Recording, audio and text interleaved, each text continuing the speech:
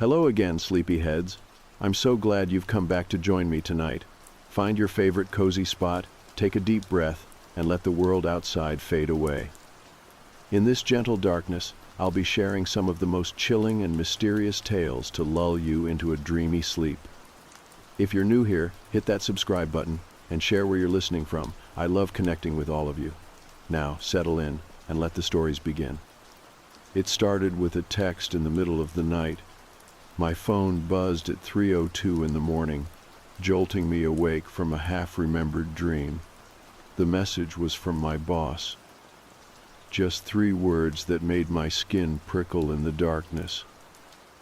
Go outside. Let's talk. I lay there staring at the glowing screen, my mind trying to make sense of it. I could see his name at the top of the message, the same contact I had saved months ago when I first joined the company. There was no mistaking it, but why would he be texting me in the middle of the night, telling me to come outside? I texted back immediately. Is everything okay? I typed, my thumbs trembling a little. No reply came, not even the familiar 3 dots of a typing indicator. I lay in bed for a long time after that, the blue glow of the phone screen painting the ceiling in cold light. I thought about getting up, about going to the window and looking out into the quiet street. But I didn't. I stayed right where I was, listening to the soft creaks of the old house and the distant hum of the refrigerator downstairs. When morning finally came, I got up and went through the motions of getting ready for work. Shower, coffee, a half-hearted attempt at breakfast. But all the while, that text sat heavy in my mind, like a stone in the pit of my stomach. At work, everything seemed normal. My boss came in around 9, coffee in hand, his usual tired smile on his face. I watched him for a while, trying to decide how to bring it up. Eventually, during a lull in the day, I walked over to his office and knocked on the door. "Hey," I said, trying to sound casual.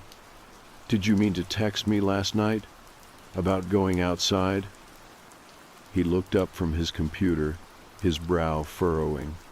"Text you? No, I didn't send you anything." I pulled out my phone and showed him the message. His face went pale as he read it. "That's weird," he said finally. "I didn't send that. Look." He turned his phone around to show me his call log and messages. There was nothing there. No message to me, no record of any conversation. For a moment, we both just sat there in the quiet. The only sound was the low hum of the air conditioning and the faint buzz of the fluorescent lights. "Maybe it was a glitch," I said, though the words felt empty in my mouth. "Yeah, maybe," he agreed, but his eyes were troubled. I went back to my desk and tried to focus on work, but every time I glanced at my phone, I saw that message staring back at me. Go outside. Let's talk. That night I couldn't sleep. I kept replaying the moment over and over in my head, wondering if I had imagined it, if maybe I had been half asleep and dreamed the whole thing. But when I checked my phone, the message was still there, as real as anything. Around midnight, I finally gave up on sleep and went downstairs to make tea. The kitchen was cold, the tile floor icy under my bare feet. I stood there, waiting for the kettle to boil, and listened to the quiet of the house. My phone was on the counter, the screen dark and smooth. I couldn't bring myself to pick it up. After a while, I went back upstairs and crawled into bed, pulling the blanket up to my chin. I lay there in the dark, staring at the ceiling, and tried to convince myself that it was all just a mistake. But around 3 in the morning I heard it. My name, whispered just outside the window. I froze, every muscle in my body going tense. I strained to listen, my breath caught in my throat. Again, soft and low, my name drifting through the dark. "Come outside," the voice said. "Let's talk." I didn't move. I couldn't. My hands were clenched so tight around the blanket that my knuckles ached. I stared at the window, but the curtains were closed, and all I could see was the faint outline of the glass in the dim light. I don't know how long I lay there like that, listening to the silence that followed.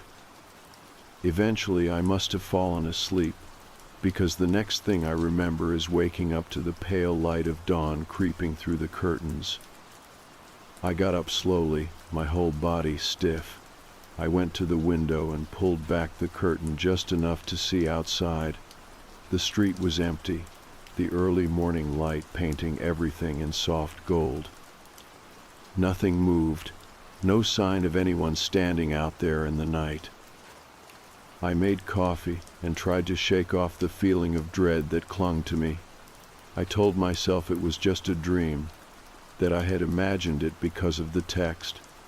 But deep down, I knew that wasn't true. At work, I didn't mention it. My boss seemed normal enough, greeting everyone with the same tired smile.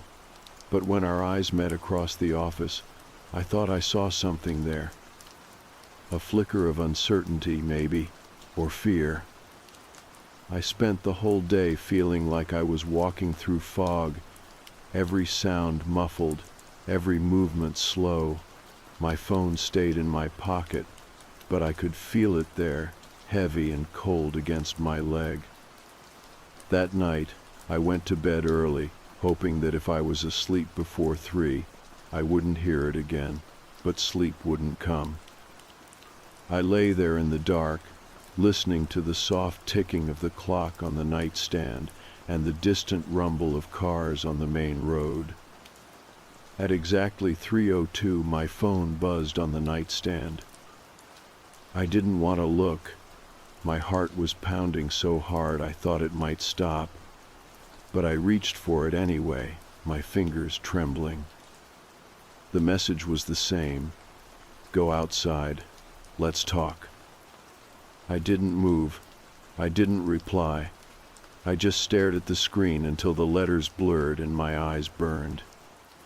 Outside the window, the night was still, but I swear I could feel someone watching me, just beyond the glass. I woke up the next morning with a dull ache behind my eyes, the kind that comes from not sleeping enough. The house was quiet, but it was not the comforting kind of quiet. It felt thick, like something was pressing down on the walls, making the air taste different. I moved slowly, every step deliberate, like I was afraid to wake something that might still be sleeping. I went through the motions of getting ready for work, but I could not stop thinking about the message on my phone.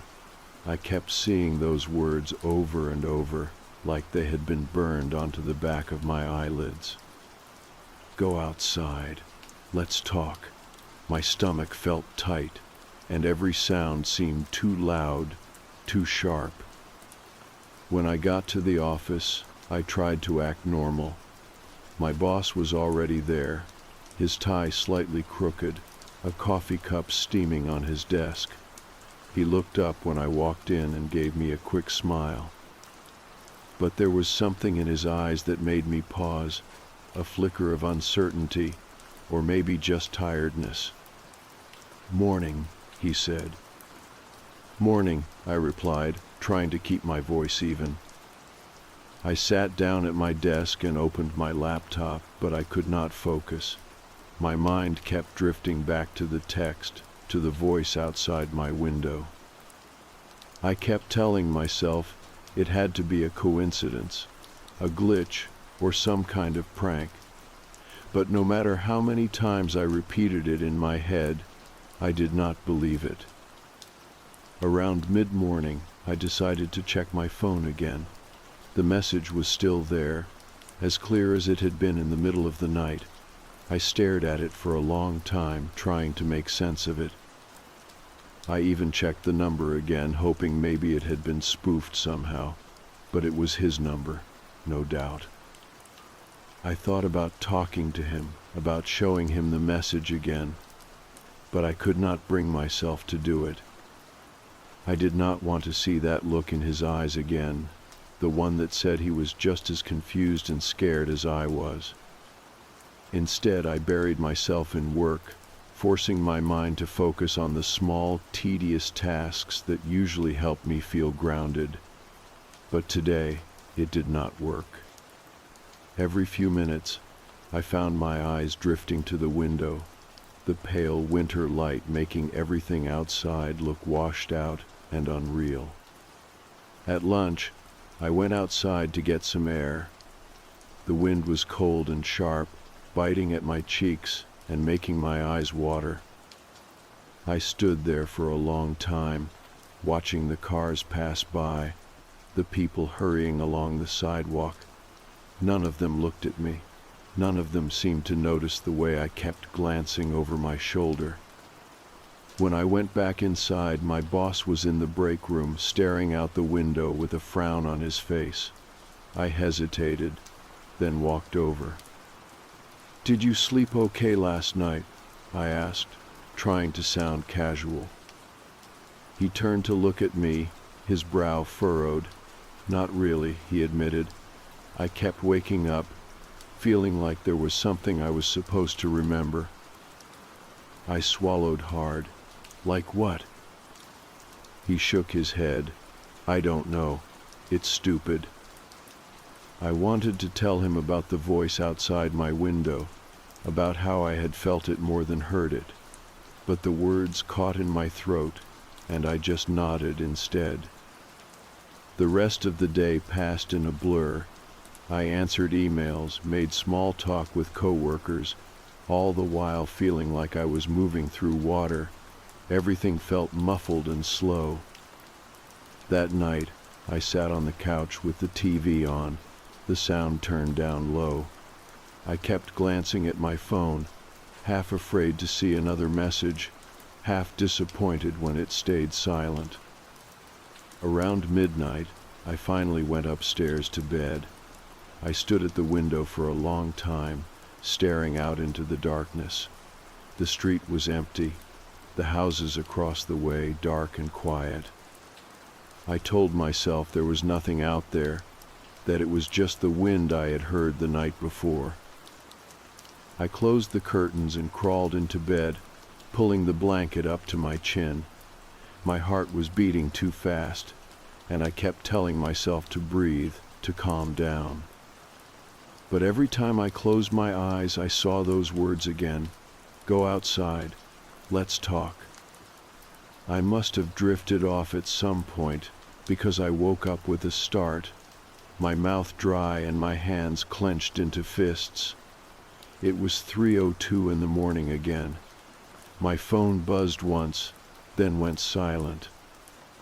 I stared at it, my breath caught in my throat.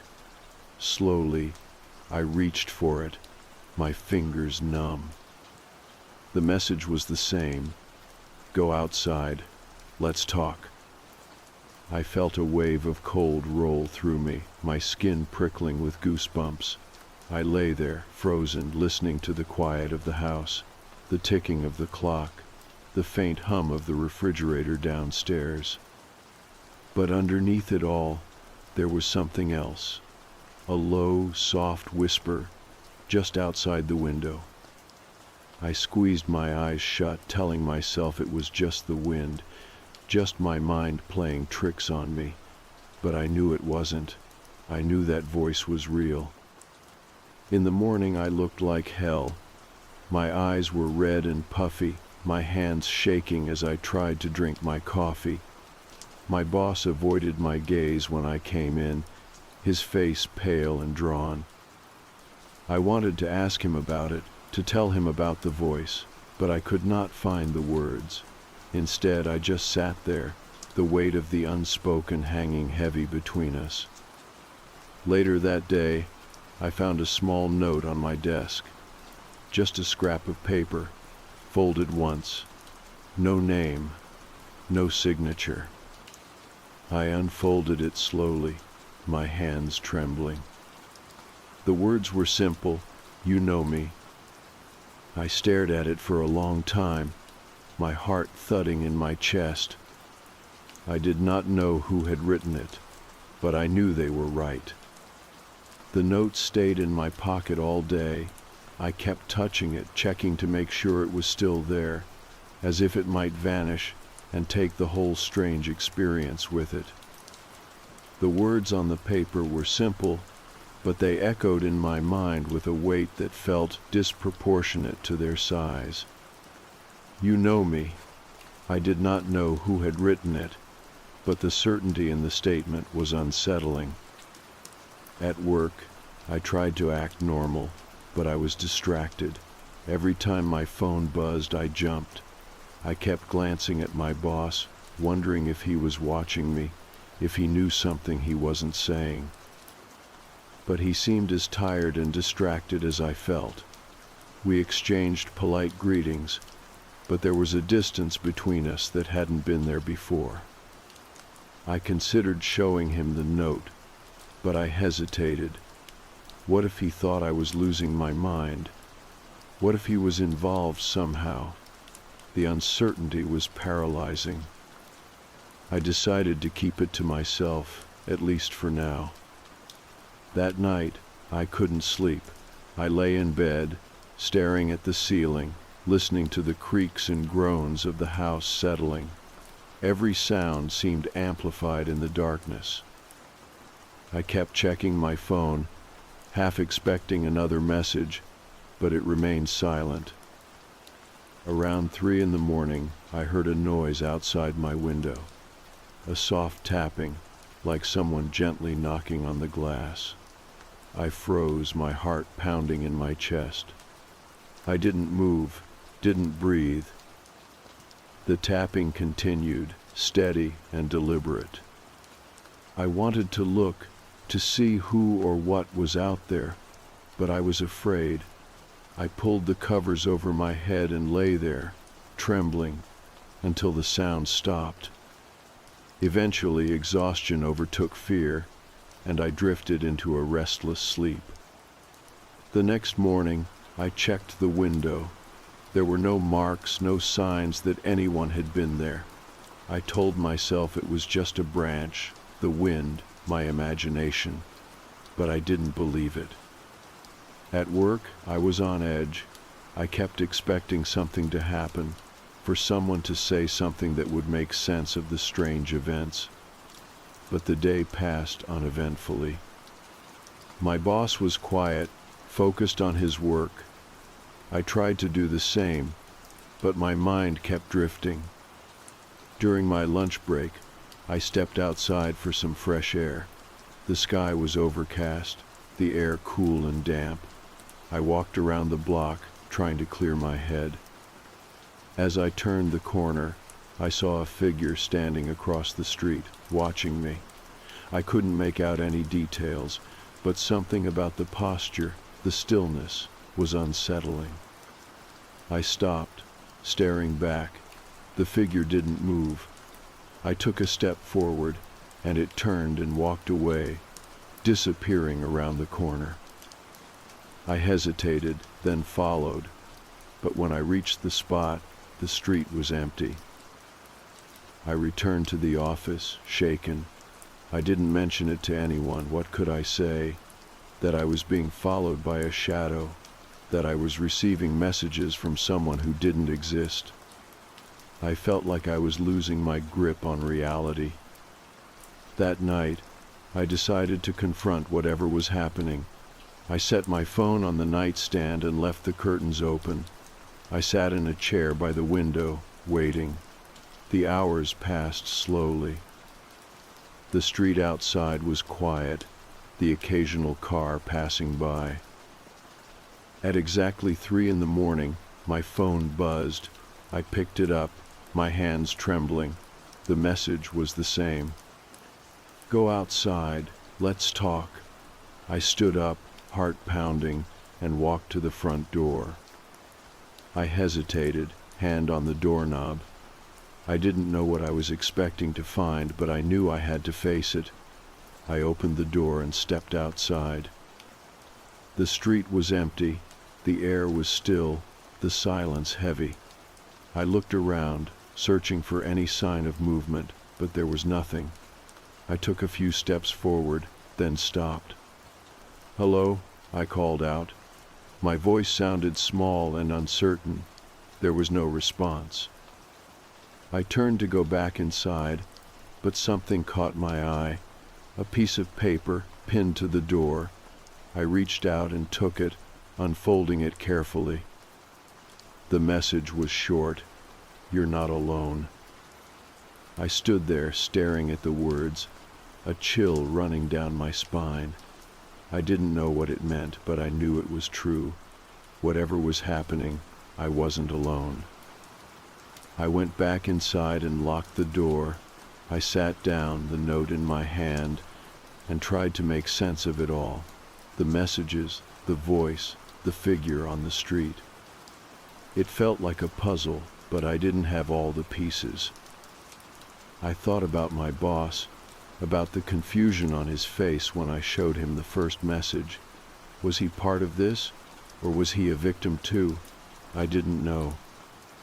I decided to do some research. I spent the next few hours online looking for stories of similar experiences. I found forums filled with people sharing tales of mysterious messages, voices in the night, unexplained phenomena. Some were clearly hoaxes, others delusions, but a few felt eerily similar to my own experience. One story stood out. A woman described receiving messages from a number she didn't recognize, messages that seemed to know her thoughts, her fears. She spoke of a presence that watched her, that whispered to her in the dark. She said it started after she began working at a new job, that her boss seemed unaware but somehow connected. The parallels were unsettling. I reached out to her, sending a message through the forum. I didn't expect a response, but it felt like something I had to do. As dawn approached, I sat by the window, watching the sky lighten. I felt a strange sense of calm.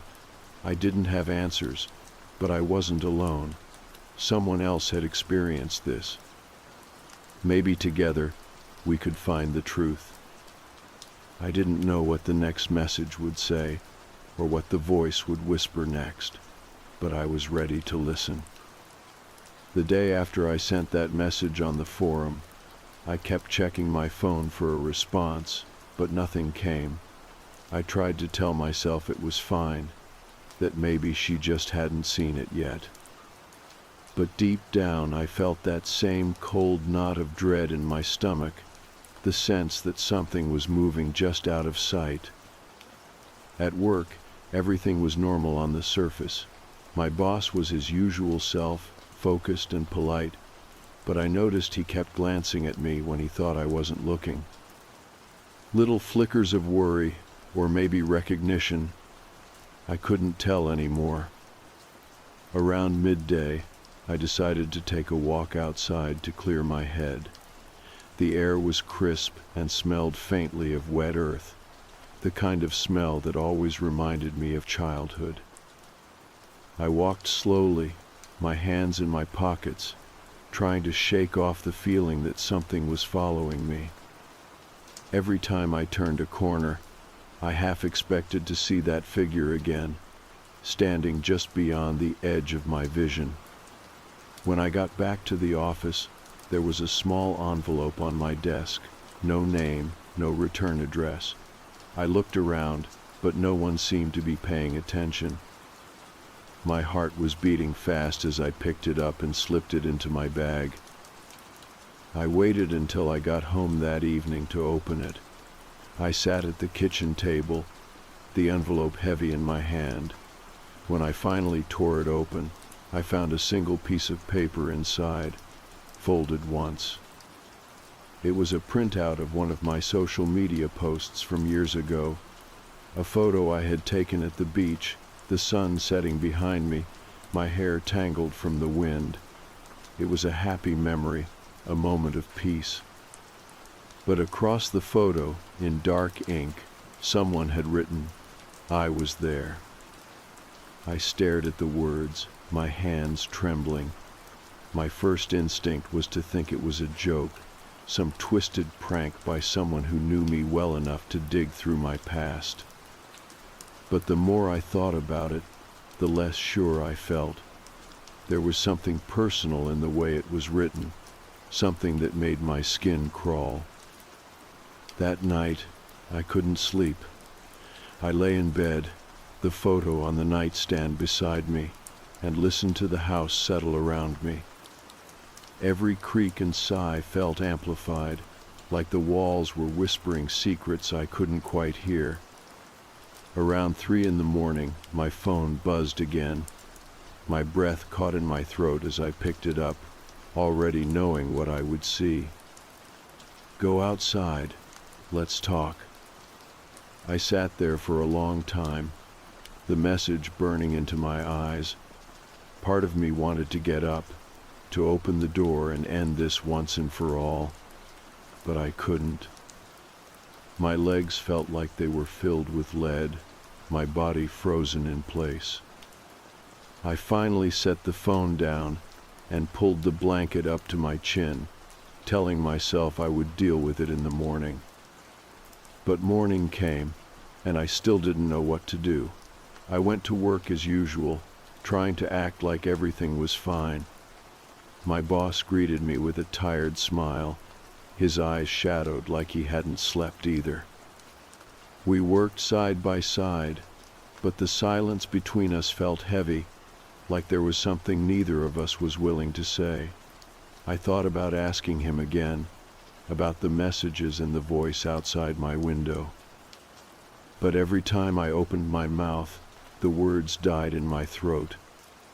That afternoon, I got a reply on the forum, a short message, almost hesitant. "I know what you're going through. You're not imagining it. It's real." I read it over and over, my hands shaking. I wanted to ask 100 questions, to demand answers, but all I could type was, "What do I do?" The reply came quickly. "Don't go outside. Whatever it is, it wants you to let it in." I sat there staring at the screen, the words ringing in my head. Don't go outside. It was such a simple instruction, but it felt like a lifeline, a thread of safety in a world that suddenly felt unsteady. That night, I didn't even try to sleep. I sat in the living room with all the lights on, the TV playing softly in the background. I kept my phone on the coffee table, but I didn't touch it. At exactly 3 a.m, it buzzed. "Go outside. Let's talk." I didn't move. I didn't even look at the window. I just sat there, listening to the quiet voice in my head that kept repeating, "Don't go outside. Don't go outside." Minutes passed, then an hour. The message sat on my screen like a challenge, but I didn't give in. I waited until the first light of dawn crept through the curtains before I let myself breathe again. The next day at work, my boss pulled me aside. He looked tired, his eyes bloodshot and shadowed. "Are you okay?" he asked, his voice low. I hesitated, then nodded, "Just tired." He looked like he wanted to say more, but he didn't. He just nodded and went back to his office, closing the door behind him. I went back to my desk, but I couldn't focus. The day passed in a blur, my mind stuck on the messages, the voice, the warning. When I got home that night, I locked every door and window and turned on every light. I sat at the kitchen table, the envelope and the photo in front of me. I thought about the way the message had said, "I was there," and a part of me wondered if this had started long before the first message. If it had been following me for years, watching from the shadows. I didn't know what it wanted or why it had chosen me, but I knew one thing for sure. I wasn't going to let it in. The days that followed felt like they blurred together.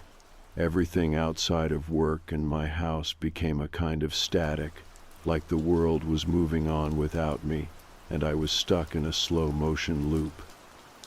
I kept going through the motions, getting up in the morning, going to work, pretending to be fine, but inside I was always listening for the buzz of my phone, for that quiet voice outside my window. At work, my boss seemed just as on edge as I was. He would start to say something, then stop himself, his eyes flicking to mine with that same haunted look I was sure I was wearing too. I wondered if he was getting messages too, if he was hearing things in the middle of the night. I wanted to ask, but every time I opened my mouth, the words caught in my throat. One night I decided to stay up again just to see if it would happen. I made a pot of tea and sat by the window, the curtains pulled back so I could see the street. The world outside looked calm, the streetlights casting long shadows across the pavement, but I could not shake the feeling that there was something just beyond the light, waiting for me to look away. At exactly 3 a.m, my phone buzzed. I didn't need to check to know what it said. Go outside. Let's talk. I stared at the message for a long time, my fingers hovering over the screen. I thought about replying, about telling it to leave me alone, but I knew it would not matter. It would not stop just because I asked. Instead, I put the phone down and closed my eyes, focusing on my breathing. I kept repeating the words from the forum in my mind. Don't go outside. Don't let it in. When the sun finally came up, I felt like I had survived something, but I also felt more tired than I had ever been, like each night was chipping away at me, piece by piece. At work the next day, my boss called me into his office. He looked worse than I had ever seen him, pale, with dark circles under his eyes like he had not slept in weeks. He closed the door behind me and leaned against his desk. "Have you been getting any strange messages?" he asked, his voice low and careful. I hesitated, then nodded. Yes, always at the same time. He swallowed hard. 3 a.m. I nodded again. He sat down heavily in his chair, rubbing his face with his hands. "I keep getting them too," he said, "but when I check my phone in the morning, they're gone. No record of them at all." I felt a shiver run down my spine. "Mine are still there," I said. "They don't disappear." He looked up at me, his eyes wide. "I think it wants you more than it wants me." The words hung in the air between us, heavy and final. I wanted to deny it, to tell him he was wrong, but I couldn't. Deep down, I knew he was right. That night, I got another message, but this time it was different. It was longer. "I have been waiting. You know me. Come outside, let's talk." The words felt colder somehow, more deliberate. I sat there, staring at them, feeling like the floor had dropped out from under me. I did not go outside. I stayed inside, every light on, the curtains drawn tight, but I could feel it out there, waiting. I did not sleep at all that night. I just sat and listened to the quiet house, every small sound magnified by the silence. The next morning, I felt like a ghost in my own skin. I moved through the day like I was underwater, everything muffled and slow.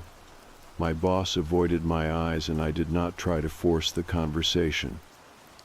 We both knew there was nothing either of us could say that would make sense of what was happening. When I got home that evening, I found another note slipped under my door. The handwriting was the same as before, small and neat, almost careful. It said, "You are almost ready." I felt sick as I read it, the words sinking into me like ice. Almost ready for what? I did not know, and the not knowing was almost worse than anything else. I sat down on the floor, my back against the door, and tried to think. I thought about the first message, the first time I heard the voice outside the window. I thought about the photo, the note that said, "I was there." All of it felt like pieces of something bigger, something I could not see clearly. I pulled out my phone and read through every message again, each one like a puzzle piece that did not quite fit. My mind kept circling back to that line from the forum, "Don't let it in." I decided then that I would not go outside no matter what, no matter how many times it asked, no matter how real it felt. I would not give it what it wanted. The next night I sat by the window again. I watched the street, the way the shadows seemed to stretch and move when I wasn't looking directly at them. At 3 a.m, the message came again. "Go outside. Let's talk." I didn't move. I didn't even look at the phone. I just sat there, my hands clenched into fists in my lap, my breath slow and steady. Outside, the night was silent, but I could feel it. I could feel the weight of its attention, like a hand pressed against the glass. I sat there until the first light of dawn touched the sky, the shadows pulling back and leaving the world clean and new. I felt like I had won something, even if it was just for one more night. When I went to work the next day, I felt different, tired but resolute. My boss met my eyes for the first time in days, and I saw the same quiet determination there. We didn't speak about it. We didn't have to. We both knew that whatever this was, we were in it together. The final night began like all the others. I made tea, turned on every light in the house, and settled into my usual chair by the window.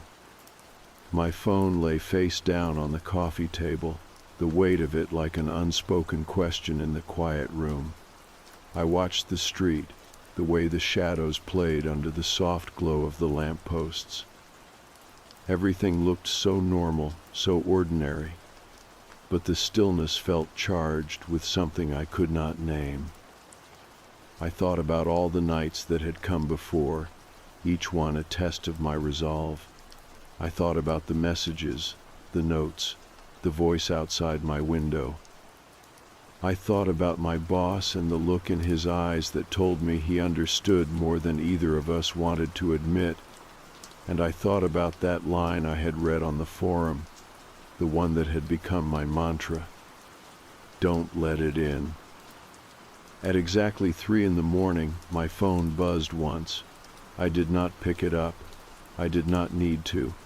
I already knew what it would say. "Go outside. Let's talk." I closed my eyes and let the words wash over me, feeling the familiar chill crawl down my spine, but I did not move. Minutes passed. The room was so quiet I could hear the soft tick of the kitchen clock. I kept my breathing slow and even, my hands resting in my lap. Outside the window, the world looked unchanged. But I knew better. I could feel it, the weight of something standing just beyond the glow of the porch light. I thought about the figure I had seen that day on the street, the way it had watched me without moving. I thought about the voice in the dark, the way it had whispered my name like it was something it owned. And I thought about the note I had found that said, "You are almost ready." I did not know what it wanted from me. Maybe it was nothing more than to see me open the door, to see me take that first step outside. Maybe it was something older and colder than I could understand. But I knew one thing for sure. I was not going to give it what it wanted.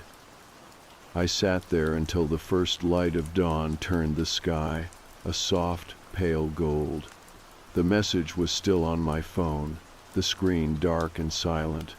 I stood up, my legs stiff and aching, and walked to the window. I pulled the curtains back and looked out at the empty street.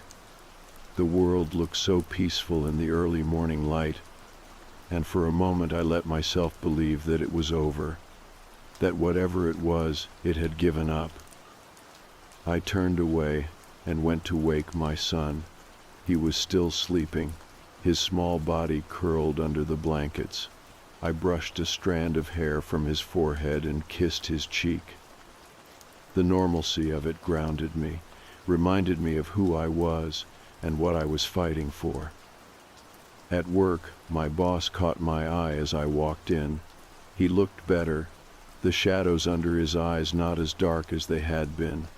He gave me a small nod, and I nodded back. We did not need to say anything. We both knew that whatever had been haunting us had started to lose its hold. The rest of the day passed in a gentle blur. I answered emails, made small talk with my coworkers, and for the first time in weeks, I felt like I was part of the world again. The weight that had been pressing down on me for so long felt lighter, like I could finally take a full breath. That night, I did not sit by the window. I did not make tea or turn on every light. I let the house stay quiet, the soft shadows pooling in the corners like they always had. I put my phone in a drawer and left it there, refusing to let its buzzing pull me back into the fear. When I lay down to sleep, I felt the bed settle around me like an embrace. I closed my eyes and listened to the gentle sounds of the house, the pipes clicking softly as they cooled, the wind brushing against the glass. No tapping, no voice, just the quiet comfort of being inside, safe. I dreamed of the ocean that night, of standing on the shore, the waves rolling in and out, each one a soft hush against the sand. I dreamed of the sun on my face, warm and bright, and the feeling of being small in a vast open world. It was the kind of dream that left me calm when I woke, the kind that felt more real than anything else. In the morning, I checked my phone. There was no new message, no whisper in the dark, just the normal clutter of notifications and missed calls that life always brings. I smiled and put it back in the drawer. As the days turned into weeks, the messages stopped altogether. My boss and I never spoke of it again, but I could tell from the way he carried himself that he felt it too, the shift, the release of something that had been gripping us so tightly. We went back to our routines, our small talk and our coffee breaks, and little by little, the weight of those nights became just another story I carried with me. A memory that reminded me how close the past can feel when you let it in. Sometimes late at night, I still find myself listening to the quiet. I still watch the shadows, just to be sure, but there is no fear in it anymore. Just a quiet vigilance, a reminder that I am stronger than the things that tried to break me. I do not know what it was that haunted me, if it was something in the dark, or just the echo of old fears that found a new voice. Maybe it does not matter. What matters is that I did not let it in. And now, when I walk out into the world, I carry that knowledge with me like a shield, the certainty that no matter what waits in the night, I am not alone, and I will not be moved.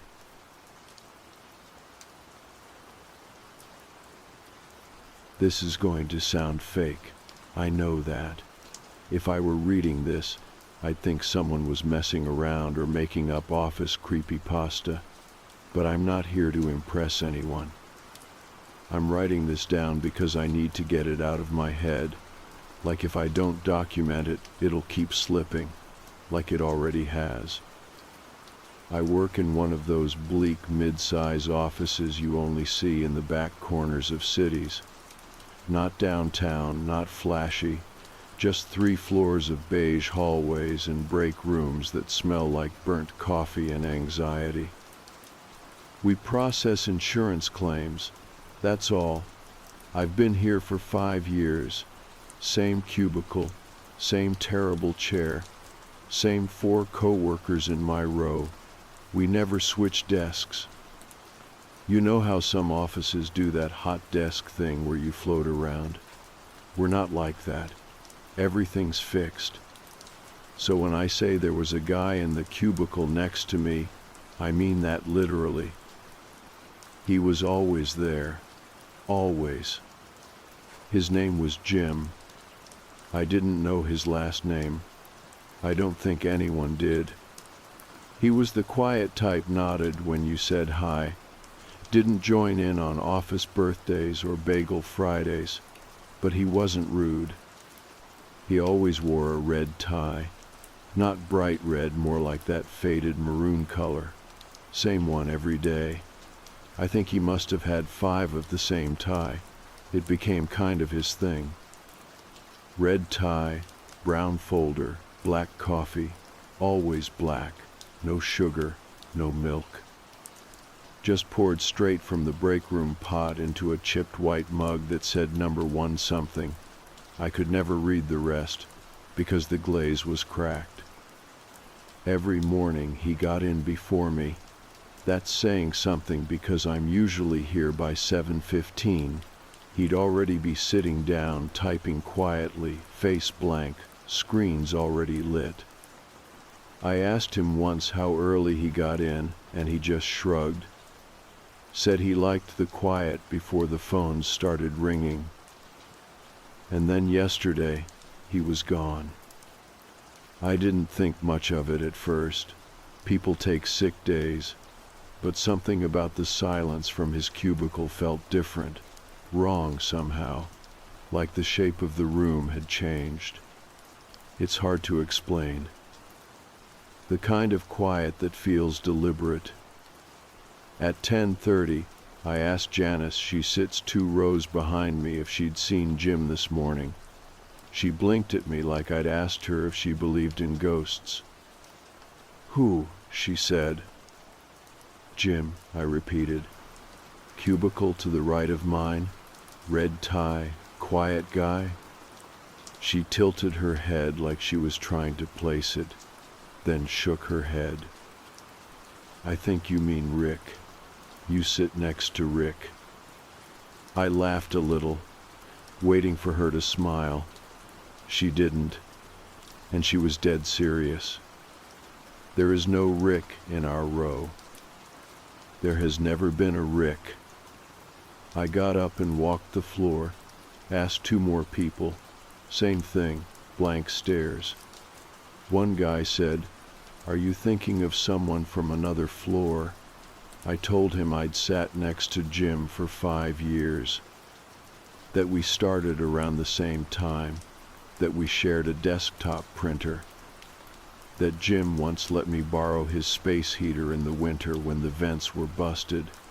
Nobody knew what I was talking about. So I went back to the cubicle, and it was empty. I don't mean someone's out for the day empty. I mean no computer, no monitor, no chair, no lamp, no desk calendar. Just dust rings on the floor and a lone Ethernet cable snaked against the wall, unplugged. I checked my own drawer, thinking maybe I had something, a post-it note from Jim, a pen he lent me, something to prove he existed. That's when I found the note. It was in my top drawer, under a stack of forms. I didn't put it there. It wasn't folded. Just sitting there like it had been dropped in last second. In thick, uneven handwriting it said, "Don't ask about me. They'll notice you next." No signature, No punctuation. The ink looked smudged, like whoever wrote it did it in a hurry or with shaky hands. I stared at it for probably 5 full minutes. I haven't told anyone about it. I don't know who I'd even tell. HR? The police? I feel like if I say the words out loud, something will shift. Like I'll cross a line I can't uncross. Because here's the thing, the cubicle Jim sat in, it's not in our seating chart. I checked the printed map we all get during onboarding. Every desk is labeled. Mine is B12. Janice is B14. B13, Jim's desk, is just listed as spare, but it's not a spare desk. It was his. I saw him at it every day. I heard him typing. I heard him clearing his throat. I've passed him coffee creamer during our 3 p.m. lull. And now it's like he never existed. I looked through my work inbox. No emails from him. I swear we exchanged at least 5 or 6 password resets, printer jams, calendar stuff, all gone. His name isn't in the directory, not first or last. And when I asked IT if I could submit a ticket on behalf of the person who sat next to me, the guy gave me a weird look. There's no active user assigned to that port, he said. Nobody's logged in there since last summer. That doesn't make sense. I saw Jim yesterday morning. Or at least, I thought I did. I don't know what this is. A glitch? A prank? A nervous breakdown on my end? But when I came in this morning, I swear the air smelled like his coffee. That same burned, bitter edge that only happens when you let it sit too long on the burner. And I keep catching something out of the corner of my eye, a shape, right in the space where his cubicle used to be. I haven't thrown the note away. I keep it in my jacket pocket. And I'm not asking anyone else about him. Not yet. I laid in bed with the light on, fully dressed, like some part of me expected to get pulled back into the office. Or, like I was afraid if I closed my eyes too long, I'd wake up and the apartment would be gone too. That's how off everything feels now. Like the world is made of layers, and one of them just shifted a little too far out of alignment. I kept checking the sticky note in my pocket. Don't ask about me, they'll notice you next. The handwriting still looked uneven, left leaning, a little shaky. I kept trying to picture Jim writing it, hunched over his desk, glancing over his shoulder. The part I can't get past is how it ended up in my drawer. I didn't see him the day before he disappeared. At least, I don't think I did, but maybe that's the point. Maybe he was already fading. This morning, I told myself I wasn't going to look for more clues. I was going to show up, do my work, keep my head down, no questions, no notes. Just finish my shift and go home. Pretend I never knew Jim, but that lasted maybe half an hour. The silence in that part of the floor is different now. It's not the usual office quiet where you can still hear typing and low phone calls. It's deeper, more hollow, like the sound just doesn't land right. I started noticing little things, like the cubicle wall next to mine, the one that used to separate my space from Jim's. It's slightly warped now, like it was taken down and reinstalled wrong. And there's this tiny ripple in the carpet, where his chair used to roll back and forth. Nobody seems to see it. Around 10, I pretended I needed to fix my printer settings and walked past HR. I looked through the frosted glass at their little corkboard. That's where they post birthdays and anniversaries and welcome signs for new hires. The board was clean, too clean, like it had been wiped. I could have sworn Jim's 5-year anniversary had been listed there just a few weeks ago. But now, the pins are all in odd places, like something was ripped down in a rush.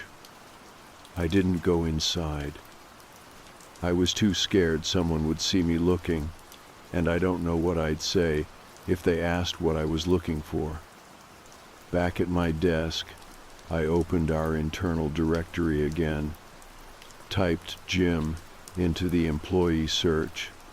Still nothing, not even a list of terminated employees. I typed in his full name, or what I thought was his full name. I wasn't even sure anymore. It's like my brain's already starting to file him under dream. Around lunch, I noticed another thing that shook me more than I expected.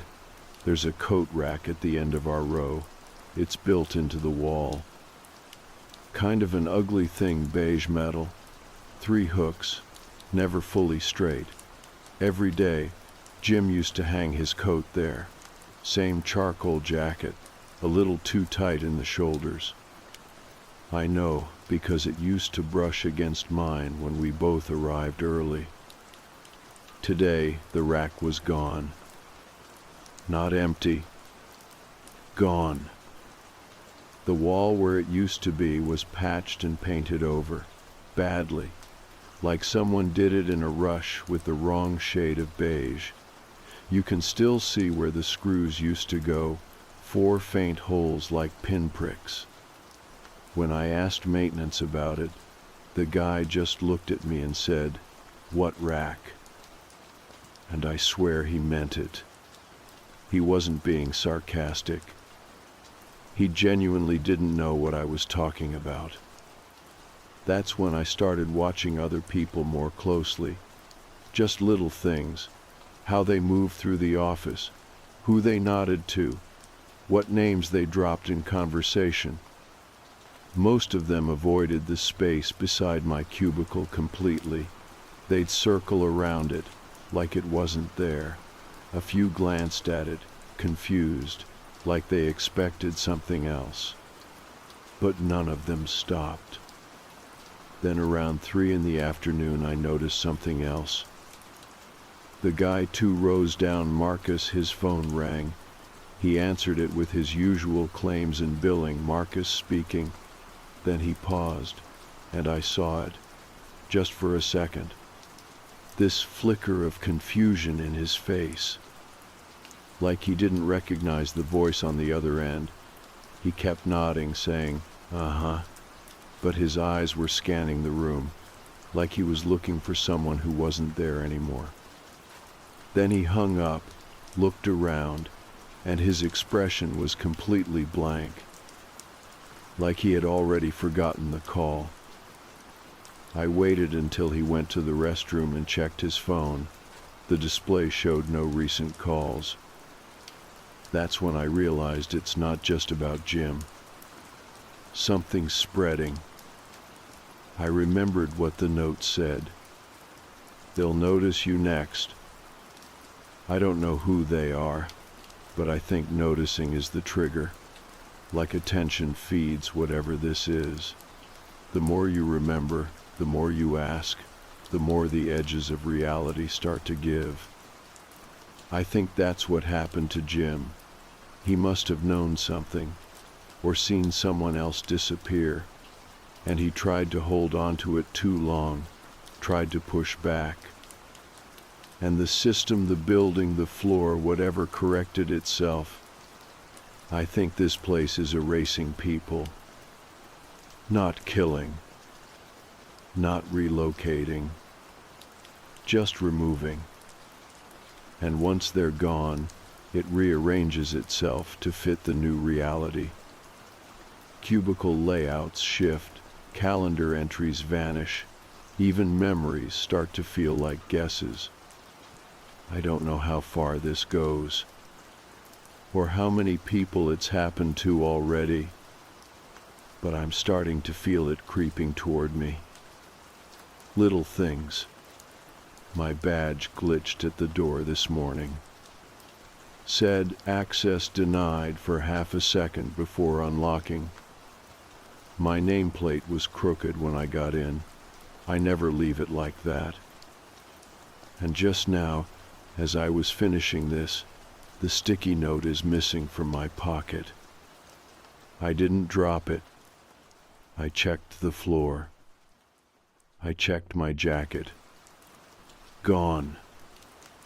The air feels heavier now, like the office is watching me breathe. I left work early that day. I didn't ask. I just stood up, walked toward the elevators, and told myself if anyone stopped me, I'd pretend I was going to a meeting, but no one looked up. No one asked anything. The receptionist at the front desk didn't even blink. It was like I had already started to become invisible, and nobody cared. That was somehow worse than being confronted. I didn't go straight home. I sat in my car with the engine running and just stared at the building through the windshield. I watched the windows of my floor, wondering if I'd see a flicker of movement, some small sign that the thing in that office knew I was trying to stay ahead of it. There was nothing.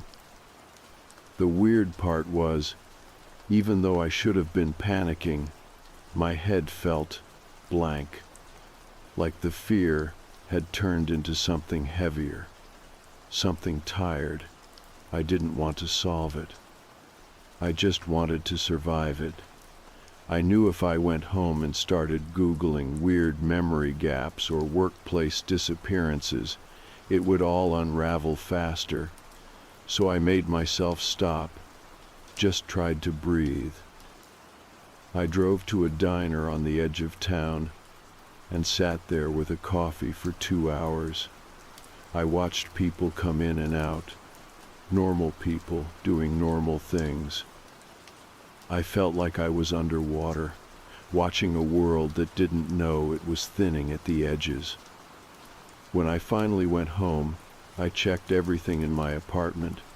Nothing missing, no notes, no signs of entry, but my calendar app had changed. An event I didn't recognize was there, review prep with Marcus, listed for 3 in the afternoon that day. I hadn't had a meeting. I hadn't spoken to Marcus at all. But now it was showing as completed, with a little check mark. I tapped it to open more details, and the app crashed. I opened it again, and the event was gone. Not moved, not archived, just gone. I sat there for 20 straight minutes, staring at my screen, willing the event to come back. It didn't. The next morning at work, I noticed Marcus wasn't in yet. I waited. He always gets there before 9. 9:15, nothing.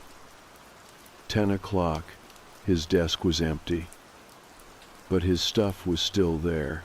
Jacket on the back of the chair, coffee mug with the chip on the handle, notepad open with some numbers scribbled across it. That made my stomach twist, because it meant the process hadn't finished with him yet. He wasn't erased, not completely, just paused. I looked around to see if anyone else noticed. They didn't. In fact, one guy even said, "Hey, anyone seen Dennis?" I blinked. "You mean Marcus?" He frowned. "No, Dennis." Tall guy, brown hair, sits next to the copier. There is no Dennis on our floor. I checked the internal directory again, no Marcus. But now, suddenly, there was a Dennis H. listed under our department. I clicked on the name. The profile had one line. Started 3 months ago. Billing analyst. I leaned back and stared at the ceiling tiles. It was happening again. And this time I was watching it in real time. Marcus had been wiped and replaced, and no one knew it except me. Around noon I checked his desk again. Now the jacket was gone, the mug was gone, his chair was pushed in, the monitor was dark, the notepad was clean, not a single pen in the cup holder. Like it had never been used. I stood there too long and someone passed behind me and asked, looking for a seat. I shook my head and mumbled something about printer access. My voice didn't sound right, like it belonged to someone else. I spent the rest of the day trying not to blink, trying not to forget. I wrote Marcus's name on my palm with a pen, just one word, Marcus, over and over. But the ink kept smearing. By 3, it was just a blur. My hands were clean, but the name was gone.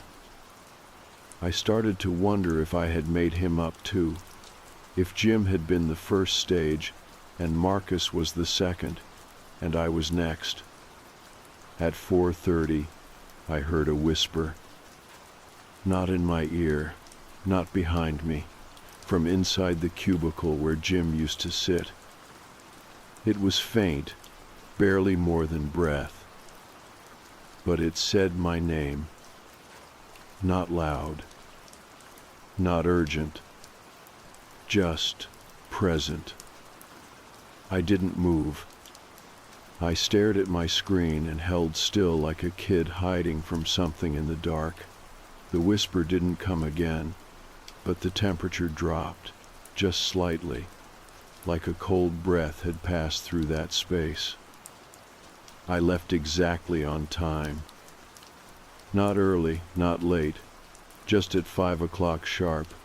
I didn't say goodbye to anyone, didn't lock my drawer, just walked straight out. Again, no one looked at me. When I got home, I checked my voicemail.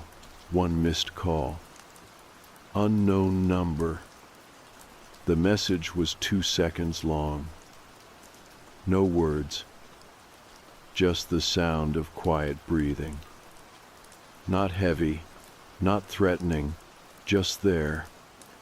Like someone was standing nearby, waiting for me to speak first. I deleted it. Then I checked the one photo I had on my phone of the office. It was from a birthday last year. Janice brought cupcakes and made everyone pose. Jim was in that photo. I remember clearly because he stood all the way at the edge, half turned, awkward but smiling. I pulled it up. He wasn't there. Everyone else was. Same background, same cupcakes, same lighting. But the far right edge of the photo was empty space, like someone had been cut out perfectly.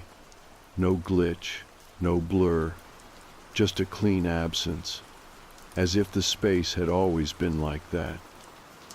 I didn't sleep that night either. I kept the lights on again. I kept the closet door shut, even though I never do. And when I closed my eyes, I swear I heard typing. Not in my apartment, from somewhere else, but close enough to hear. I didn't want to go back the next day, but skipping work wasn't something I ever did. It would draw attention. And attention, I was starting to realize, was the one thing I couldn't afford anymore. That seemed to be how this thing worked. It didn't come for people screaming in the middle of the office. It came for the quiet ones, the ones who noticed too much and said too little. The ones who hovered right on the edge of remembering. I walked in right at 7:50, the same time I always did.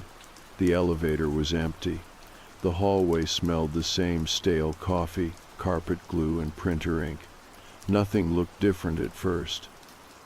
But when I turned the corner and saw our row of cubicles, I knew something was off again.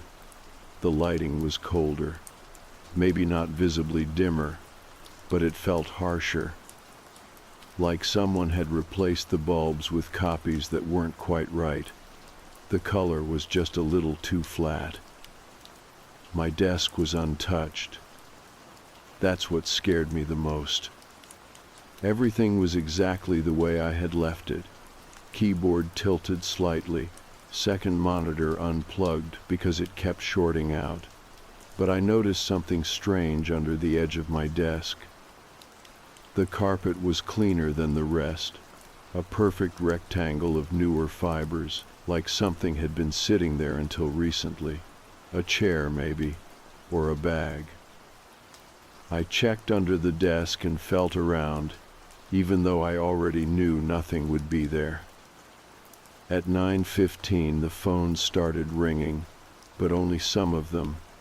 Ours never rang much anyway, but now the sound was thinner, like half the office wasn't calling out anymore. Like the people on the other end of the line had started disappearing too. Janice didn't show up for work that day. No one mentioned her. Not even once. I stood near the break room and waited to hear someone say her name, but all I got were a few passing conversations about reports and deadlines and someone from payroll moving offices. Nobody said her name. I checked her cubicle. It was still full: coffee mug, paper clips, a little cactus she always said she forgot to water, but her photo was missing. The one she kept pinned to the felt wall, her and her dog, back when he was still alive. It had been there every day for years. Now the pin was still in place, but the photo was gone. I asked a guy from accounting if he'd seen Janice. He said Janice, and just repeated the word back to me like it was a question he didn't quite understand. Janice, I said again, sits by the copier, usually wears those green earrings. He blinked. You mean, Carol? I just nodded. That was the safest thing now. Nod and move on. Carol is not a real person. She's a placeholder. So was Dennis. So was whatever name comes next.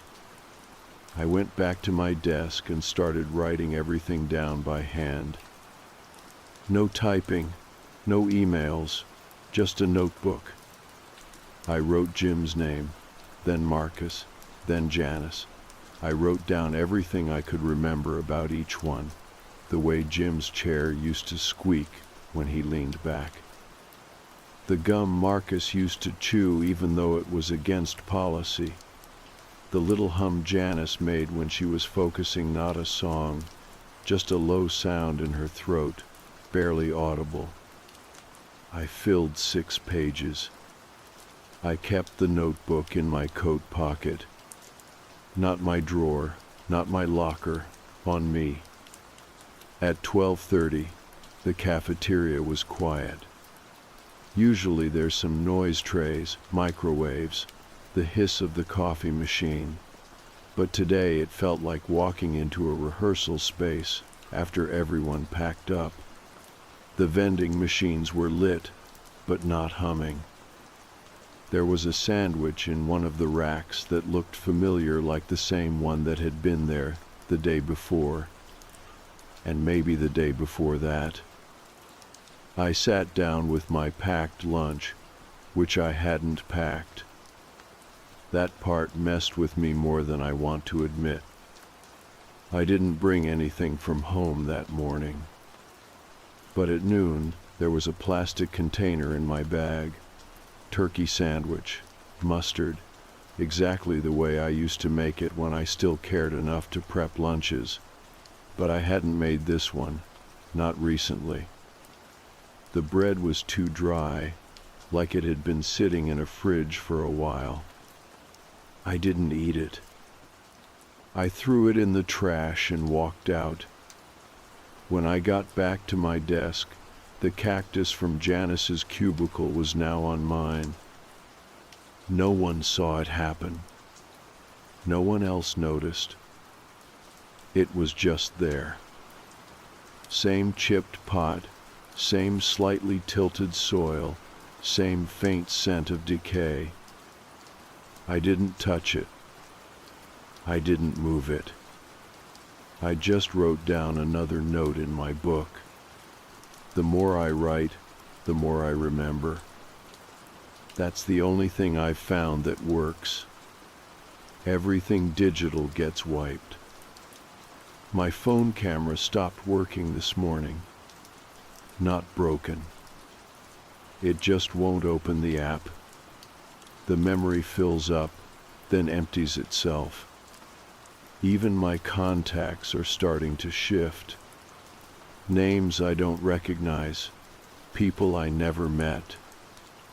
I called one number by accident, one that used to belong to my sister, and a man answered.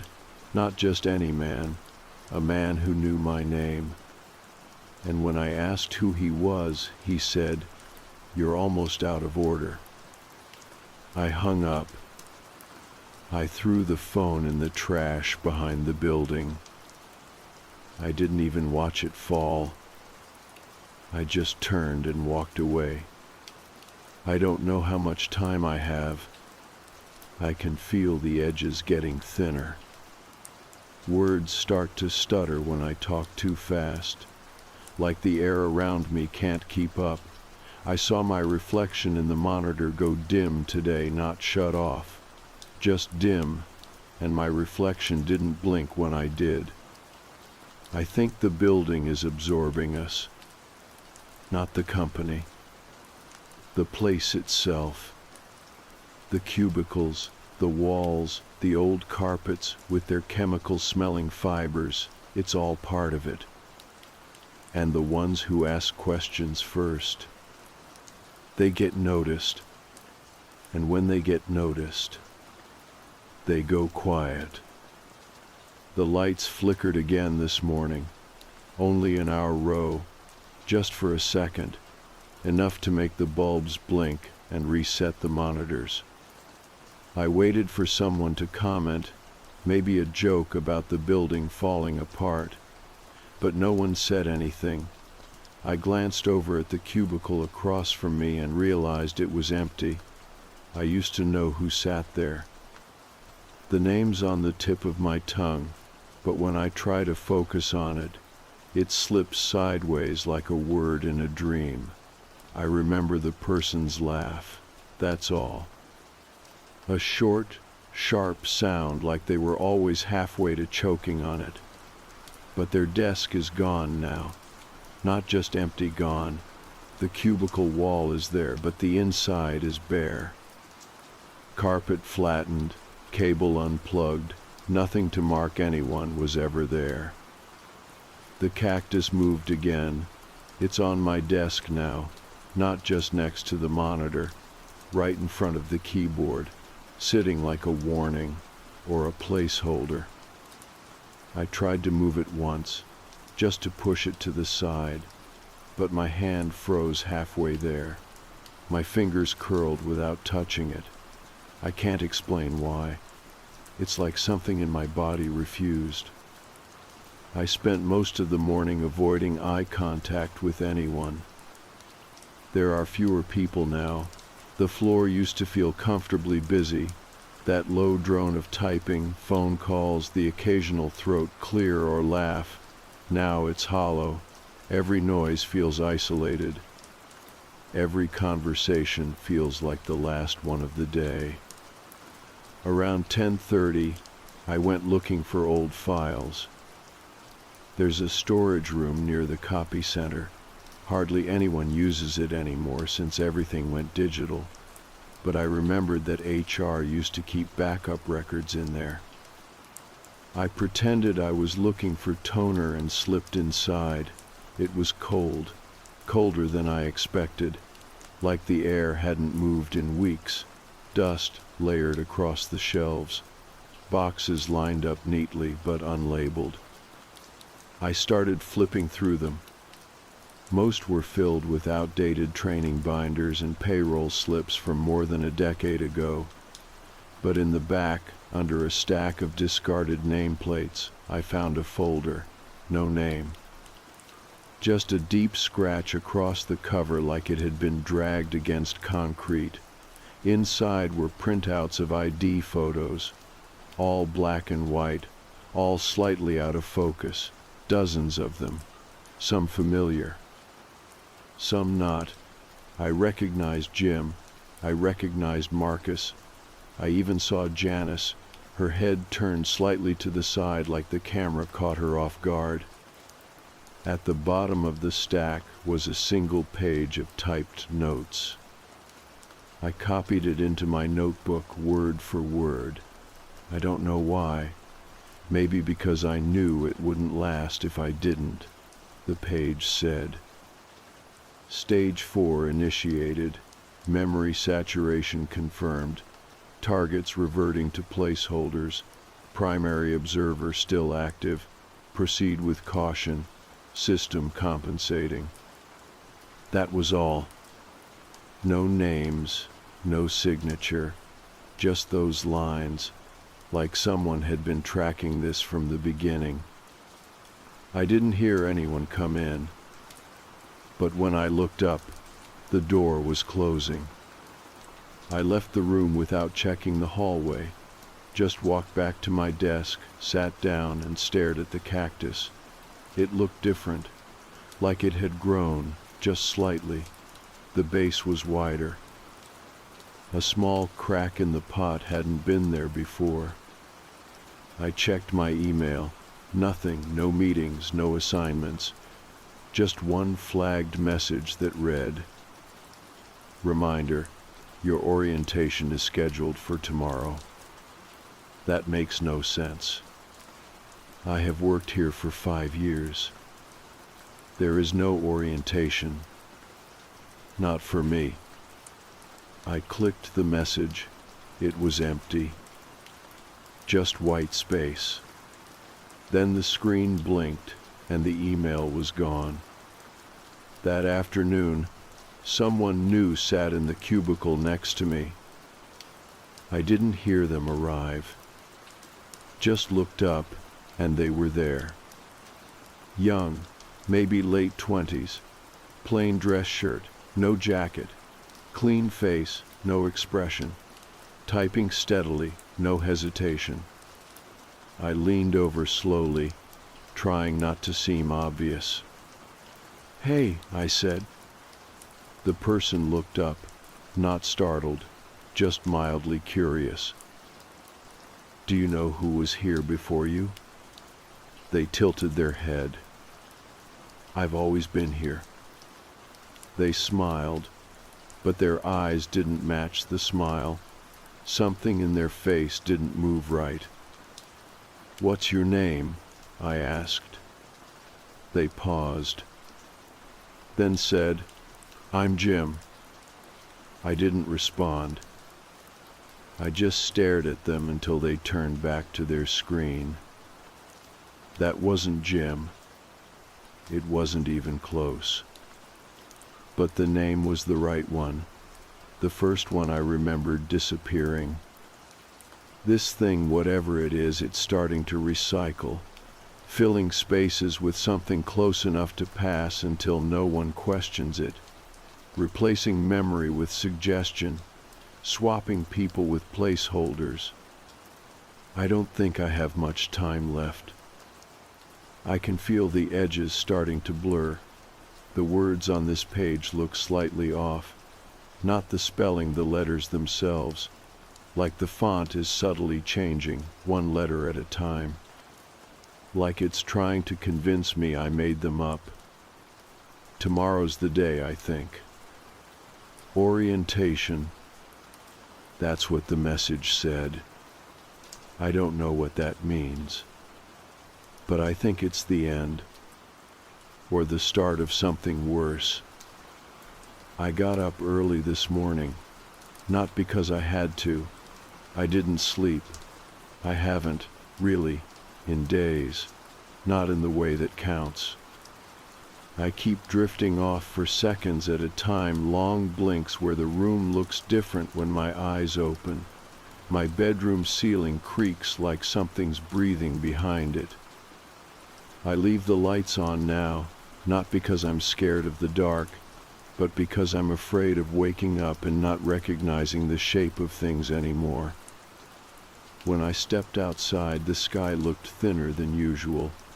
Not gray, not overcast, just faded, like the blue had been washed out and stretched too far across the sky.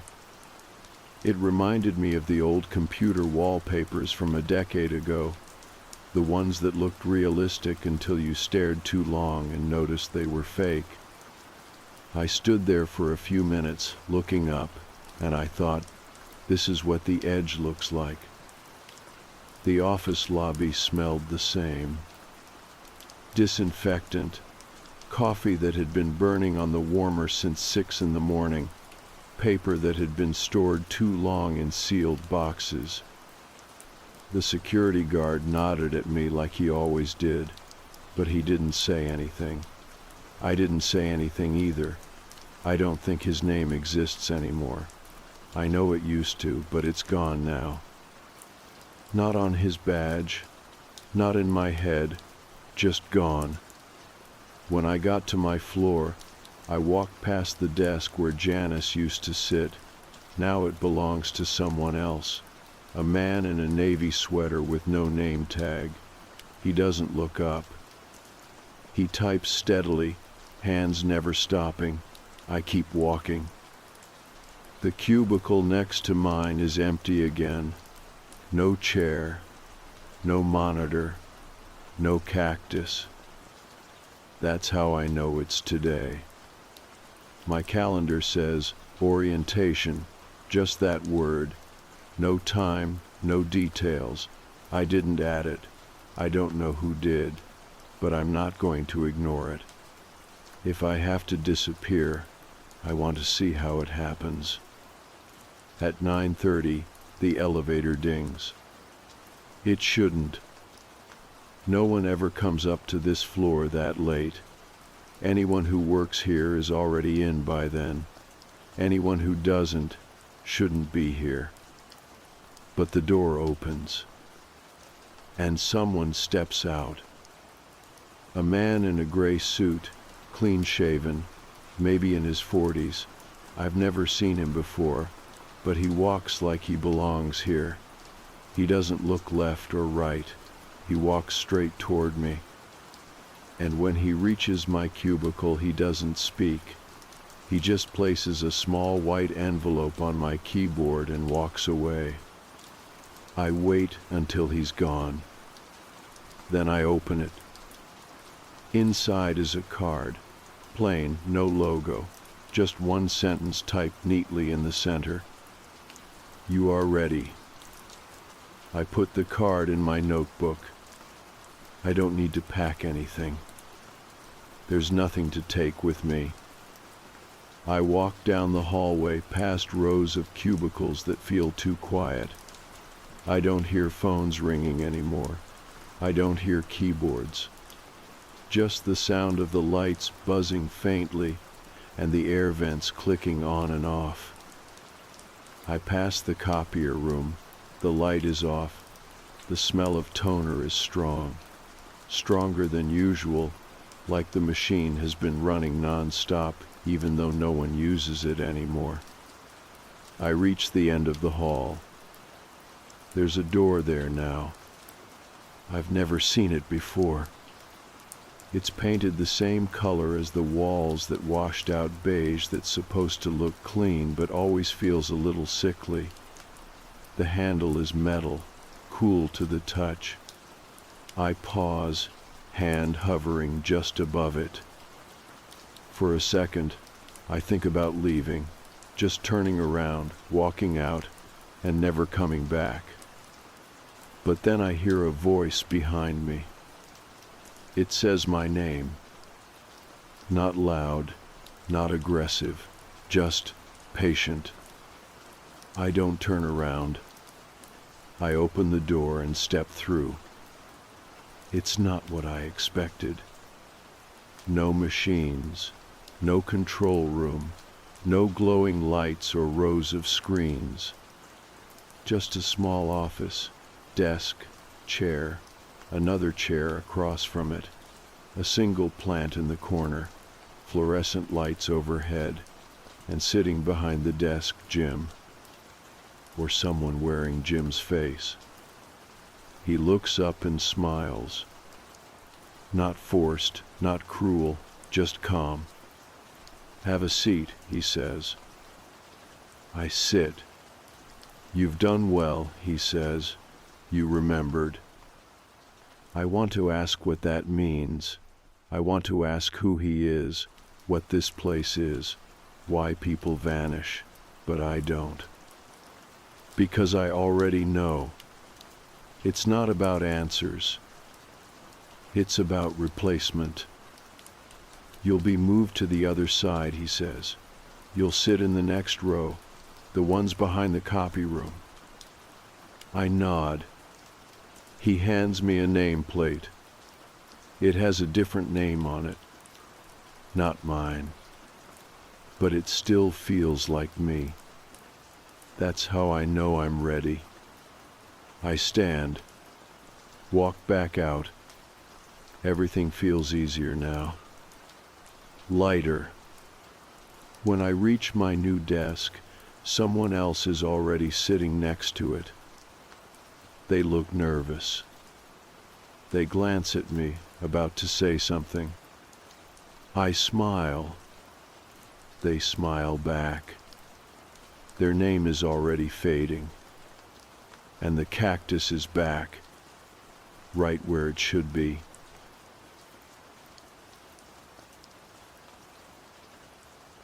When my son first started talking about his new friend Mick, I thought it was cute. He had just turned 4, and I figured it was normal for kids his age to invent imaginary playmates. It started with small things, like him setting out an extra chair at the table or talking to an empty corner of the room. Nothing unusual, really. Just a phase, I told myself. The first time I heard the name, I was folding laundry in his room. He was playing on the carpet, mumbling under his breath. I asked who he was talking to, and he said, as if it was the most normal thing in the world, "Mick." I laughed and asked what Mick looked like. He just shrugged and said, "He has no face." I did not think much of it at the time. Kids have strange imaginations. They see shapes in the shadows, hear voices in the wind. I figured he had just picked the name out of nowhere. But then he started repeating things Mick said, little phrases that stuck in my mind because they felt too precise, too adult. One night, as I was putting him to bed, he looked up at me with those big blue eyes and said, "Mick wants you to come back outside." The way he said it made my skin crawl. Calm. Matter of fact. Like it was just a normal bedtime request. "Why does Mick want me to come outside?" I asked, trying to keep my voice steady. He just shrugged and rolled over, pulling the blanket up to his chin. I did not sleep well that night. I kept turning the phrase over in my mind. "Come back outside." It echoed in the quiet, familiar and wrong at the same time. When I was in college, I had a stalker, a man I barely knew, who followed me home from class one evening and would not leave me alone after that. He would stand outside my apartment building at night, calling up to my window. He said the same thing over and over, like a twisted mantra. "I will wait outside until you are alone." He said it so many times that I started to hear it in my sleep. I never told anyone exactly what he said back then. I moved cities, changed my phone number, even my last name after I got married. I thought I had left it all behind. But now, decades later, my son was saying those same words. I tried to brush it off. Maybe I was just reading too much into it. Kids pick up on stray phrases from TV, from other kids at the park. But the more I listened, the more uneasy I felt. One morning, over breakfast, I asked my son, "What does Mick like to do?" He looked up from his cereal and said, "He likes to stand by the door. He says he is waiting." My hands froze around the mug of coffee. Waiting for what? He tilted his head like he was listening to someone I could not see. Then he said, "Waiting for you to come back outside." That was the moment I stopped pretending this was all just in my head. I started paying more attention to the things my son was saying. Every time he mentioned Mick, I wrote it down. The phrases were always similar. "Mick wants you to come outside. Mick says he will wait for you. Mick says he knows you remember." One afternoon, I found him standing at the front door staring through the glass. When I asked what he was doing, he said, "Mick said he is on the porch." I flung the door open, heart racing. There was no one there, just the empty yard, the quiet street. My son did not look surprised. He just said, "He is there, Mommy. You cannot see him, but he sees you." That night, I dreamed about the man from college. I woke up sweating, my breath catching in my throat. I had not thought about him in years, not really, but now the memories came flooding back. The way he would stand in the shadows, the way he would whisper my name like it belonged to him. I started locking the doors more carefully. I checked the windows twice before going to bed. My husband noticed, but did not press me about it. I told him I was just being cautious. He did not know about the man from college. I had never told him. One evening, my son was playing in the living room while I cooked dinner. I heard him talking quietly, like he was having a conversation. I peeked around the corner and saw him sitting cross-legged, facing the window. "What are you talking about, honey?" I asked. He did not turn around. "Mick says he likes your hair down. He says you looked pretty that night." I felt my stomach twist. My hair. I used to wear it long in college, always down. That was the way he liked it. He said it once when he cornered me in the library, his eyes fixed on my hair like it was something he owned. My son could not possibly know that. No one did. I sat down on the couch, trying to keep my voice calm. "What night, sweetheart?" He turned to me then, his expression blank. "Mick says, you know." I did not have an answer. I just sat there, listening to the quiet tick of the clock on the wall. The air felt too heavy, like the walls were pressing in. That night, after my son was asleep, I stood at the front window, looking out at the darkness. I could not see anything unusual, but I could not shake the feeling that someone was out there, standing just beyond the glow of the porch light. I did not know what to do. Part of me wanted to believe it was just my past creeping back in, memories tangled up with the way kids say the strangest things. But another part of me, smaller, quieter, wondered if it was more than that. Was it possible for the past to find its way back like this, through a child's innocent words, or was it something else entirely, something I could not name? Either way, I knew one thing for sure. Mick was not just an imaginary friend. The next morning, I woke up feeling like my skin did not fit right. Everything felt off, like the world had shifted just a little while I slept. My son was already up, sitting cross-legged on the living room floor, talking to someone I could not see. His voice was low and calm, like he was telling a secret to a friend. I stood in the doorway and watched him for a moment, trying to decide what to say.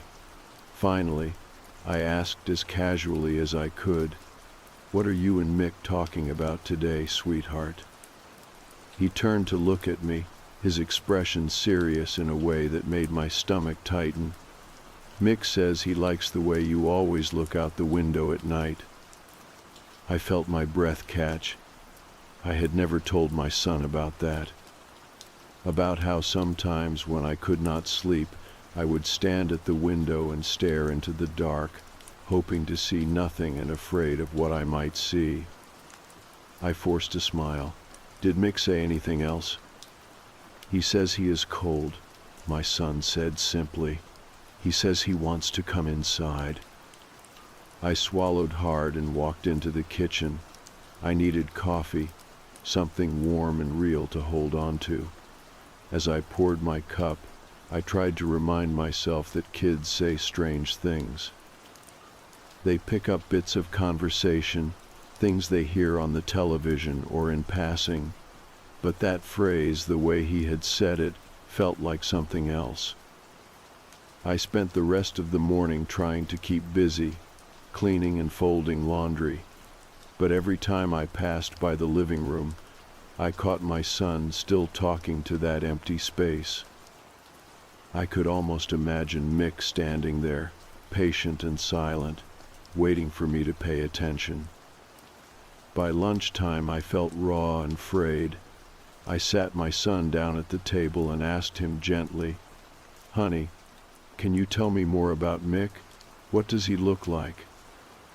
He blinked at me, thoughtful. He has no face, but he smiles when you are not looking. A shiver ran up my spine. "What do you mean when I am not looking?" My son shrugged. "He says you know." I did not know how to respond to that, so I just sat there, holding his small hand in mine, and tried not to show how shaken I was. That afternoon, I found myself thinking back to college, to those months when I lived in fear of the man who would not go away.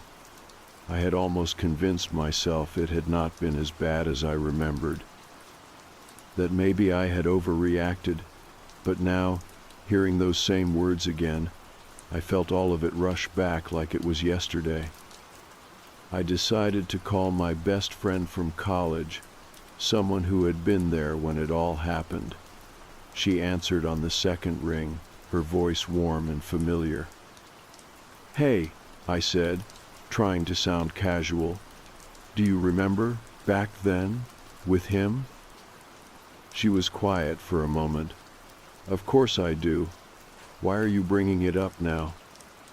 I hesitated, then told her everything. About Mick, about what my son had been saying. Her silence on the other end felt heavy. "That is really strange," she said finally, "but it is probably just a coincidence. Kids have vivid imaginations." "Yeah," I said, though I did not believe it. "Probably." After I hung up, I sat on the couch and tried to collect my thoughts. I kept coming back to the same feeling, that this was not just some random childhood game, that somehow, in some way I could not explain, the past was leaking back into my life. That evening, as I was getting my son ready for bed, I noticed he had a small scratch on his arm. It was fresh, a thin red line that had not been there that morning. "Honey, how did you get this?" I asked, touching it gently. He looked at it, then at me. "Mick did it. He wanted me to know he is real." I felt a surge of anger and fear all at once. I wanted to scream, to demand answers from something I could not see. Instead, I hugged my son tightly and whispered, "No one is allowed to hurt you, okay? Not even Mick." He just nodded, his small body warm and solid in my arms. That night, I locked every door and window twice. I slept with the light on, the soft yellow glow doing nothing to chase away the shadows in my mind.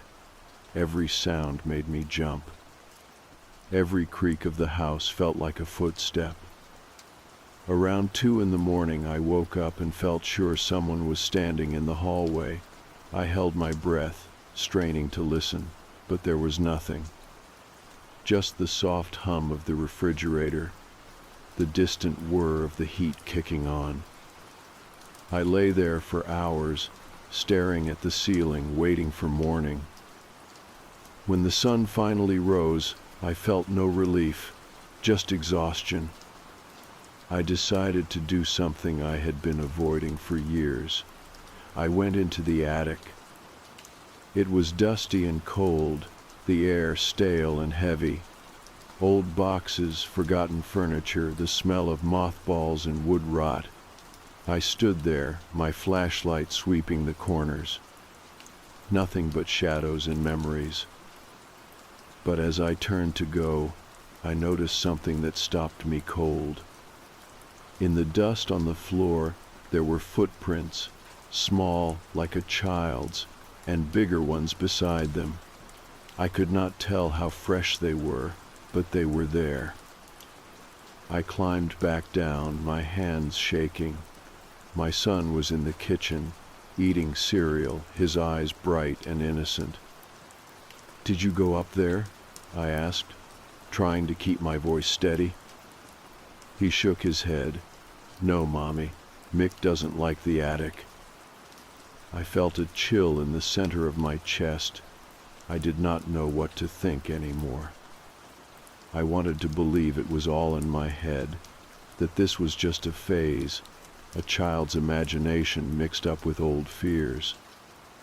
But every time I looked at my son, I saw something in his eyes that made me wonder. Maybe it was not just imagination. Maybe Mick was real. I woke up early the next morning with a sense of dread pressing down on my chest like a heavy blanket. It had been there for days now, an ache I could not shake no matter how many times I tried to tell myself it was all in my head. The house was quiet, the kind of quiet that felt like it was holding its breath, and I almost wanted to leave it all behind for the day. Just go for a drive, take my son to the park, pretend everything was normal, but I knew I could not keep pretending, not anymore. I found my son sitting at the kitchen table, his small hands cupped around a mug of warm milk. He looked up at me with that wide-eyed innocence that only made everything worse. "Mick says he likes the smell of the house," he said in a sing-song voice, like he was sharing something funny. I forced a smile and sat down across from him. "What else did Mick say?" I asked, my voice softer than I intended. He thought for a moment, his little forehead scrunched up in concentration. "He says he misses how quiet it was before we came. He liked it better that way." The words sent a shiver down my spine. I tried to brush it off, to remind myself that kids pick up on things adults forget they have said out loud. But that phrase, "he liked it better," that way sounded too much like something an adult would say, something an adult would feel. I decided to keep my son home from preschool that day. I told myself it was because I wanted to keep him close, but the truth was, I did not trust what he might say to his teachers if they asked about Mick. I did not want them to look at me with pity or suspicion, like I was the one who needed help. We spent the morning baking cookies, the warm, sweet smell filling the house. It felt good, grounding. But every time I looked at my son, I could see that flicker of something else in his eyes. Something older than a child should ever be. After lunch, I sat him down with a coloring book and went upstairs to the attic. I could not explain why, but I felt drawn to it. like if I could just see it again in the light of day, it might make more sense. The attic was as musty and still as before. I ran my fingers along the old wooden beams, feeling the splinters catch at my skin. I checked every corner, every shadow, but there was nothing there. No sign of life, no sign of Mick, but the footprints I had seen yesterday were gone, wiped clean like they had never existed at all. I stood there for a long time, listening to the quiet. I wanted to believe it was just my mind playing tricks on me, old memories resurfacing in the voice of my son's imaginary friend. But deep down, I knew it was more than that. I could feel it in the walls, in the way the house seemed to shift around me. I climbed back down, my hands shaking. My son was still at the table, humming to himself as he colored. "Did you find him?" he asked without looking up. I forced a laugh. "Who, honey?" He glanced at me then, his eyes too calm. "Mick. He says he likes it when you look for him." I did not know what to say to that. I just sat down beside him and watched him fill in the lines with bright, happy colors that felt completely out of place. That night I could not sleep. I lay awake listening to every creak and sigh of the old house. Around 3 in the morning, I heard it again, a soft, deliberate tapping sound, like fingers drumming lightly against the wall. I got up and followed the sound to the hallway. It was coming from the attic hatch. I stood there, my heart thudding so loud I was sure it would wake the whole neighborhood. I wanted to run back to bed, to pull the covers over my head and pretend it was just the wind. But I forced myself to stand there and listen. The tapping stopped, and for a moment there was nothing but the sound of my own breathing. Then, so soft I almost thought I imagined it, a voice, my son's voice. "Mommy, Mick says it is time to come back outside." I stumbled back into my room, my hands pressed over my mouth to keep from screaming. My son was asleep in his bed, his face peaceful and soft in the glow of the nightlight. But I knew what I had heard. I knew it was not a dream. The next morning I called my old therapist.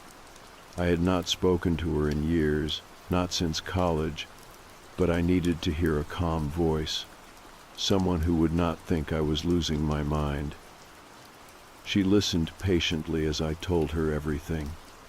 About Mick, about the words my son had been repeating, about how it all sounded like the things the man from college used to say.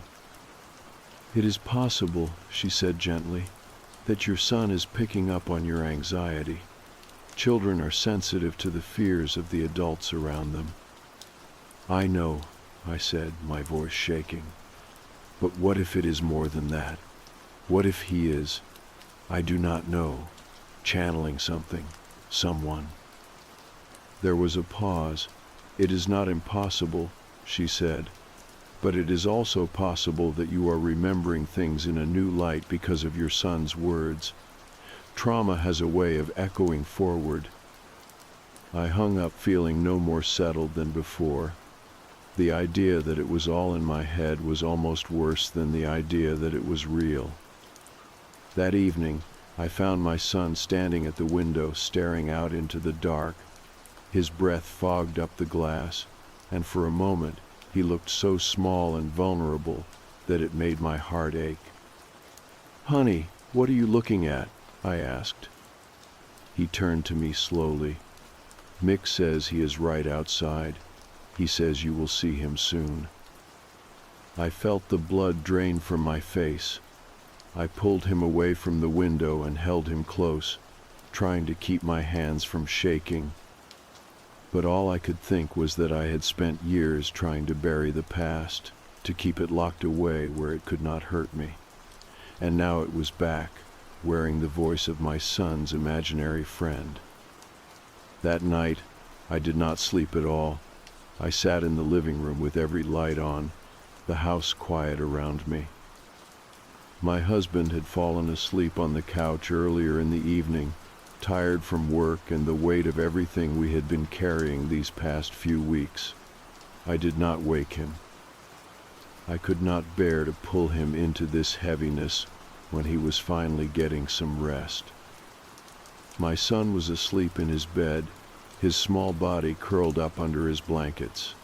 I checked on him every hour, just to be sure. Each time I found him safe and still breathing, I felt a moment of relief that was quickly replaced by a deeper fear. I did not know how to protect him from something I could not see, something I could not even be sure was real. I made a pot of coffee and sat at the table, staring at the dark window. My reflection looked back at me, pale and drawn.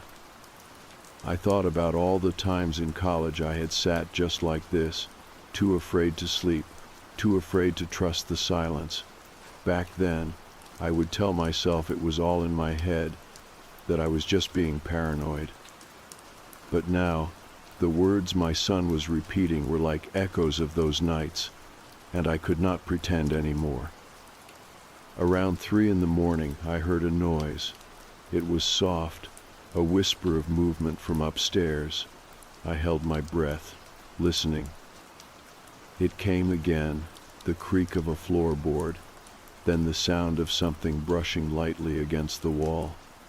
I stood up, the chair scraping against the floor, and for a moment I thought about waking my husband. But I did not. I needed to see it for myself. I moved slowly, each step careful and quiet. The sound was coming from the attic. I stood at the bottom of the pull-down ladder, my hand hovering over the rope. My heart was pounding so hard it felt like it might crack my ribs. I took a deep breath and pulled the ladder down. It unfolded with a groan that seemed to echo through the house.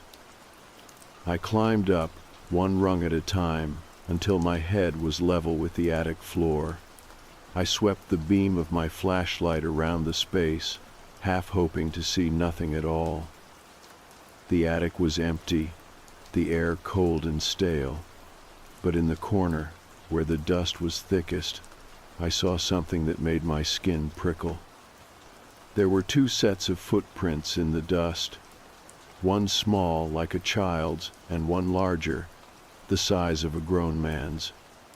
They led from the attic window to the far wall and back again, over and over, as if someone had been pacing there for a long time.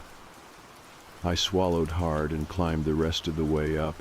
I walked carefully, the floorboards creaking under my feet. The footprints were fresh. I could see where the dust had been disturbed, the clear outline of bare feet. My hands were shaking so badly, I could barely keep the flashlight steady. I whispered, "Mick, are you here?" My voice sounded small and hollow in the dark. There was no answer, just the silence pressing in around me. I backed away and climbed down the ladder, closing the hatch as quietly as I could. My legs felt weak, and I had to grip the banister to steady myself as I made my way back to the kitchen. My husband stirred as I sat down again, blinking sleepily. "You okay?" he asked, his voice rough with sleep. I forced a smile. "Yeah, just couldn't sleep." He reached over and squeezed my hand. "We'll figure this out. Maybe we should have someone come and bless the house again." I nodded, though I did not know if that would help. Part of me wondered if this was not something that could be cleansed away, if it was tied to me, to the past I had tried so hard to leave behind. The next morning my son seemed quiet. He ate his breakfast in silence, his eyes downcast. I tried to act normal, to keep things calm, but inside I was a mess of questions and fear. After breakfast, I took him to the park. I thought the fresh air and the sight of other children might help. He played quietly, building a small tower of stones by the edge of the sandbox. I watched him, every movement, every glance over his shoulder. When we got home, I found a drawing on his bedroom floor. It was of our house as usual, but this time there was no attic window. Instead, the figure was standing by the front door, his hand raised in a wave. Beneath it, in my son's careful handwriting, were the words, "He is almost here." I felt a wave of nausea and had to sit down. My son came over and laid his small hand on my knee. "It's okay, Mommy," he said softly. "Mick says he just wants to say hello." I wanted to tell him not to talk to Mick anymore, not to listen to him, but the words stuck in my throat. I did not want to scare him. I did not want to make him feel like he was responsible for the fear that was choking our house. That night, I did not sleep at all. I sat in the living room again, the lights on, the coffee growing cold beside me. Around midnight, I heard the front door creak softly. I froze, listening. It was not the wind. It was the slow, careful turn of a doorknob. I stood up and walked to the hallway, my heart thudding so hard I could barely hear anything else. The door was still locked, but the handle was turned slightly, as if someone had tried it. I pressed my hand to the cool metal, feeling the faint echo of warmth. Someone had been there. I went back to the kitchen and waited. I did not know what I was waiting for, but I knew I would not sleep again until I had an answer. The next morning, I woke up feeling like I had not rested at all. My head was heavy, my eyes sore. My husband had left early for work, the house already quiet and still when I got out of bed. I walked through the rooms like I was trying to catch something in the corner of my vision, something that was always just a step ahead of me. My son was sitting at the kitchen table, coloring in his sketchbook. He looked up and gave me a small smile, like he could sense that I needed it. "Good morning, Mommy," he said in that gentle voice of his. "Good morning, honey," I said, my voice soft and careful. "What are you drawing today?" He held up the paper. It was another picture of our house, but this time the figure was inside, standing in the living room. The words beneath it read, "He is here." I tried to keep my face calm, but my hands were shaking as I took the paper from him. "What does Mick say now?" I asked, almost afraid of the answer. "He says you are ready," my son said simply. "He says he has been waiting a long time." I felt the air leave my lungs like I had been punched. I sat down at the table and looked at my son, really looked at him. His small face, the soft curve of his cheek, the way his hair fell into his eyes. He was just a child, but his words carried an echo of something older, something I could not name. I decided I needed to know more. I needed to understand what was happening, even if I did not want to believe it. That afternoon, while my son was napping, I went into the attic again. The air was cold and still, the dust dancing in the beam of my flashlight. I walked slowly, my fingers trailing along the old wooden beams. I was looking for something, though I did not know what. A sign, a message, anything that might explain why this was happening now, after all these years. In the far corner, I found a small wooden box I had never noticed before. It was old and worn, the hinges rusted. My hands were trembling as I lifted the lid. Inside was a bundle of letters, tied with a piece of fraying twine. The paper was yellowed with age, the handwriting elegant and precise. I picked up the top letter and unfolded it carefully. The words were not mine, but they were familiar. I will wait outside until you are alone. I felt my breath catch in my throat, the same words the man from college had whispered to me all those years ago, the same words my son had been saying in the voice of his imaginary friend. I read through the letters one by one. They were all addressed to someone named Margaret. Each one spoke of waiting, of watching, of knowing her better than anyone else. The words were obsessive, twisted in a way that made my skin crawl. I sat there for a long time. The letters spread out around me like a map of the past. The man who had written them was gone. He had to be. But the words had survived. And somehow they had found their way into my son's mouth. I put the letters back in the box and carried it down to the living room. My son was awake now, sitting quietly with his crayons. He looked up as I came in. "Honey," I said gently, "where did Mick come from?" He thought for a moment, his little brow furrowing. "He says he has always been here, before me, before you." The way he said it, so calm and certain, sent a chill down my spine.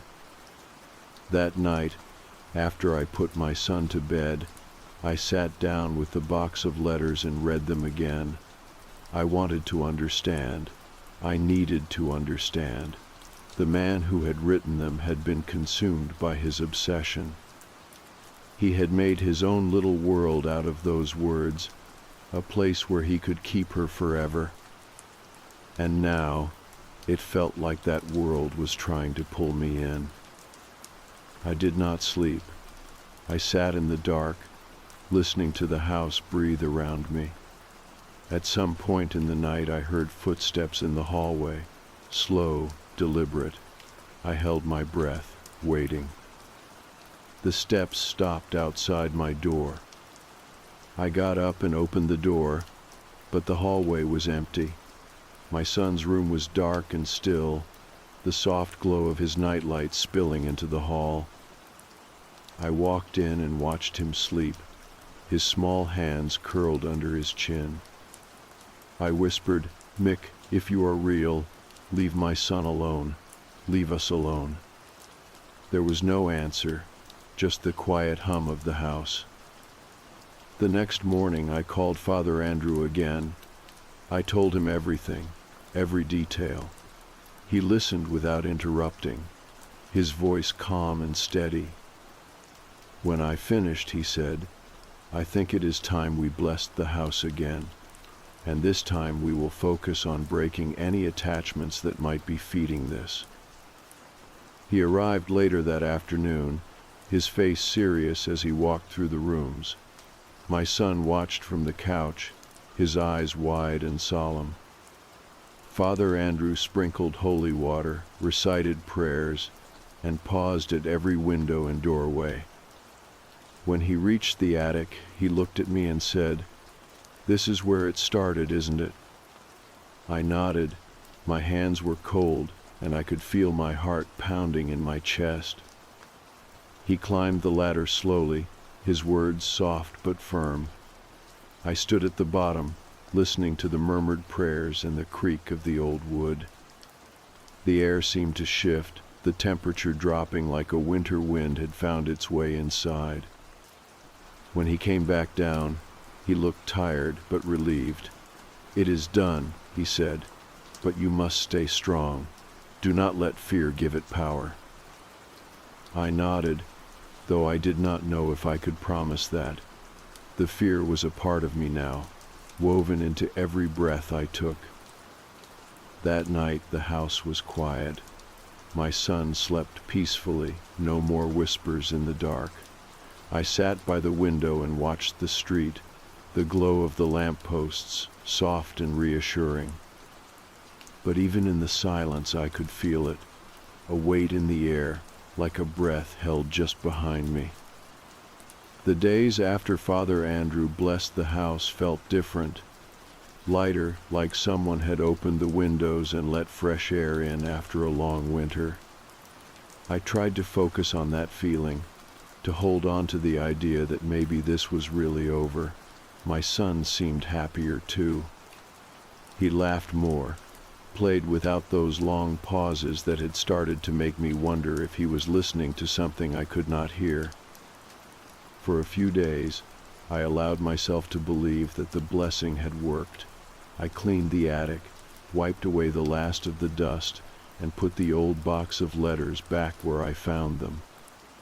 Part of me wanted to burn them, to watch the words that had haunted me for so long turn to ash, but I could not.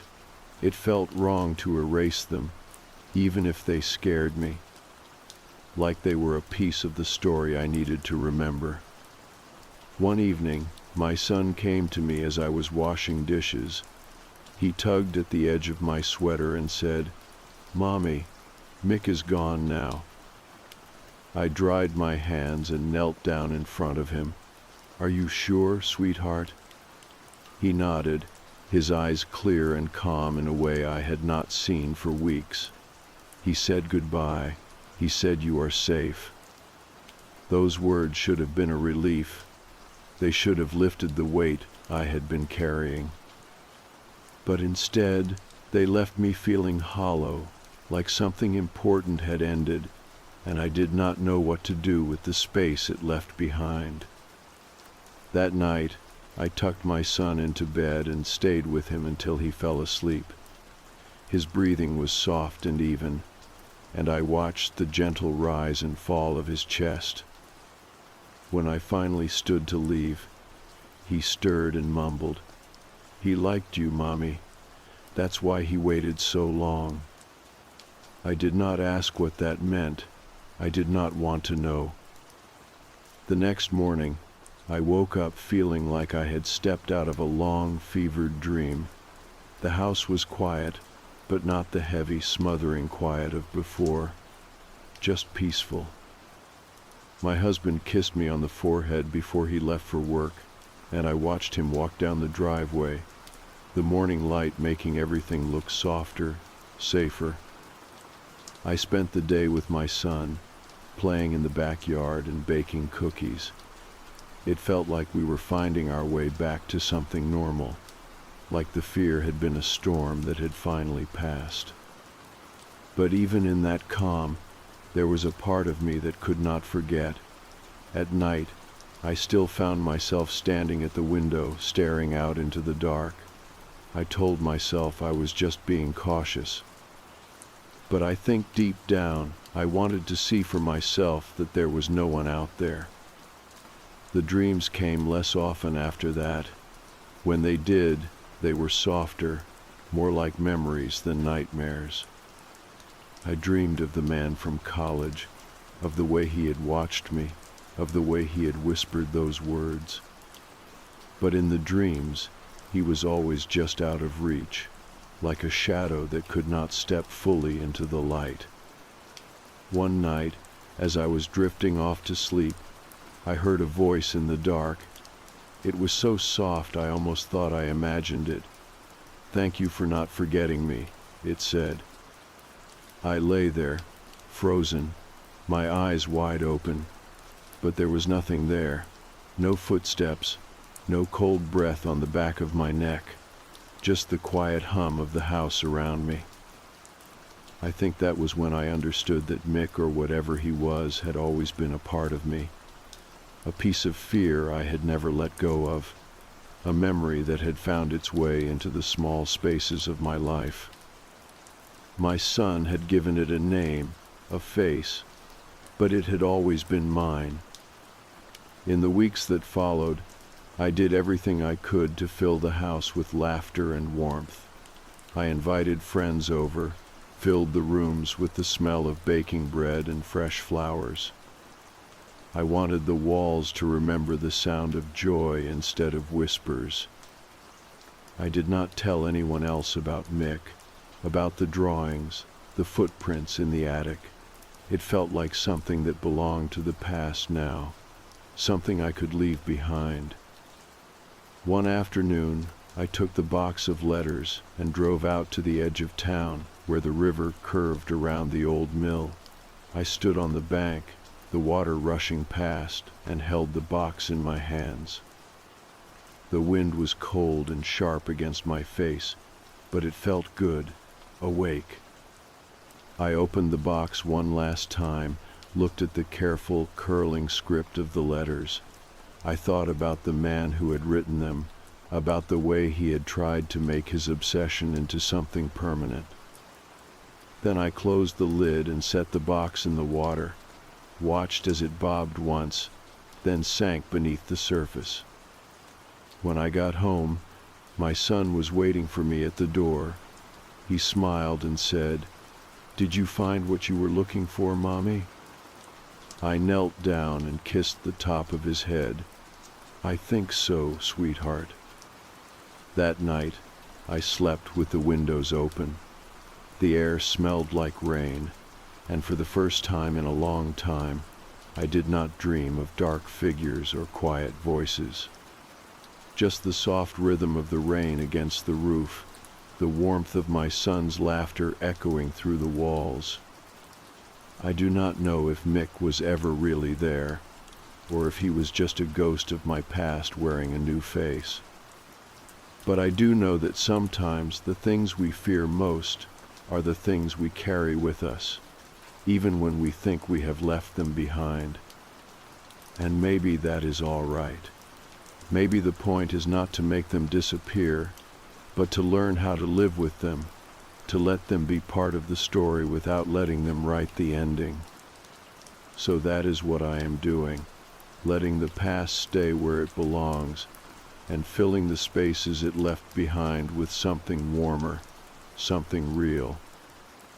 Because in the end, we are all just trying to find a way to feel safe again. And for now, that is enough.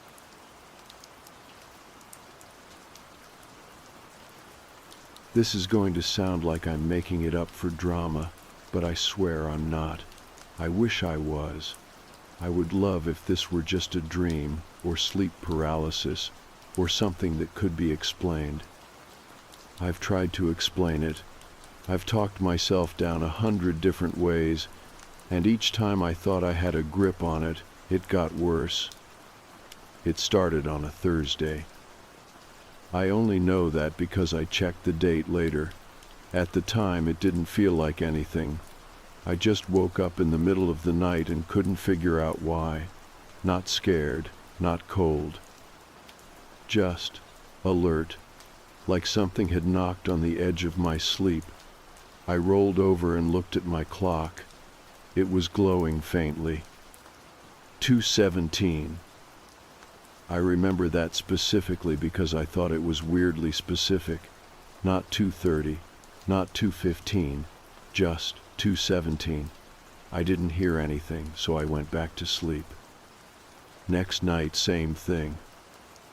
Same hour, same minute, same weird snap into alertness. But this time I heard something. It was faint, not loud enough to be alarming, just odd. A soft tapping sound. The kind of thing you'd expect if a bird hit the glass once and then left. Only it kept going. Tap, pause, tap, tap. Long pause, tap. I sat up and looked across the room. My bed faces the window. I've got thick curtains, blackout ones, the kind that make the room pitch dark in the mornings, but they were parted slightly in the middle, just enough to see the glass.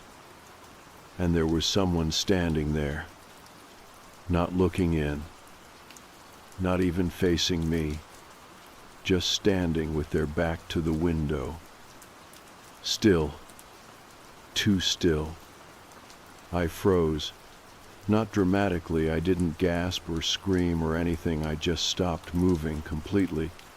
I stared so hard my eyes started to water. The figure wasn't tall, but not short either. Not bulky. Not skinny. Just a man, neutral, unmoving.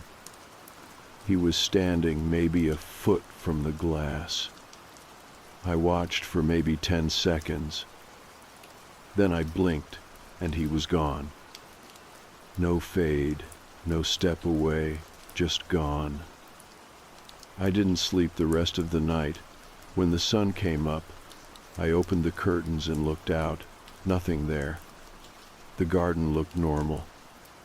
My bedroom is on the 2nd floor, no balcony, no roof ledge, no tree branches nearby. The outside wall is just plain brick. I look down at the grass, hoping to see footprints or mud or literally anything.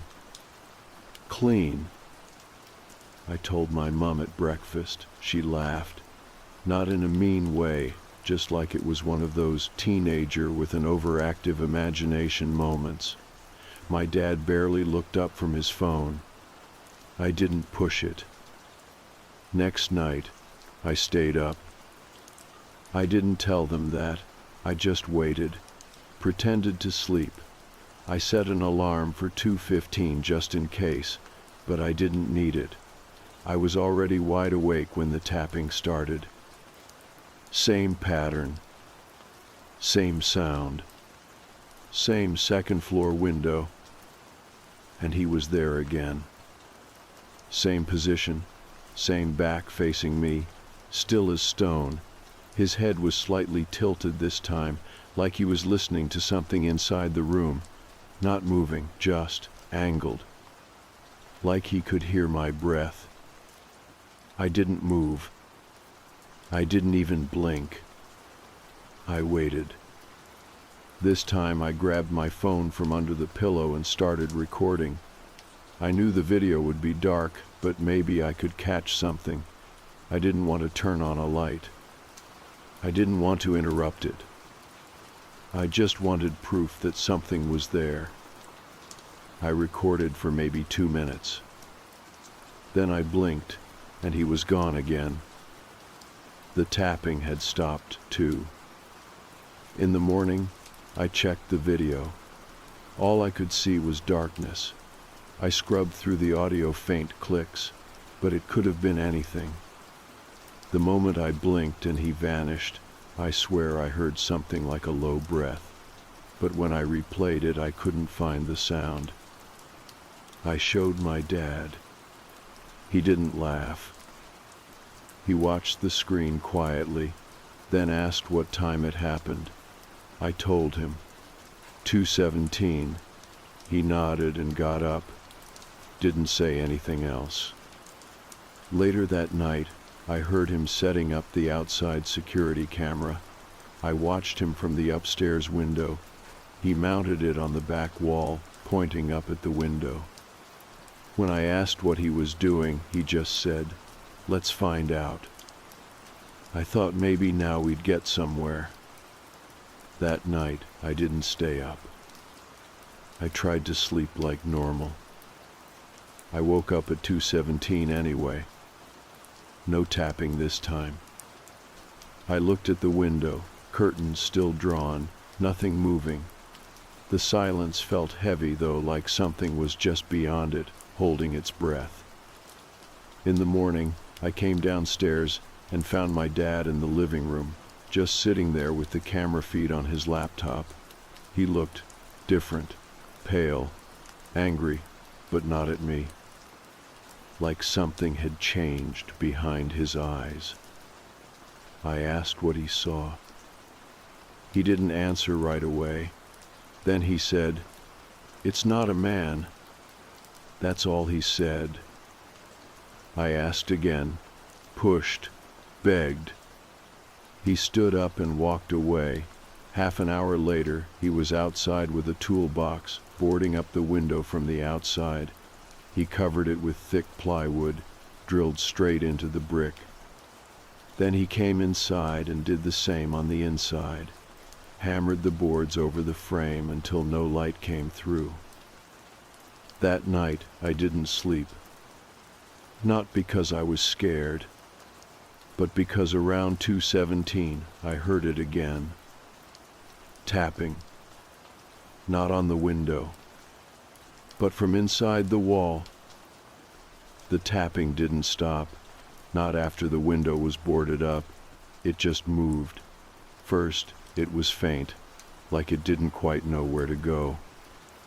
It sounded like someone trying to knock through layers of insulation. Then it got more focused, sharper. It came from the inside wall, the one beside my bed, where the window used to be. Not loud. Just enough to wake me, just enough to remind me it was still there. I didn't tell anyone for a few days. I didn't want to give it attention. I kept trying to pretend it was over, that maybe it was just some weird mechanical echo or something stupid like pipes shifting. But pipes don't tap in perfect rhythm. Pipes don't come at exactly 2:17 in the morning, every night, without fail. I stopped sleeping properly. My parents didn't ask why. My dad barely looked at me anymore. He went quiet after the camera. He kept to himself.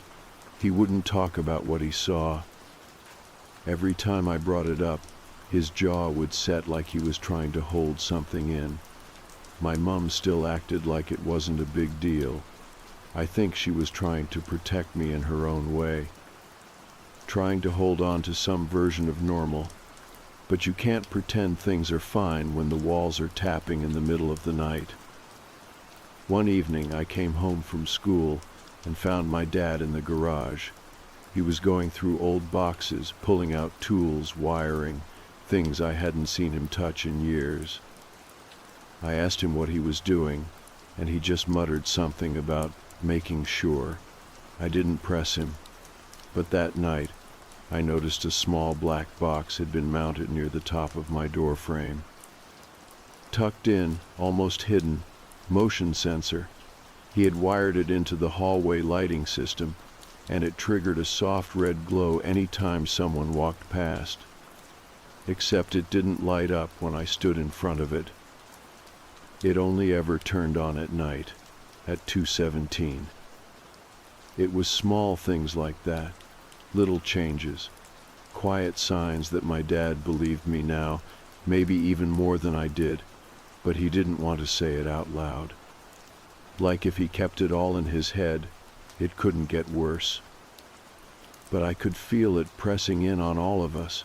My room felt smaller, thicker, like the air near that boarded-up window was denser than the rest. Like whatever used to stand outside had found a way to stay close. Then the dreams started. At first, they were just flashes, a shape at the end of the hall, a tapping sound coming from under the bed. Once, I dreamed I was lying in my room and the tapping wasn't at the window or the wall, but from underneath the floorboards, rhythmic, like someone trying to sound out a pattern. When I woke up, I was soaked in sweat, and my feet were freezing cold. I looked down and the blanket was bunched near my waist, like it had been pulled down, not kicked, pulled. The next night, I woke up at 2:17 again. The tapping was gone. That should have made me feel better. But the silence was worse, because silence doesn't mean it's over. Silence means it's waiting. I stared at the boarded-up window, then turned toward the wall. That's when I saw it. There was a crack, small, running between the edge of the panel and the drywall.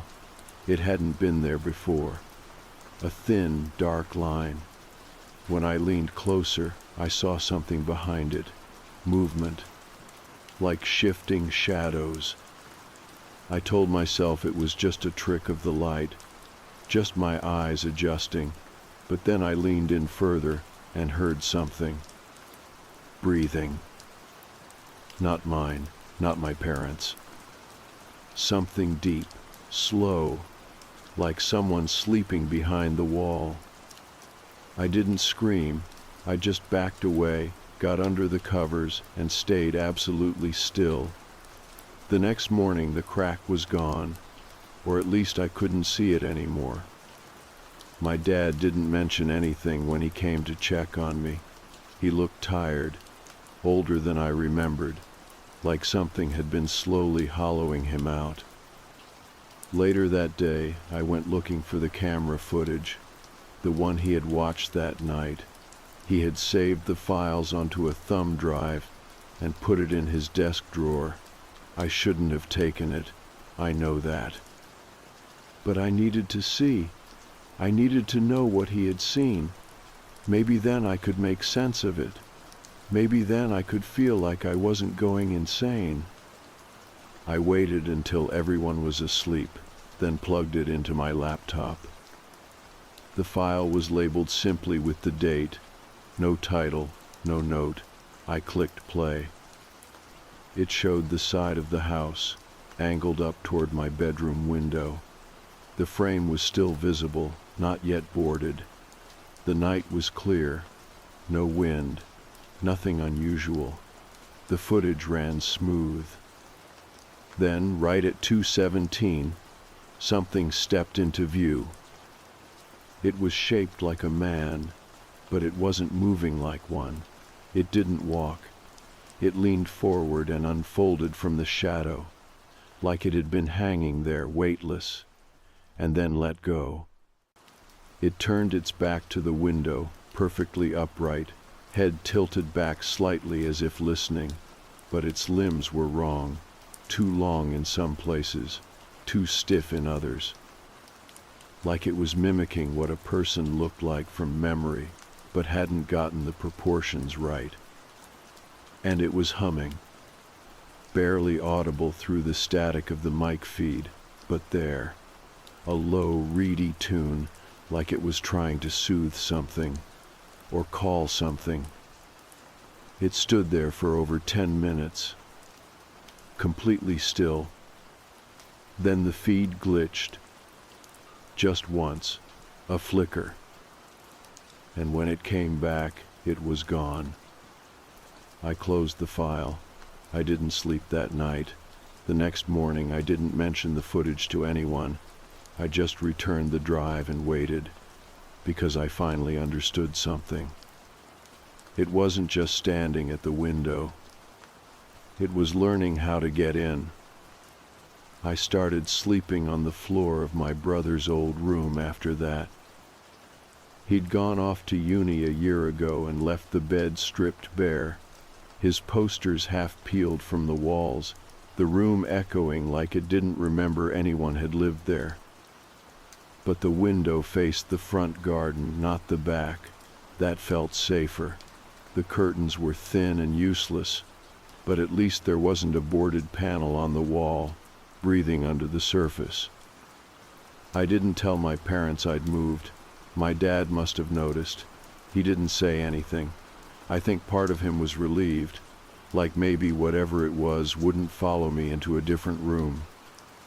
Or maybe he knew that was false hope and didn't have the energy to tell me otherwise. The first night I slept there, I left the door cracked open, just a little. The hallway light was off, but I liked having the line of air, the knowledge that the space outside wasn't fully shut out.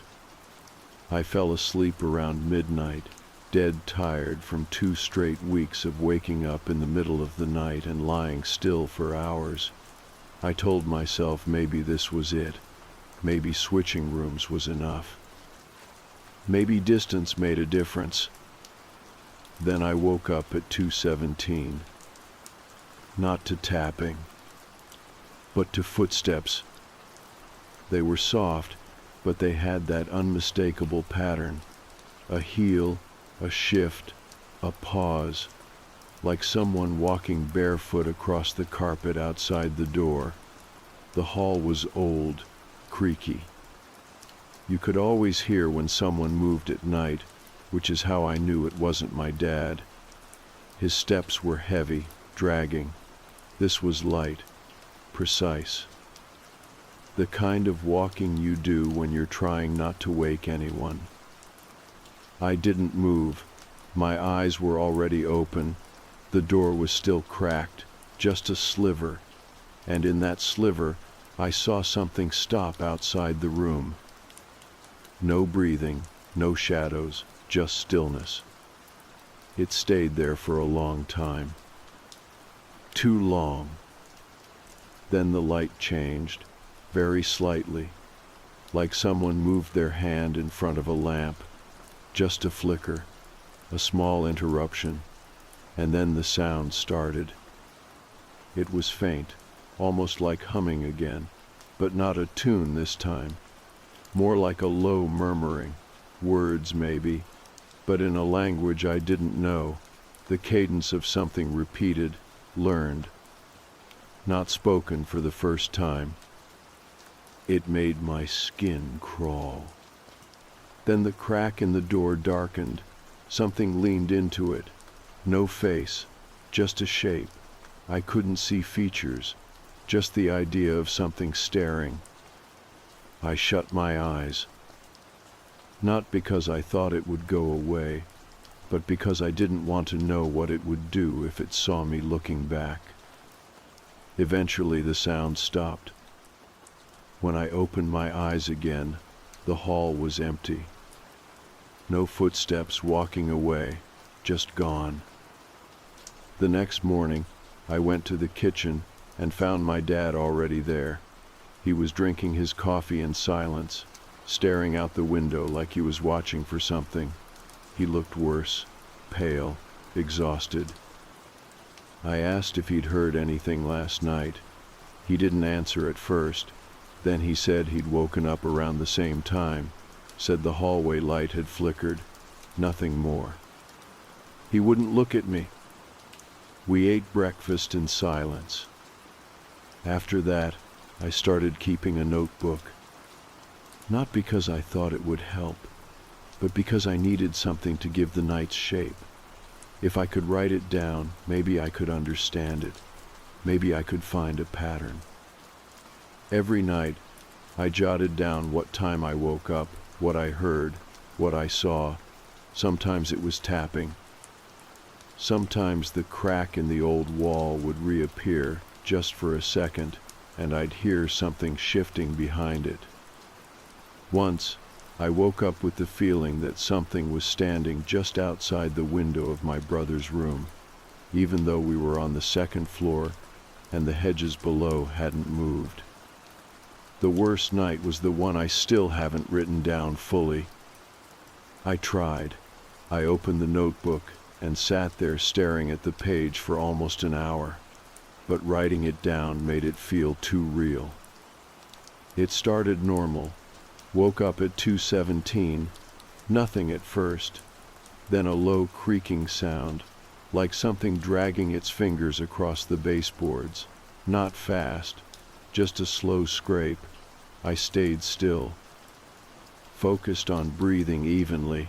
Then the scrape stopped, and something started speaking. From under the bed, not a full voice, just a whisper. It said my name. Not loud, just enough. The kind of whisper that feels like it's right next to your skin. I didn't move. I didn't even cry. I just waited. It stopped after maybe a minute. The next morning, when I finally got the courage to check, there was nothing there. But the edge of the carpet was folded back, like someone had peeled it away and then flattened it down again. After that, I stopped sleeping upstairs.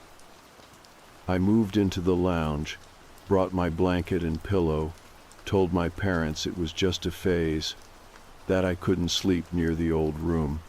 My mum finally admitted it creeped her out too. Said she'd started hearing things from the wall late at night. Said she'd seen my dad standing in the hallway once, just staring at the boarded-up window, not moving, not blinking. When she asked what he was doing, he didn't answer. She thought he was asleep. Sleepwalking, maybe. But when she mentioned it later, he didn't remember. She told me all this in a whisper, like the house was listening. I asked if she thought we should leave. She said quietly that it might already be too late. That's when I knew she'd heard it too. The whisper. her name, coming from inside the walls. There was a day, about a week after I moved into the lounge, where I finally asked him directly. My dad, I mean. I waited until we were alone, which wasn't easy anymore. He didn't spend much time in the open parts of the house. He'd wake early, leave for errands that took all day, then come back after dark and disappear into the garage or his study. He barely touched his dinner. He looked thinner. His eyes had taken on this hollow, recessed look, like he was watching something just over your shoulder. But I caught him one afternoon while he was standing at the sink, rinsing out a mug that had gone cold hours ago. I said his name softly, like I was testing the ice beneath us. He didn't turn. I asked what he saw that night on the camera, not the way he'd brushed it off before. I said it clearly. What did you see that made you board up the window and stop sleeping? He stood there for a long time, still holding the mug. Then he set it down and finally looked at me. His face wasn't angry, just tired, like the weight of not telling had sunk too deep to climb out of. He said it wasn't the shape that scared him, it was the movement. He said the thing outside the window didn't blink, not once, not in 10 minutes, and it didn't breathe. It wasn't just still, it was hollow, like it was being held in place by something else, like it didn't belong in this world, but had found a way to imitate a man well enough to get close. I asked what it did when it disappeared, because in the video, it just blinked out. No walking, no fading, just gone. He said the frame flickered, and when it returned, there was a reflection in the glass. Not of the garden behind it, but of a different room. Our room. From inside. I didn't understand. He said it again. When the feed came back, the reflection in the window showed the inside of the house, my bedroom.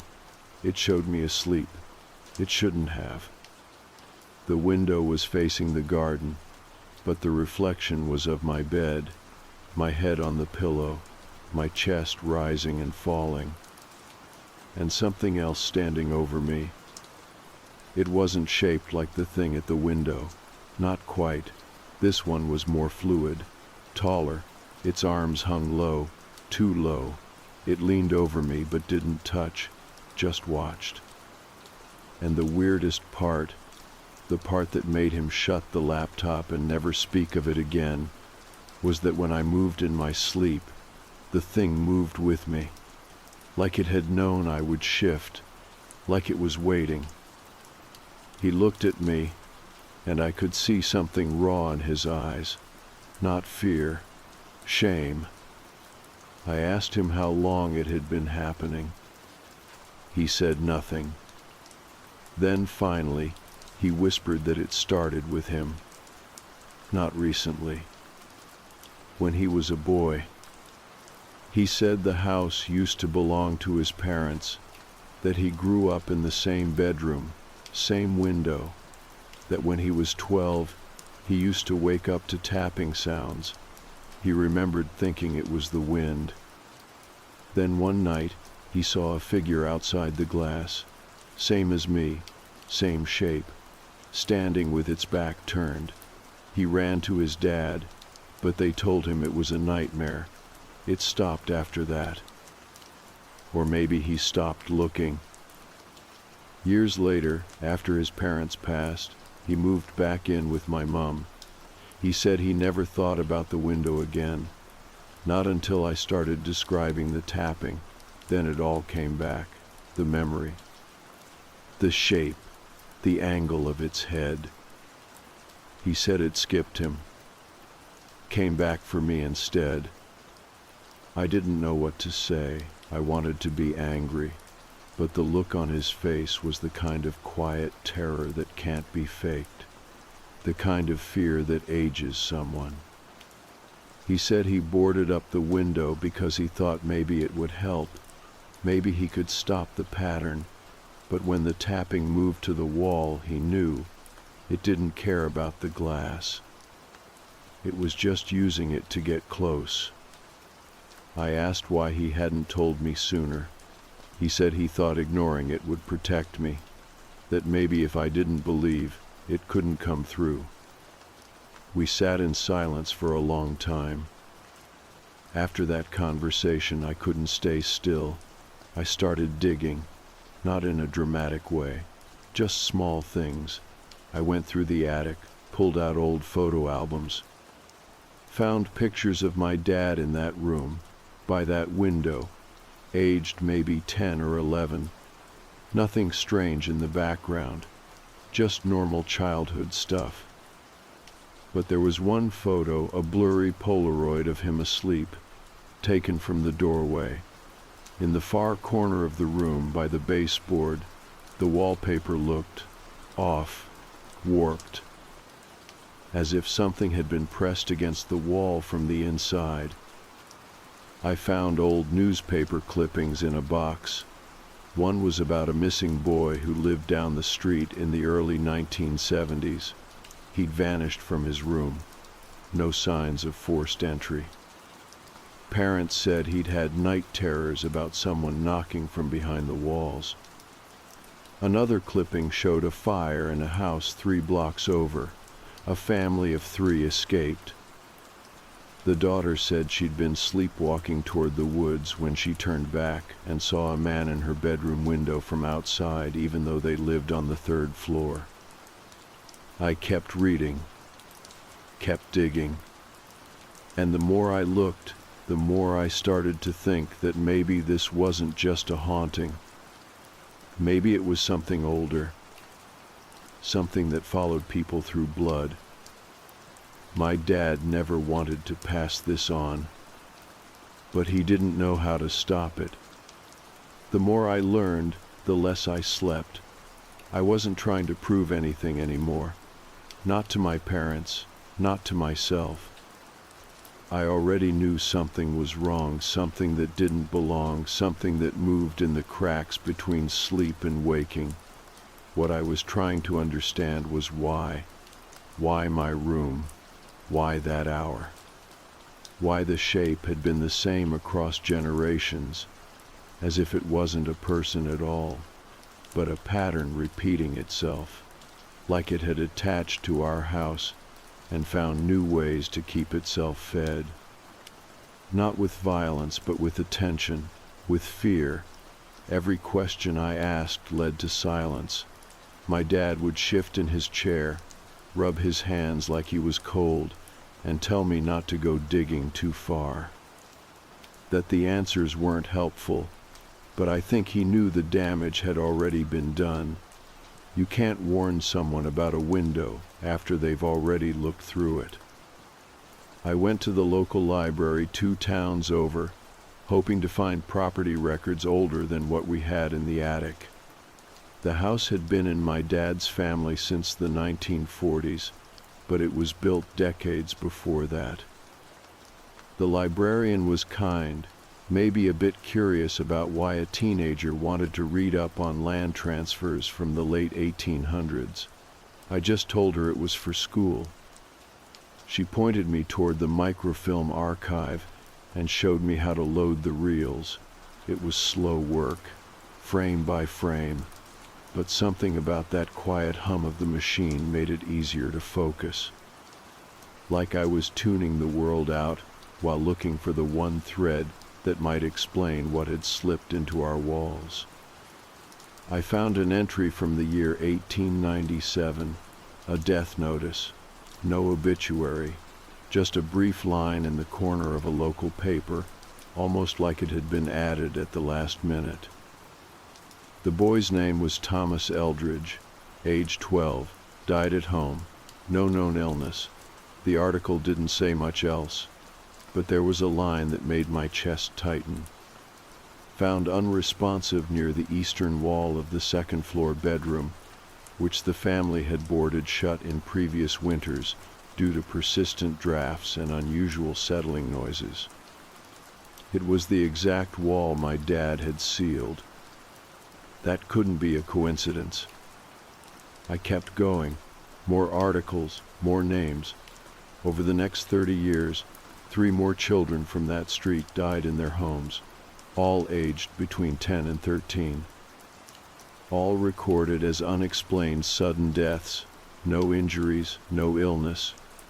Each time the obituary mentioned sleep, that they'd passed in their beds, one parent had been quoted in a longer article.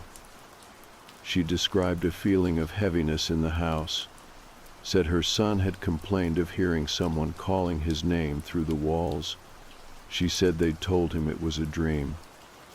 I left the library with copies of every article I could get. It wasn't hard to hide them from my parents. They were barely speaking to each other by that point. My mom had started sleeping in the spare room, the one closest to the stairs. She kept a lamp on all night. My dad had gone further inward, locking his office door when he was inside and leaving it locked even when he wasn't. I heard him pacing some nights. Not frantic, just slow and steady, like he was counting something with each step. I asked if he was okay. He said yes, but he didn't meet my eyes when he said it. That week, I started to hear the tapping again. Even in the lounge, even through the floor. It wasn't like before, though. It wasn't just a warning. It felt like a check-in, like something was making sure I hadn't forgotten. And when I started sleeping with the light on, it moved. First to the hallway, then to the boiler closet, then to the air vent near the baseboard. It was patient, never loud, just persistent. One night, I heard the hallway floor creak and opened my eyes just in time to see my dad standing outside the lounge doorway. He wasn't looking at me. He was looking down the hall, still, staring. When I whispered his name, he turned slowly and walked away without saying anything. The next morning, he was gone. No note, no text. His keys were on the table, his car still in the drive. My mom called the police after 24 hours, filed a report, said maybe he'd had a breakdown, maybe the stress had finally snapped something in him, but I knew better. I think she did too. That night, the hallway light didn't turn on like it usually did. I checked the sensor. It hadn't been tripped, but when I walked past it, the red light didn't come on for me either. Like it no longer cared if I was awake. It already knew. I tried watching the camera footage again, the old files, hoping to find something I'd missed, a clue. But when I opened the folder, every file had been renamed, not deleted, just retitled. Each one now had a date not from the past, but from the future. 6 entries, 6 nights. The final one was dated 6 days from now. The folder was locked. I couldn't open them. I went to my dad's office, picked the lock the way he used to show me when I was little, back when I thought safecracking was a fun trick and not a necessary skill. The room was empty, no papers, no books, just a notebook on the desk. One page was open. It had only 2 lines written in his handwriting. I should have told you sooner. They always want the same thing. I still don't know what that means. But now, every night, I sit in the lounge and stare at the door, waiting for 217. Because I think the next time it comes, it won't be at the window, and it won't be outside. It'll be here, already inside the walls. The night it ended wasn't dramatic. I want to be clear about that. There was no screaming, no explosion of noise, no final confrontation that wrapped everything in a bow. That's not how real fear works. It doesn't announce itself when it's finished. It just lets go. After dragging you across its floor for long enough, it opens the door and steps aside, and all that's left is the silence you crawl back into. It was the 6th night.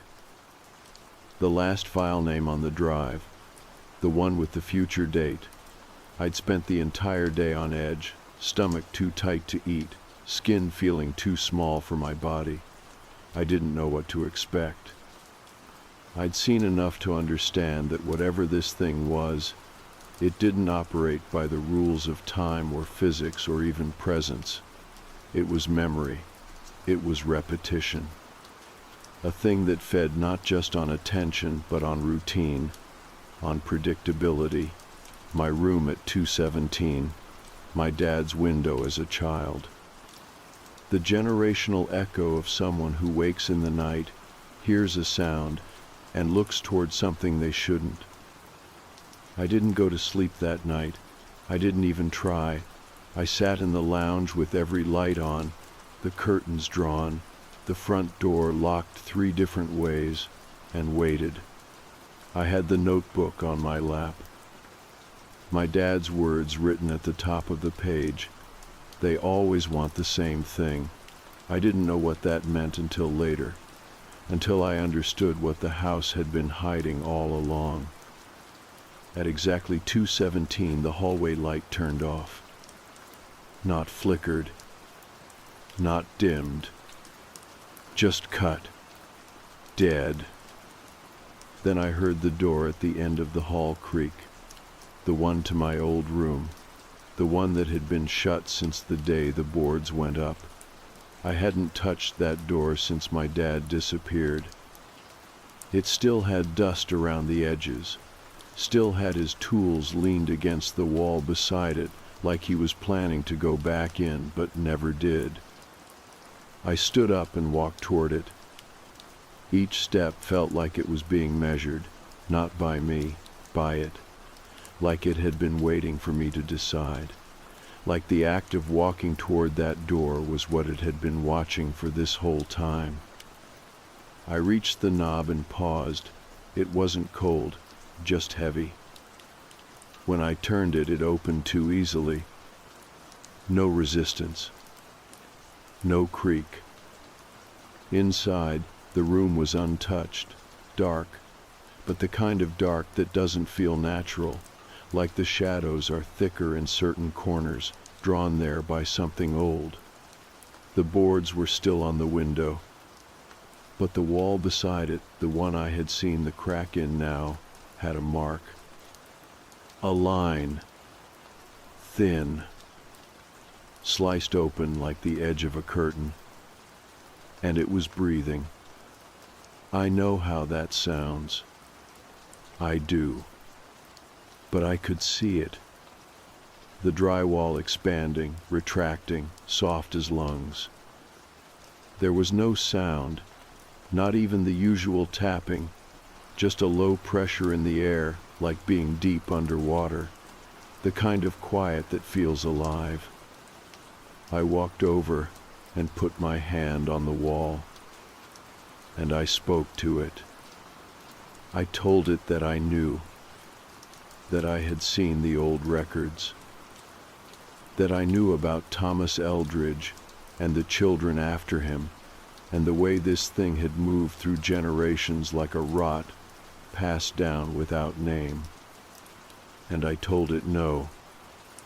I said it out loud. No. It didn't react at first.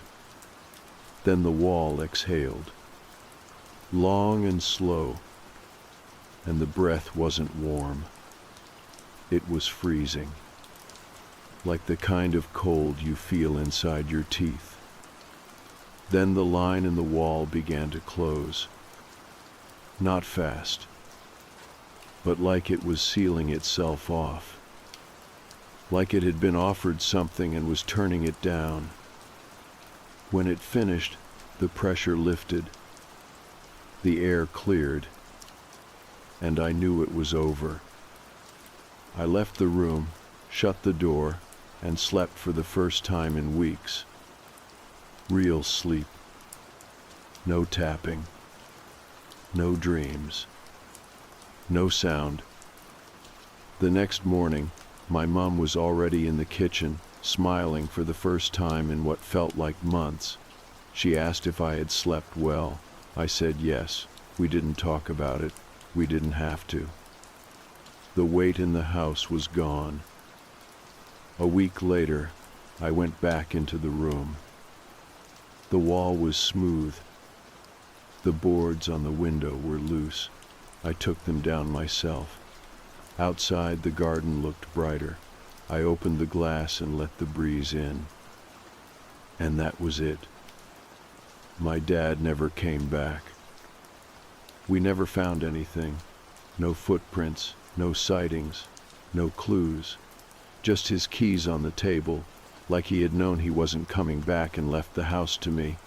Maybe that's what he meant. Maybe that was what it always wanted, for someone to walk into it willingly, to acknowledge it without fear. Maybe he gave it what it needed so I wouldn't have to. I still think about the timing. 2:17 in the morning. Every night. Same moment. Like it was measuring something. Testing who would wake and who would pretend not to. I don't know what would have happened if I'd ignored it completely. If none of us had looked. If no one had ever passed it on. But I do know this. Some houses don't want to be fixed. They want to be seen. They want you to look directly at what's wrong and sit with it. And if you don't, if you laugh it off, or board it up, or tell your kids it's just a dream, it waits. And when the time is right, it taps again. Not to scare you, but to remind you that it never left. But in our house, it's quiet now. And I don't wake up at 2:17 anymore.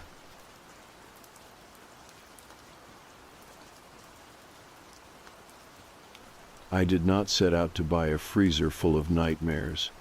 Honestly, I just wanted something for extra storage. My apartment in Buffalo is small, and I do a lot of meal prep, so I figured, hey, a deep freezer would be useful. There was this guy who ran auctions for abandoned storage units. Not fancy ones, just random lots from people who stopped paying the rent. Sometimes you'd get lucky. Most of it is junk, broken furniture, old baby clothes, but every once in a while there's something useful.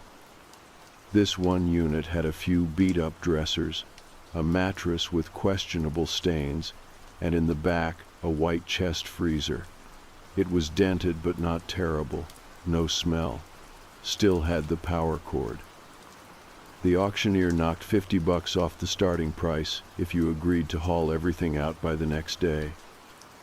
So I bought it, the whole unit, cleaned out the garbage, got the freezer loaded into the back of my friend's truck. We got it into my place the same night, wiped it down, and plugged it in. It worked, hummed to life like it had never been left in some forgotten corner of upstate New York, cold and quiet. I didn't put anything in it yet, wanted to let it run for a while first. Make sure it held temperature. The first 2 days were fine, no noise, no weird smells, just this new bulky appliance sitting in the corner of my kitchen like a silent roommate. Day 3, though, that's when it started leaking. At first I thought maybe I had spilled something. There was this brownish line of liquid trailing from underneath it. It smelled off, not rotting exactly, but not clean either. Like old rainwater mixed with rust. I cleaned it up and figured maybe there had been something spilled inside it before I bought it. Something sticky that thawed a little once it got running again.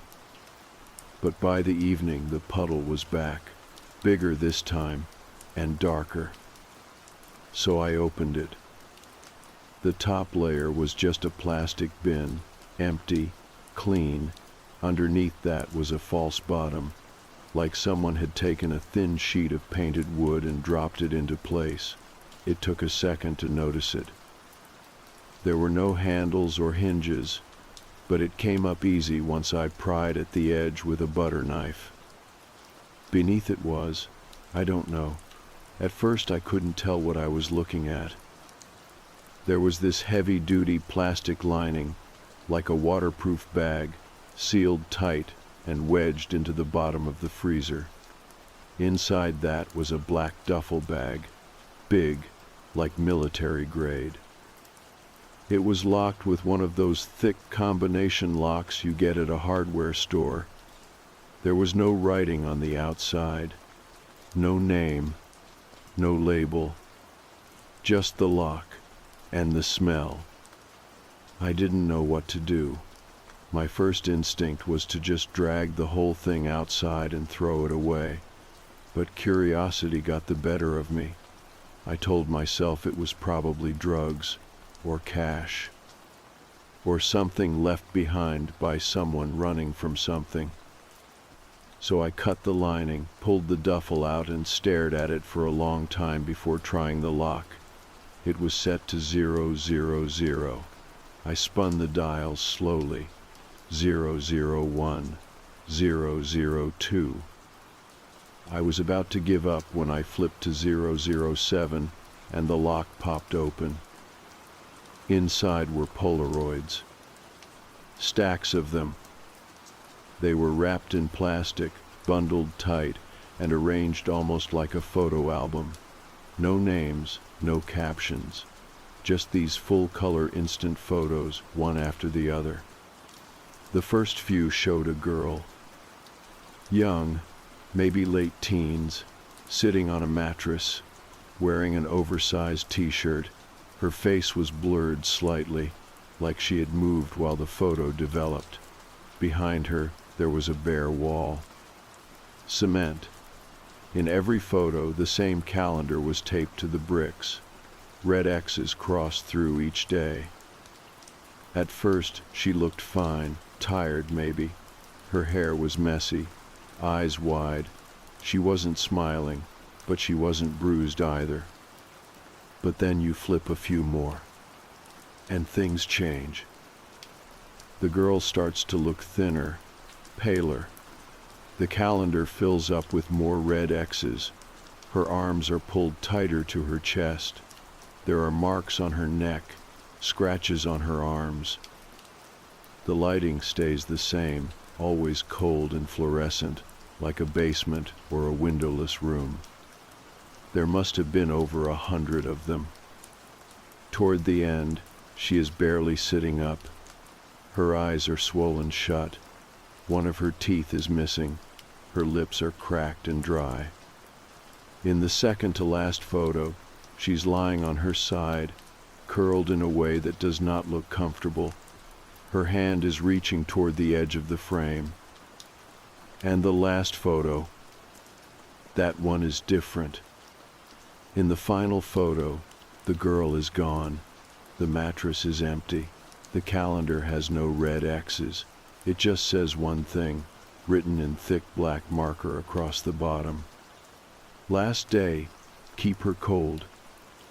That was not even the worst part. Inside the duffel, tucked beneath the stack of photos, was a folded piece of yellow paper. It was laminated, like someone wanted to make sure it would never get damaged. The note read, "Do not thaw her out. She'll remember." That's when I stood up, stepped back from the bag, and realized my hands were shaking. Not a little. Like really shaking. I do not know how long I stood there. I don't even remember setting the photos down. I just know I went to the sink, ran my hands under the water, and tried to breathe. The freezer was still humming. Still cold. Still plugged in. I thought about calling the police. I really did. But something about it felt wrong, like I wasn't supposed to, like whatever this was, it was bigger than me, like if I reported it, something would happen I couldn't take back. So instead, I sat at the kitchen table and stared at that last photo, the empty room, the black marker words. Last day. Keep her cold. I didn't sleep that night. I tried. I got into bed, stared at the ceiling, tried to count breaths, tried to act like everything was normal. But my brain just kept replaying the same few images. The girl's face in the photos, that room, that damn calendar. And especially the last one where she was gone and someone had written those words like a warning. Last day, keep her cold. And then the note. Do not thaw her out, she'll remember. I got up around 4 in the morning and went back to the kitchen. The freezer was still there, quiet in the corner like it had not done anything wrong. I opened it again. Not to look at the duffel this time, just to see it. I needed to be sure I had actually seen what I thought I saw. It was still there. The bag, the lock, now hanging open. The smell, faint but there. And the Polaroids, still in the exact order I had left them. I picked up the last one again, held it under the overhead light, and tried to make sense of it. The handwriting on the calendar was the same as the handwriting on the note. Sharp and thick, like it had been written with a marker by someone in a hurry, or someone angry. I sat on the floor for a long time, not thinking, just existing next to the freezer, waiting for something to make this make sense. By morning, I had decided to keep everything as it was. I did not throw the photos away. I did not burn the note. I did not tell anyone. I wrapped the duffel back up in the plastic lining and resealed it into the bottom of the freezer, just like I found it. Then I turned the freezer back on. I don't know why. Part of me told myself it was just to preserve evidence, in case I changed my mind and called the police, in case I needed to show someone. But that wasn't the full truth. The full truth was that I was afraid to leave it off. There was something about that note that got inside my head, not the logic of it, just the way it was written, so sure, so final. It did not feel like a warning written by someone unstable. It felt like something meant to be followed. I started hearing things the next night. Just small sounds at first, nothing dramatic. A thud here, a soft shuffle there. I live in an old building, so creaks and settling are normal. But these weren't random. They were close. Repetitive, like something moving just out of view. I got up to check the freezer at one point, and I swear to God the lid was open. Just a crack. Not fully, but enough to notice. I know I had closed it. I remember pushing it down with both hands. I even sat something on top of it, a small stack of cookbooks. They were now on the floor. I closed the lid again, gently but firmly, and stood there for a long time watching it. Nothing happened, no movement, no sound. But from that point on, the apartment felt different, like something was watching me, like I was not alone. I started keeping the lights on at night. I never used to do that. I'm a light sleeper, but now I needed them. I left the kitchen light on, and sometimes even the hallway light too. It helped a little, but not enough, because now I was dreaming about her. The girl from the photos. At first it was just flashes, her face, pale and bruised, right before I woke up. Then it got worse. I started dreaming about the room she was in, that bare mattress, that concrete wall. I could see the calendar clearly in the dream, the red X's growing darker, the black letters bleeding into the paper. She never spoke in the dreams. She just stared at me, eyes wide, unmoving. Sometimes she was sitting up, sometimes lying down. Once, she was standing behind the calendar, like she had walked through the wall. I started waking up at the same time every night. 3:13. I do not know why. Just a number, maybe, but it was always that time, every single night. My eyes would open, and I would feel it before I moved, that pressure in the air, like the apartment was holding its breath. One night, I got up and walked into the kitchen. I told myself I would open the freezer and take the bag out and call the cops. I told myself I would end this. But when I got there, the lid was already open again. And inside, the plastic had shifted. The duffel was still there, still sealed, but one of the Polaroids had worked its way loose and was sitting at the edge. It was a new one. I swear to you, it was new. I know every single photo that came with that bag. I counted them. I looked at every one. This one was different. It showed the same girl, but she was standing. Not on the mattress, not in that basement room. She was standing in a hallway I recognized. It was my hallway, right outside my bedroom. Her eyes were wide, her arms were at her sides, and behind her, on the wall, someone had scratched something into the paint. It said, "I'm cold." I dropped the photo, slammed the freezer shut, pulled the cord from the wall. The light went out, the hum stopped. And then from the hallway, I heard something move. Not a creak, not a shuffle, a step. The sound of that step was soft, but it was there. Just one single shift of weight on floorboards I knew by heart. It came from the hallway outside my bedroom, the same hallway I had walked 1,000 times. I froze in place. I did not call out. I did not move. I just stood there in the kitchen, staring at the darkened doorway, waiting for something else. Nothing happened, no voice, no shadow. Just that silence again, thick and waiting.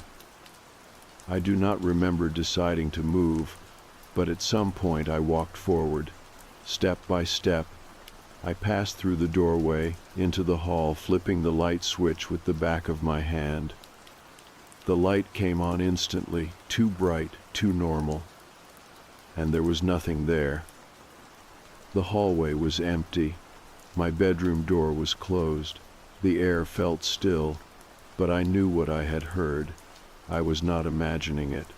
There was a weight to that sound, a body behind it. It had not come from the freezer. It had come from the hallway. I stood there for maybe 10 minutes, listening, breathing slow, trying to keep my thoughts from spinning out. Eventually, I opened the bedroom door, stepped inside, checked the closet, checked under the bed, nothing. But something had changed. I went back to the kitchen, unplugged freezer still sitting in the corner. The photo I had dropped was still on the floor, face down. I picked it up, carefully. My hands were shaking again. It was still the same. The girl, my hallway, the scratched wall behind her with those words. "I'm cold."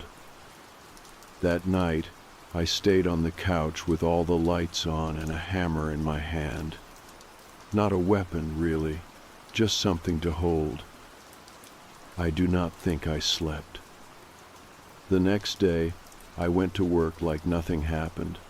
I kept telling myself maybe I was just tired, that it was a stress dream, that maybe the photo had been buried deep in the duffel and just shifted when the plastic warmed up. But that didn't explain the hallway, or the scratching, or the noise. I stopped talking to people that week, not because I was hiding anything, but because I didn't trust myself to speak without letting something slip. What was I going to say? That I found a bag of photos under a freezer, that one of them now shows a girl standing outside my bedroom. No one would believe me. I barely believed it myself. 3 nights later, I tried to throw the bag away.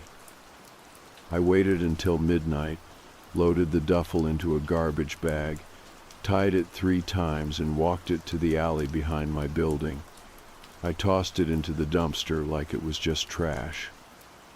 For a moment, I felt this weird mix of guilt and relief, like I had just broken a rule but also done something necessary.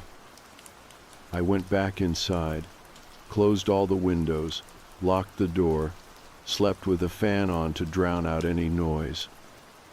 The next morning, the bag was back. I swear to you, it was back. I walked into the kitchen, groggy, rubbing my eyes, and there it was, sitting on the floor in front of the freezer, the plastic still wet, the lock still open. I did not scream, but my whole body recoiled. I stepped back like it was going to move, like it might try to crawl toward me. I checked the door, still locked, windows closed, no sign of a break-in. But the bag was back. So I did what I had done the first time. I put it back in the freezer. I sealed the plastic. I pushed it down into that lower compartment. I closed the lid and plugged the cord back in. And the hum returned.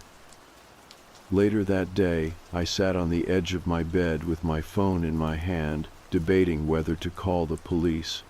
I thought about every headline I had ever read. Man finds disturbing photos. Family discovers mystery in storage auction. They always ended the same way, with cops, with questions, with something being taken away. But the truth is, I was not afraid of getting in trouble. I was afraid they would not believe me.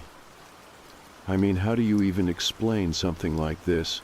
How do you hand over a photo of a girl in your own hallway when the night before she was not real? I didn't call. I didn't tell anyone. That weekend I stayed mostly in the bedroom. I stopped opening the freezer. I taped the lid shut. I shoved heavy books on top of it and put a chair against it just to be sure. It was ridiculous, I know. Like putting up a fence to stop a flood, but it made me feel better. Then, on Sunday night, the dreams changed. This time I was in the room, the one from the photos. I could see the girl lying on the mattress. She was breathing, but slow. Her eyes were open, but barely. I wanted to speak, but my mouth would not open. I just stood there while she looked at me. Behind her, the calendar was almost full, only one square left unmarked. In that last square, someone had drawn a red circle. When I woke up, my mouth was dry and my hands were clenched into fists so tight my nails had left marks in my palms.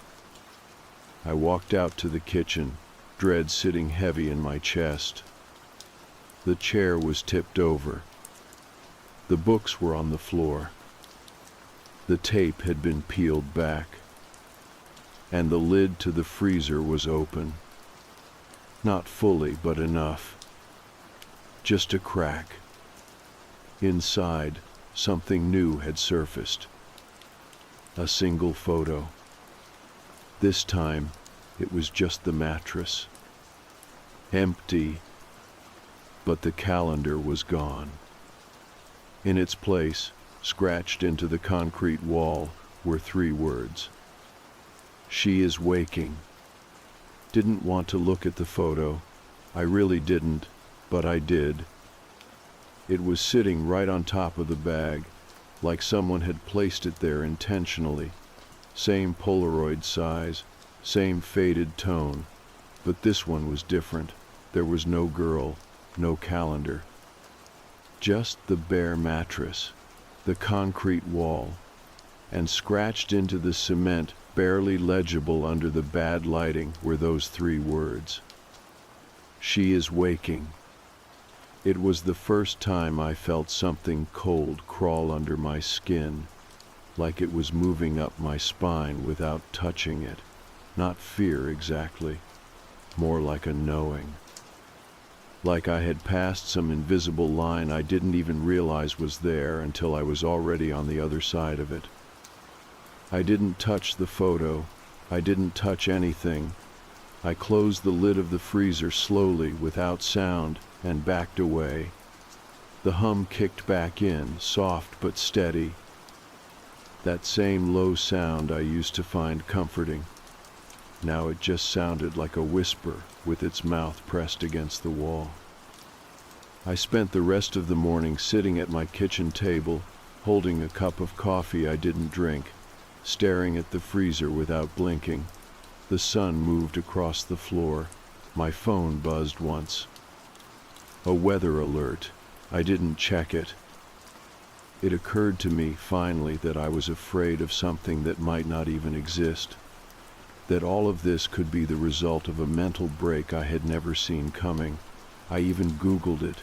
Visual hallucinations, auditory hallucinations, stress-induced episodes. The internet offered plenty of possible explanations, but none of them explained the photos, or the fact that the tape had been peeled back, or the scratch marks that hadn't been there before. And the worst part? I had stopped questioning whether the girl was real. She was real. I didn't know how I knew that, but I did. The calendar was not just marking time. It was counting down to something. By Tuesday night, the freezer had started making a new sound. It was subtle, like water shifting behind metal, not a mechanical rattle, not something a dying appliance would do, more like something stirring, moving inside the lining. I stood beside it, one hand resting on the top, trying to convince myself I was imagining it. Maybe the lining was wet. Maybe the motor was freezing up. Maybe it was a normal sound I had just never noticed before. But it didn't stop. I taped the lid shut again, tighter this time, layers of it. Then I dragged an old bookcase in front of it. I turned on the television, left every light on. Sat with the remote in my lap like it was a weapon, like the glowing images on the screen might somehow protect me. Somewhere around 2 a.m, I dozed off. I don't remember what woke me, but I know what I heard. The tape peeling. That sharp, slow rip of adhesive coming free from plastic, one strip at a time. Then the sound of the lid lifting. And then nothing. I sat frozen, eyes wide, breathing through my nose, heart beating so loud I thought I might pass out. I didn't want to move, didn't want to look. I kept telling myself that if I just stayed still, whatever it was might go away. But I couldn't stay like that forever. Eventually, I got up. Slowly. I walked to the kitchen. The bookcase had been pushed aside. The tape was hanging in strips off the edge of the freezer. And the lid was open. The bag was gone. I stood there for a full minute, unable to breathe. Then I noticed something on the floor. A new Polaroid. I picked it up. This one showed my living room, taken from high up, like from a corner near the ceiling. In the photo, I was asleep on the couch. The television was still playing. The light from the screen cast a weird bluish glow across the room. But it was not just me in the photo. There was someone standing behind the couch. Bare feet, pale legs, a white nightshirt, hair hanging down over the face. The girl. She was there, standing behind me, watching. I dropped the photo. I started to shake. My mouth felt too dry to scream. I turned in place, looking around my own apartment like it was unfamiliar. My ears were ringing. My thoughts were loud, overlapping. I could not tell what was real anymore. I went into the bedroom, closed the door, locked it. Not that it mattered. I did not sleep. Just sat with my back to the wall, staring at the crack under the door, listening for movement. Nothing came. By morning, the bag was back. Inside the freezer. Same position, same plastic seal, and resting on top, another photo. This one showed the freezer itself. Closed, taped, the bookcase still in front of it. The photo had been taken from inside the apartment. It was dated. That morning's date. Written in black ink on the bottom border, which meant someone had taken it before I even woke up, which meant someone was still here. I don't remember eating, or showering, or speaking. I just remember wrapping that photo in paper towels, stuffing it into my desk drawer, and pacing back and forth across the apartment until my legs went numb. There was something about the way she was appearing now. Not angry, not violent, just present. Like she was watching, like she was waiting. I started to think about the note again. Do not thaw her out. She'll remember. What if it wasn't a warning about her being dangerous? What if it was about guilt? Memory? What if the person who wrote that note had done something terrible and was afraid of being remembered? What if the freezer had been used to preserve not just a body but a secret? What if I had opened something that was never meant to be opened? I walked back to the freezer, opened it again. No new photos this time, but the bag was warm.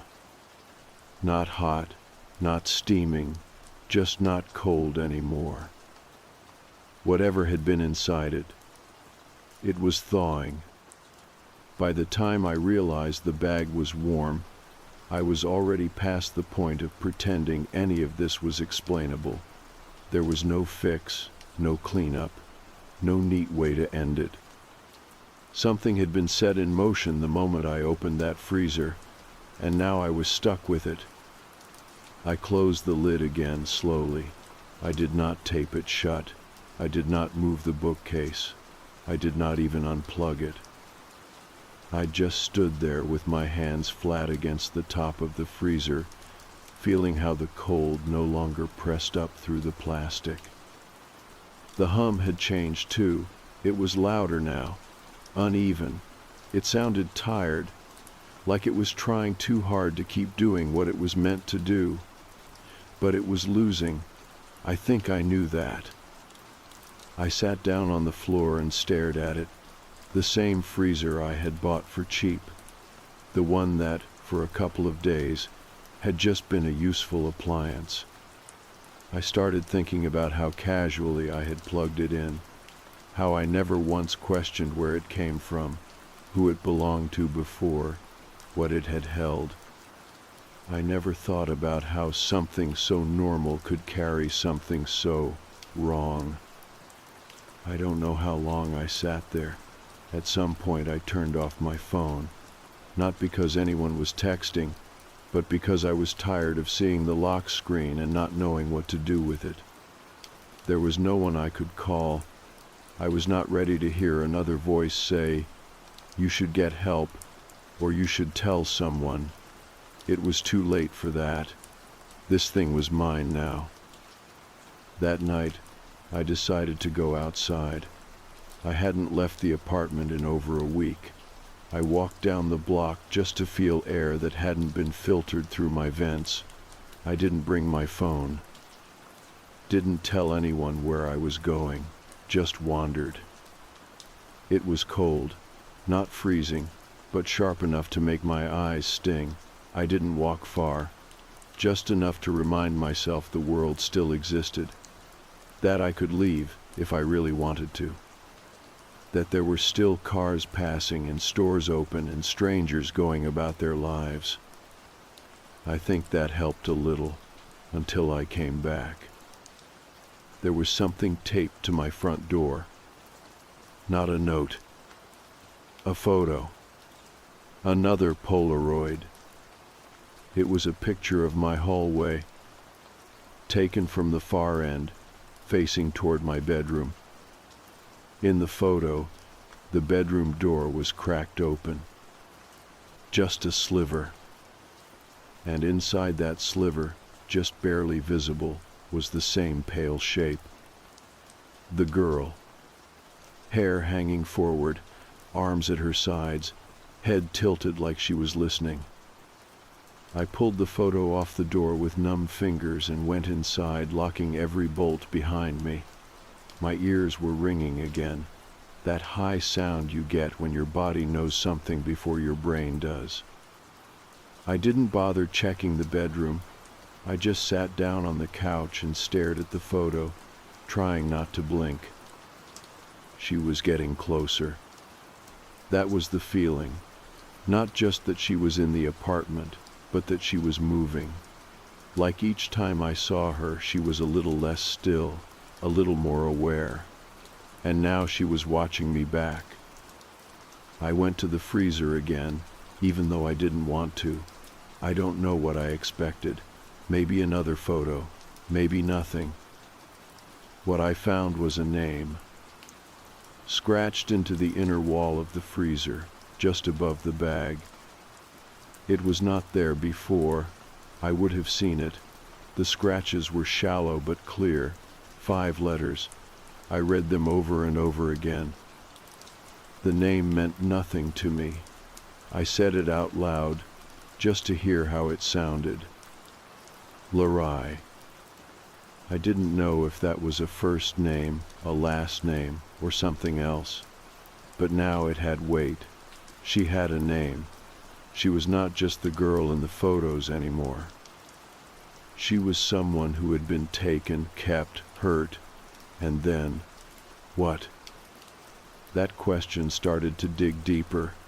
What had actually happened to her? Was she dead when they sealed the bag?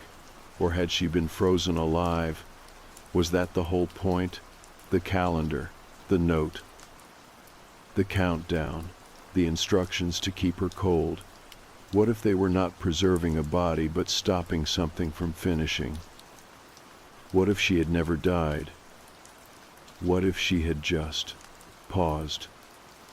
I leaned against the counter and felt the room tilt slightly. There were too many pieces now, too many signs that none of this was random, and I had seen enough horror movies to know where it usually goes from here. But this did not feel like a story. It felt like a memory that was slowly starting to come back to someone who should not remember. That night I heard footsteps again. Not one, not two, multiple. Moving from the kitchen to the hallway, from the hallway to the bedroom, then stopping. I turned on every light, walked slowly into the bedroom. Nothing. I left the door open, sat on the bed with my eyes on the hallway, waited. At some point I must have drifted. When I opened my eyes, the room was darker. I looked around. The hallway was empty, but something was in the corner of the room. Another photo. Not on the floor this time, not tucked into the freezer. Pinned to the wall, right above the head of my bed. It showed me. Asleep. From above. And in the corner of the photo, blurry but unmistakable, was a hand. Reaching. The caption under the image had been written in red ink. It said, "She knows now." I didn't move right away. I just sat there, staring at the photo on the wall above my bed. The red ink felt fresh, almost wet. My breath came in short, shallow bursts. I didn't want to get closer. I didn't want to confirm what I already knew. She had been in the room, not just watching me, not just showing up in photos.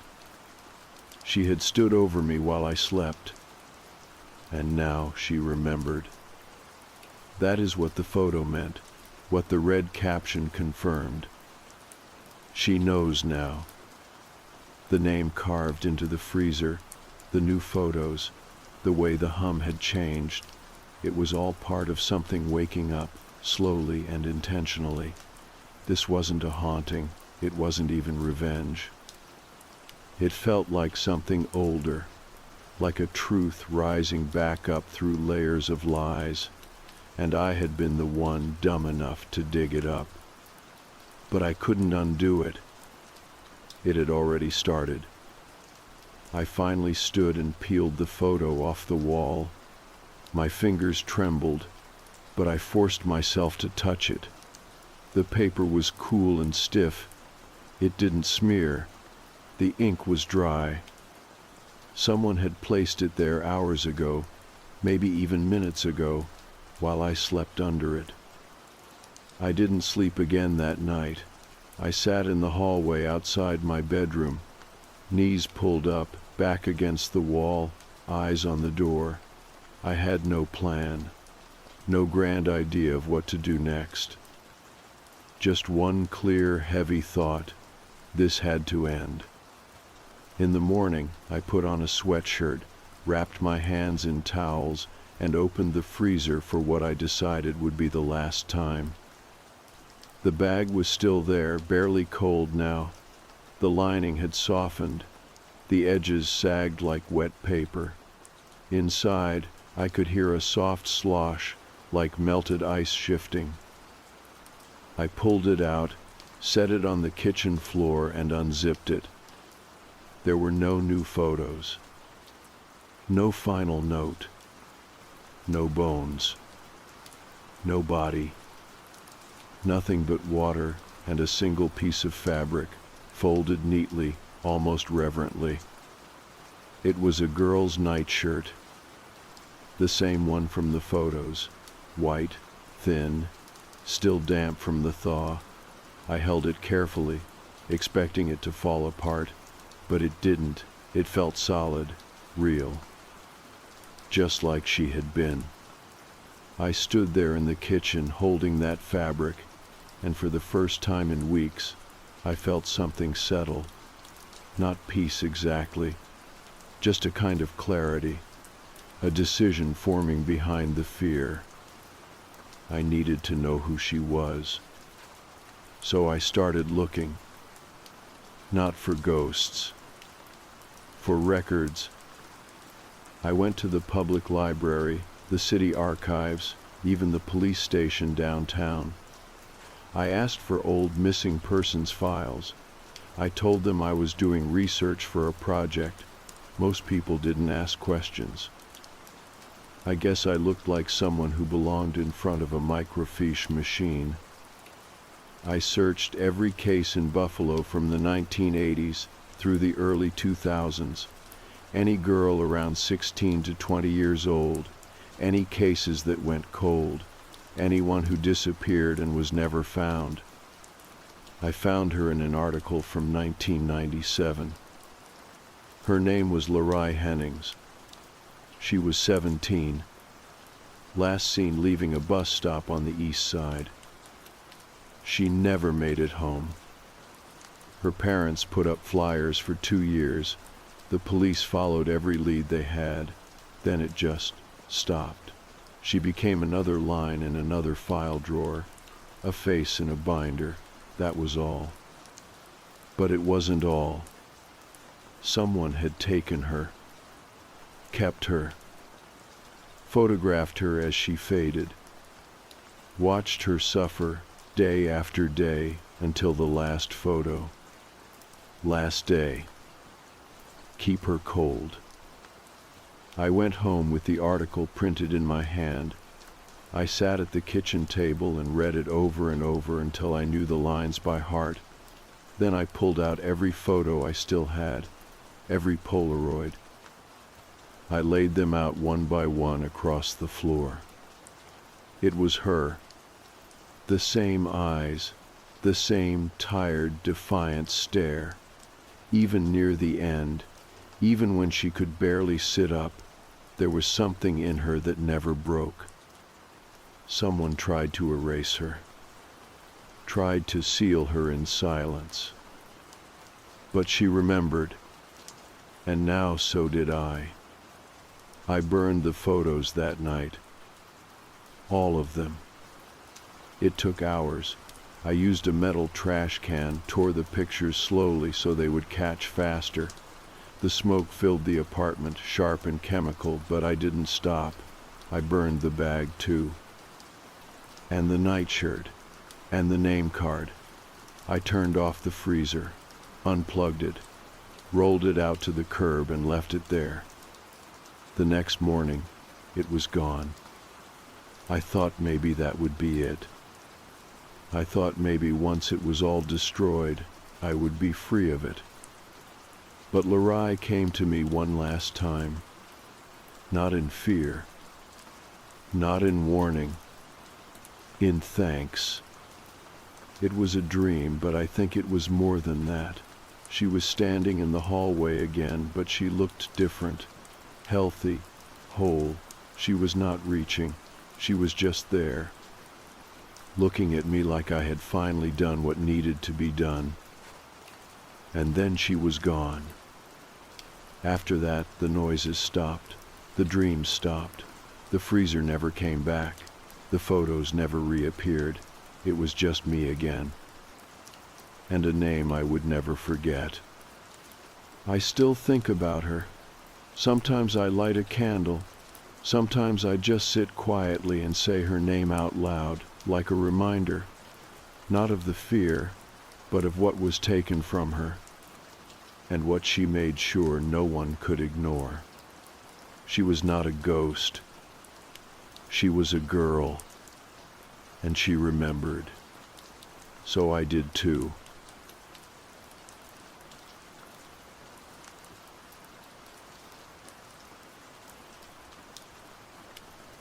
I didn't notice it the first few nights.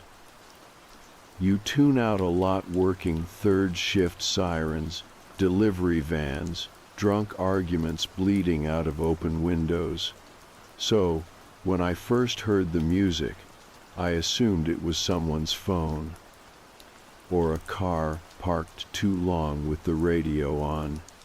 It was faint, weirdly slow, like the sound had to travel farther than it should have.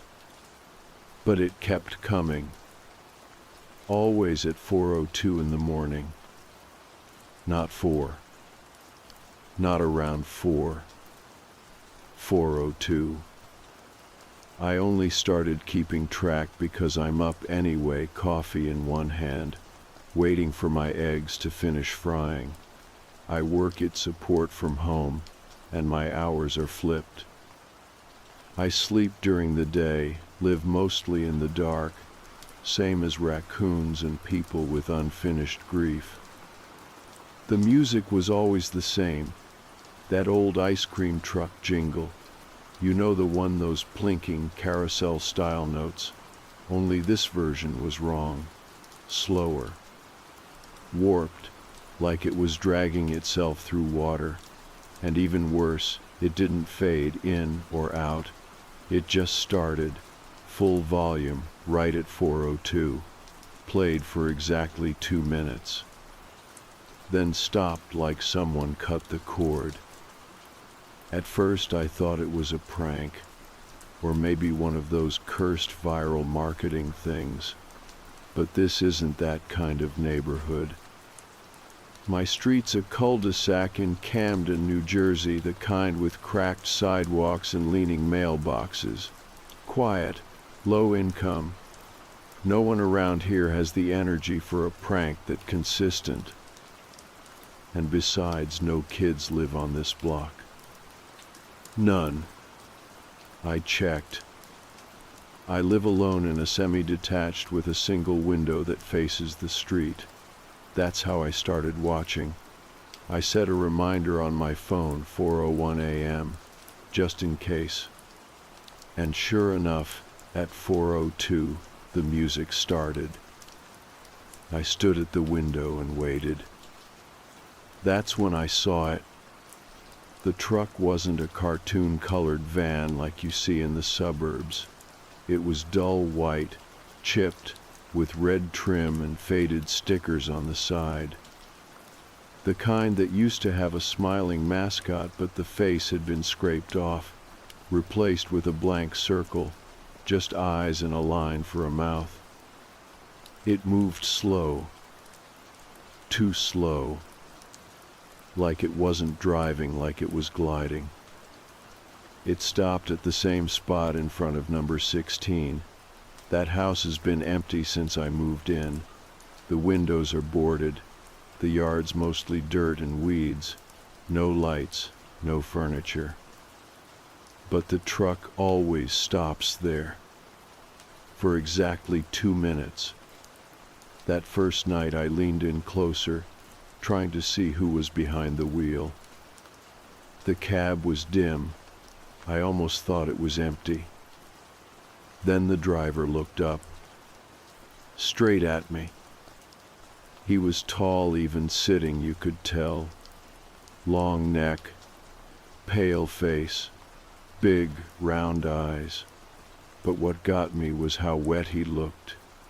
His skin was shiny, like plastic under rain. His lips were too red. And he didn't blink, just stared. Right into the window, right into me. The music ended.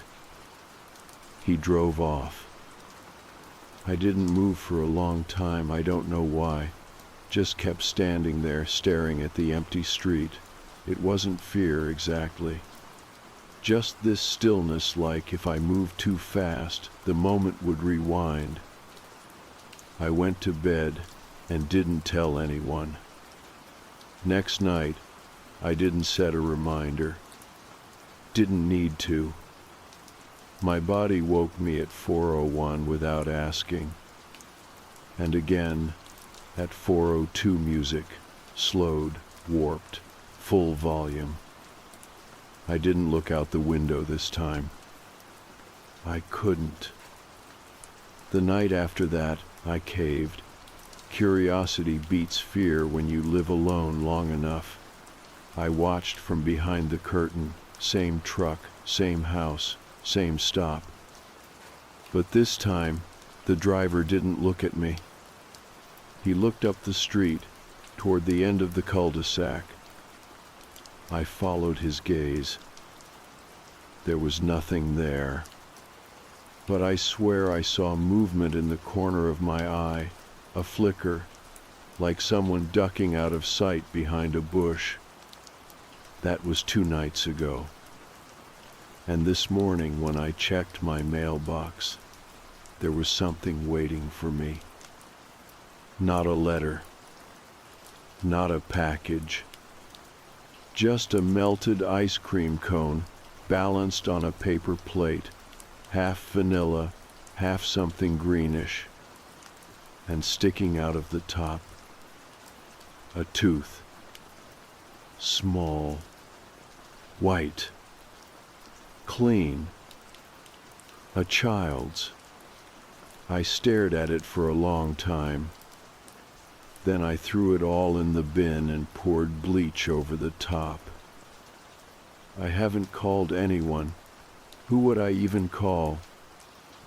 There's no license plate. No one else is awake at 4 in the morning. The truck doesn't come at normal hours.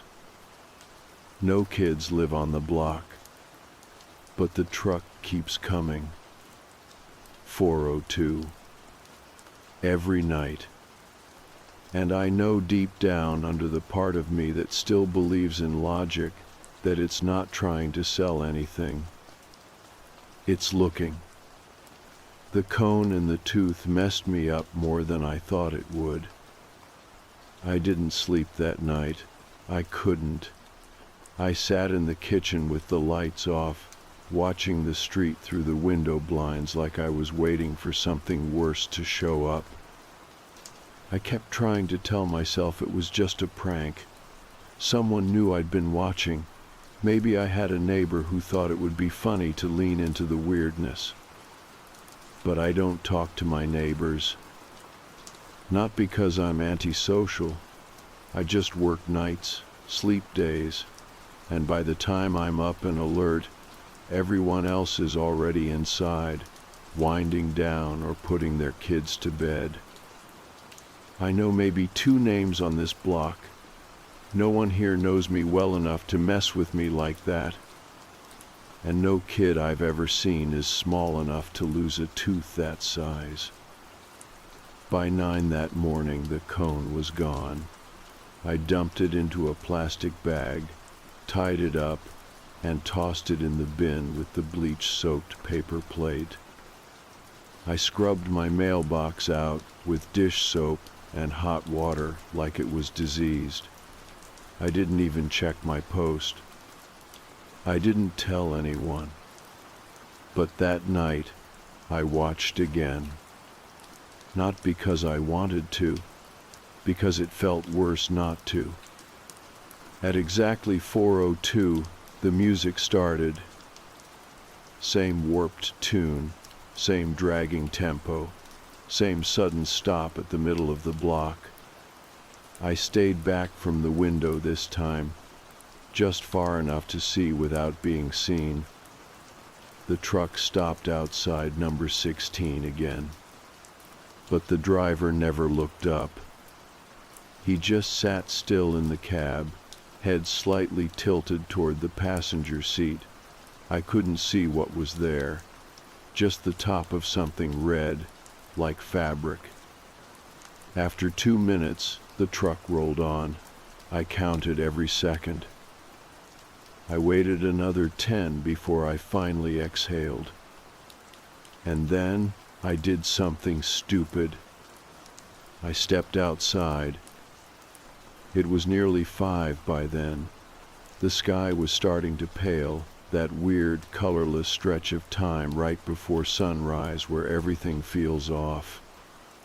The pavement was cold under my bare feet, but I didn't notice it until later. I walked slowly toward number 16.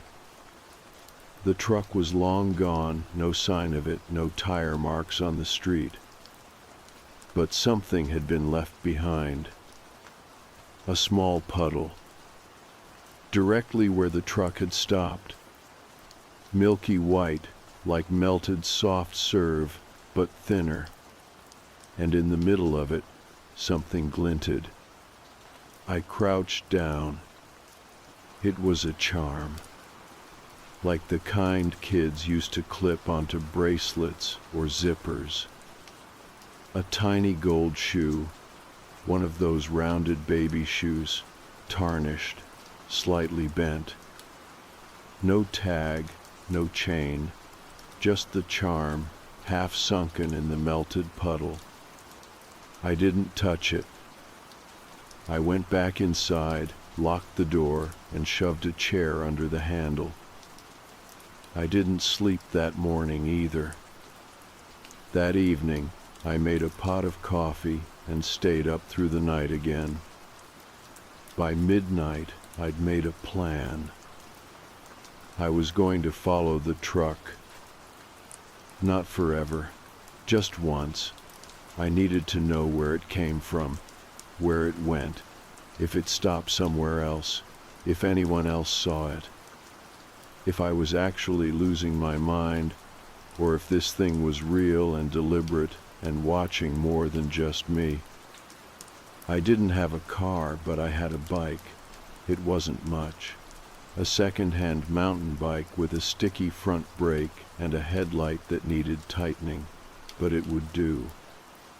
I put on a hoodie and dark jeans, no reflectors. I kept the phone on silent in my back pocket. At 3:58, I wheeled the bike out the back door and walked it around the side, keeping to the shadows. At 4:02 exactly, the music began. I waited until the truck passed my house. Same slow crawl. Same low mechanical hum under the music. I hopped on the bike and followed, keeping a half block back. The truck didn't speed up, didn't turn around, didn't make any sound besides the music.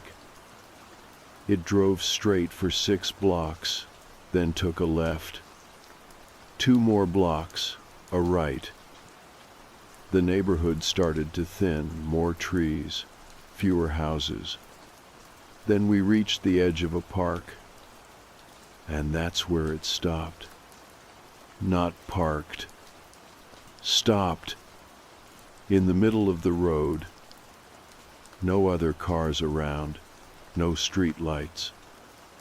I pulled into the mouth of an alley, hiding behind a dumpster, watching. The music stopped. The engine didn't.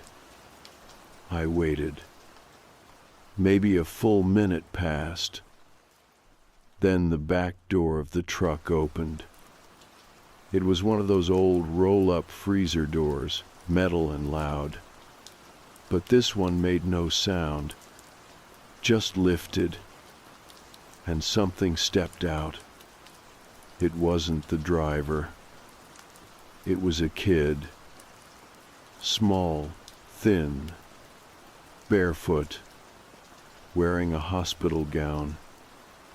He looked straight ahead, not left or right, and walked slowly to the sidewalk. He sat down under the street sign, folded his knees up to his chest, and waited. The truck didn't move. Neither of them did. I couldn't breathe. My chest felt locked. I wasn't scared like before. It was something else. Like I'd stepped into a dream that was about to become a nightmare, but hadn't fully turned yet. I checked my phone. 4:07. Then I looked back up. The boy was gone. So was the truck. The road was empty. No sound. No light. Nothing. I didn't talk to anyone the next day. I didn't go online. I didn't even open the blinds. I just sat in my living room with my coffee going cold beside me, and my hands in fists so tight my nails left marks. I kept running it over in my head, trying to force some kind of order into it. I had seen the truck. I had followed it. I had seen the back open. I had seen a kid walk out. Then the truck and the boy both disappeared in under 60 seconds. There was no sound, no smoke, no turn, no screech of tires. It was just gone. And I knew with a sinking clarity that I hadn't imagined it. It hadn't felt like a dream. Dreams never carry that much weight in your chest afterward. You do not wake up with your palms sweating unless you were awake the whole time. By the evening, I knew I had to go further than just watching it. I had to find out if this thing had happened before, if anyone else had seen it. I wasn't going to post online. I had done that before with weird stuff, and it always turned into people asking if I was high or playing a joke. This time I wanted something real, so I started with the most boring and reliable place I could think of. I walked to the public library. It was half empty when I got there. A few people at tables, a teenager charging their phone near the front. The librarian gave me a look like she wasn't sure if I was lost or about to ask her a question she didn't want to answer. I nodded politely and went to the old microfilm machine in the back. They still had local newspapers archived on microfilm going back to the 1970s. I wasn't even sure what I was looking for. Accidents, maybe. Unexplained disappearances. Anything involving an ice cream truck. I narrowed it down to the summer months first, then started skimming headlines year by year. Nothing jumped out at first. But then, under the August 1983 section, one headline caught my eye. Boy missing after leaving home late at night. No photo, just a few paragraphs. The kid's name was Michael Reyes. He was 7 years old, lived 3 blocks from where I live now. His mother said she had fallen asleep on the couch and woke up to find the front door open. She told police she remembered hearing a melody outside around 4 in the morning, but could not say for sure what it was. The police found no signs of forced entry. No witnesses saw anything. Michael was never found. I searched his name. Nothing else came up. No anniversary pieces. No follow-up interviews. It was like he had been forgotten entirely. I kept digging. 1987. Another boy. Same neighborhood. Also disappeared between 3 and 5 in the morning. Parents asleep. No signs of struggle. 1994. Different part of Camden, but still close. Girl, 10 years old. Gone without explanation. House locked. Neighbors reported hearing strange music earlier that night. I sat back from the machine and rubbed my eyes. I was getting tunnel vision, but the pattern was impossible to ignore. Every 4 or 5 years, always in the summer, always in the early morning, always involving children who disappeared without a trace.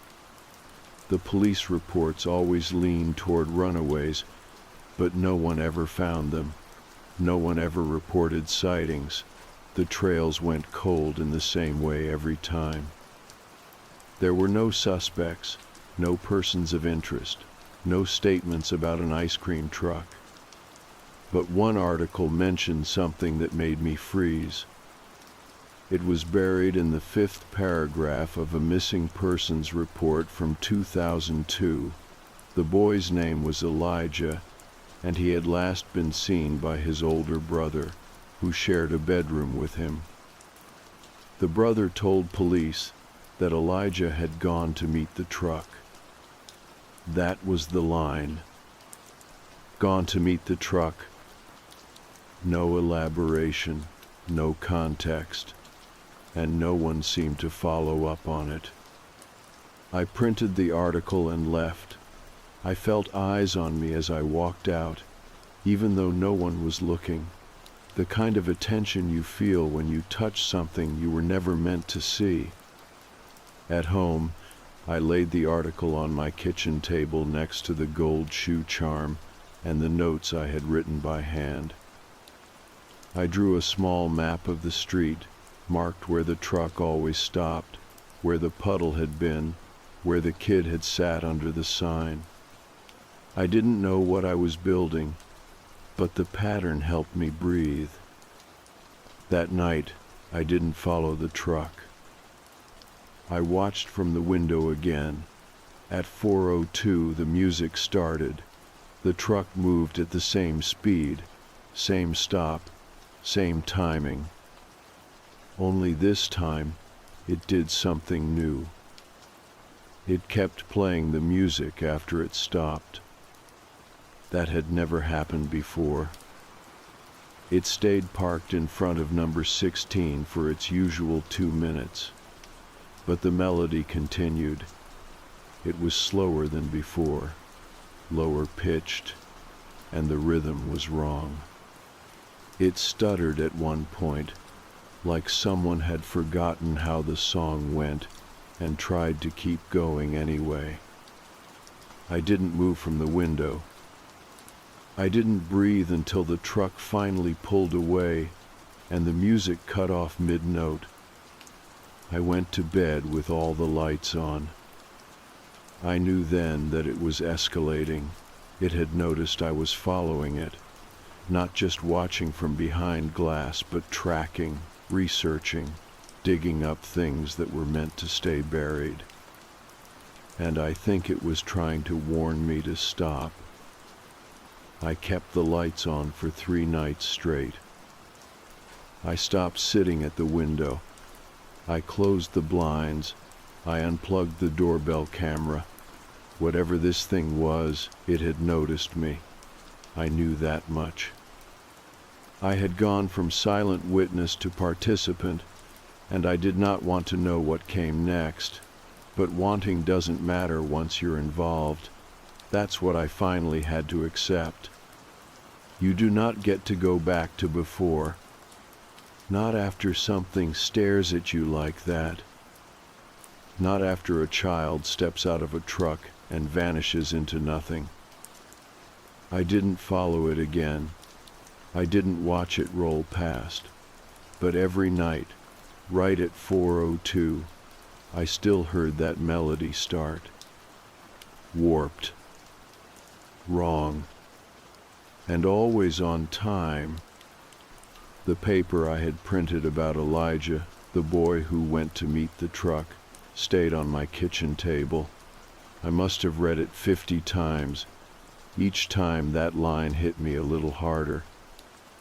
Not because it was eerie, because it felt casual, like no one thought to ask what truck he meant. I started to wonder if someone had. But maybe that part had been left out. I called the Camden Records office the next day. I told them I was researching older missing persons cases for a local piece. Not a lie, really, just not a published one. I asked if there were any family members still listed as contacts in the Elijah Reynolds file. The woman on the phone was helpful in that tired way people are when they have no reason not to be. She confirmed there had been an older sibling, Daniel Reynolds. He would be in his mid-30s now. I asked if there was a number. She couldn't give me that. But she gave me the address he had on file from 3 years ago. It was in Pennsauken, not far. I drove over that afternoon. The house was a narrow row home with peeling blue paint and a porch that leaned like it had given up. There was a car out front, rusted but intact. I knocked and waited. I didn't expect anyone to answer. But someone did. The man who opened the door was maybe late 30s, heavy-set, worn around the eyes. He looked like someone who had seen more than his share of quiet. I told him my name, told him I was asking about Elijah. His expression didn't change. He stepped aside and let me in without a word. The living room was dark. The blinds were closed. The TV was on mute, playing static. He sat in a chair without turning the screen off. I stayed standing. I read about what happened to your brother, I said.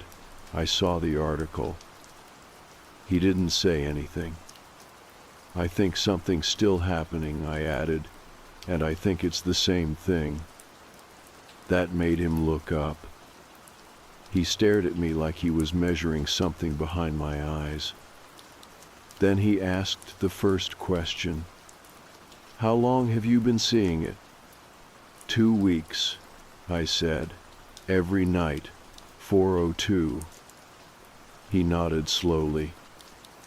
Then he said, "Do you hear it in your sleep?"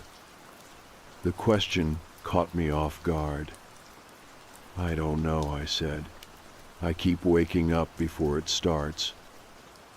"That's how it begins." He leaned forward. "You start by hearing it outside, then you start hearing it in dreams, then you stop knowing which is which." "What is it?" I asked. He looked down at his hands. "I don't think it's a truck," he said. "I think it wears the shape of one, because that's what kids trust. The sound, the song. It's not for us. It was never for us." "But why show up to me? I'm not a kid." He gave a slow shake of his head.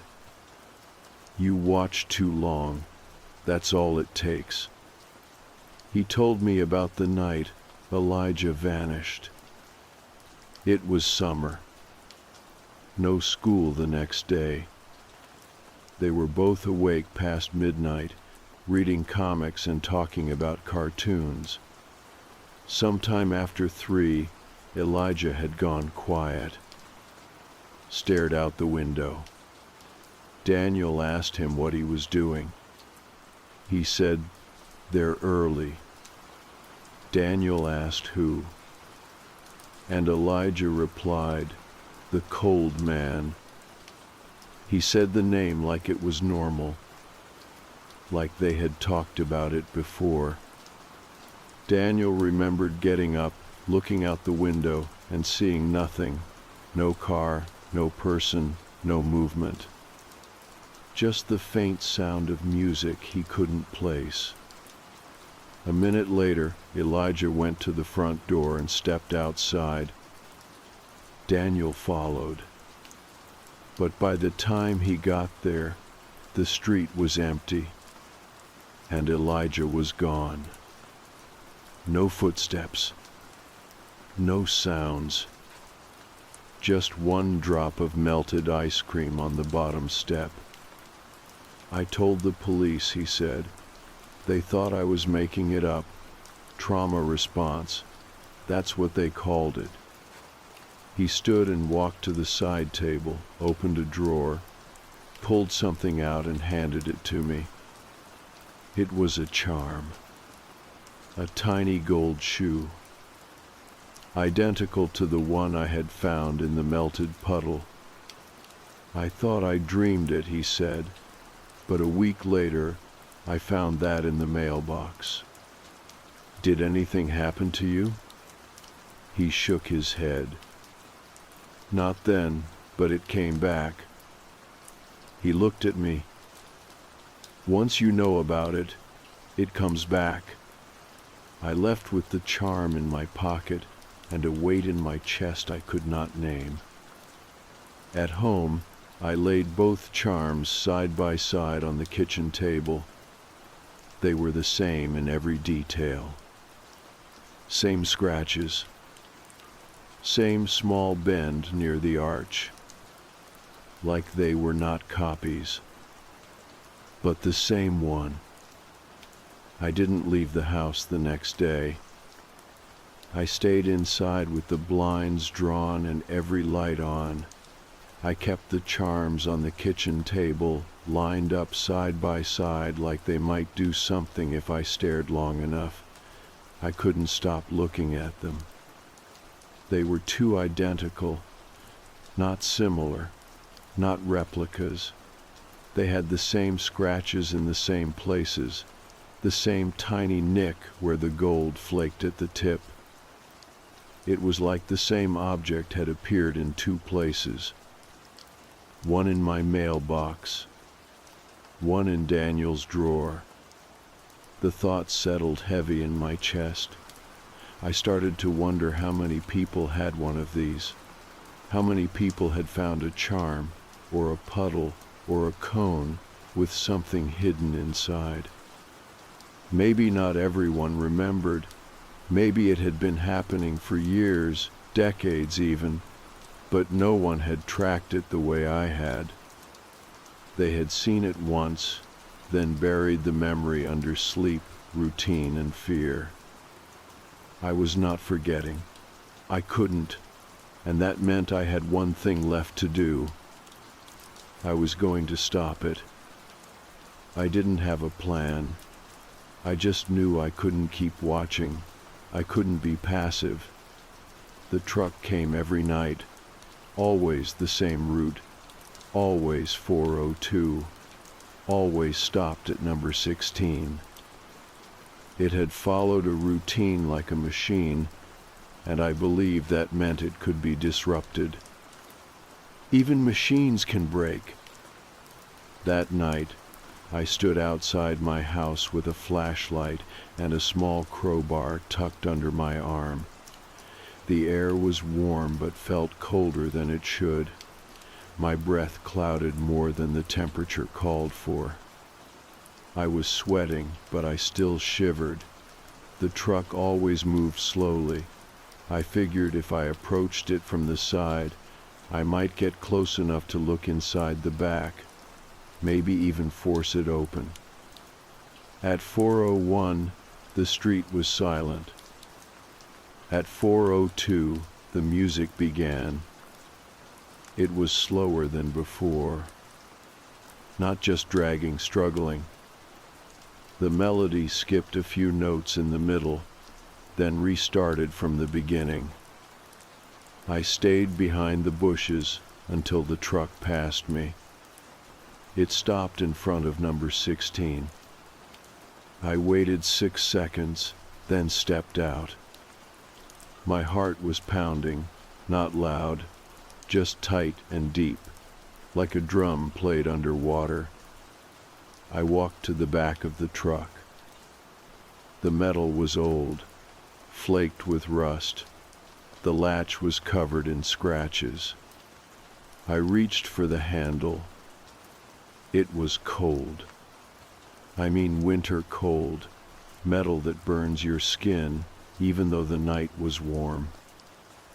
I gritted my teeth and pulled. It moved easily. The door rolled up smoother than I expected. Inside, the floor was clean, empty, no coolers, no product, no freezers. Just a square metal room. The walls were lined with hooks, dozens of them, and on every hook something hung. Shoes, small ones, baby shoes, toddler sneakers, slippers. A few still had name tags. I stepped back. My body wanted to run, but my feet didn't follow. I heard the driver's door open. Slowly. Then a sound like wet plastic shifting.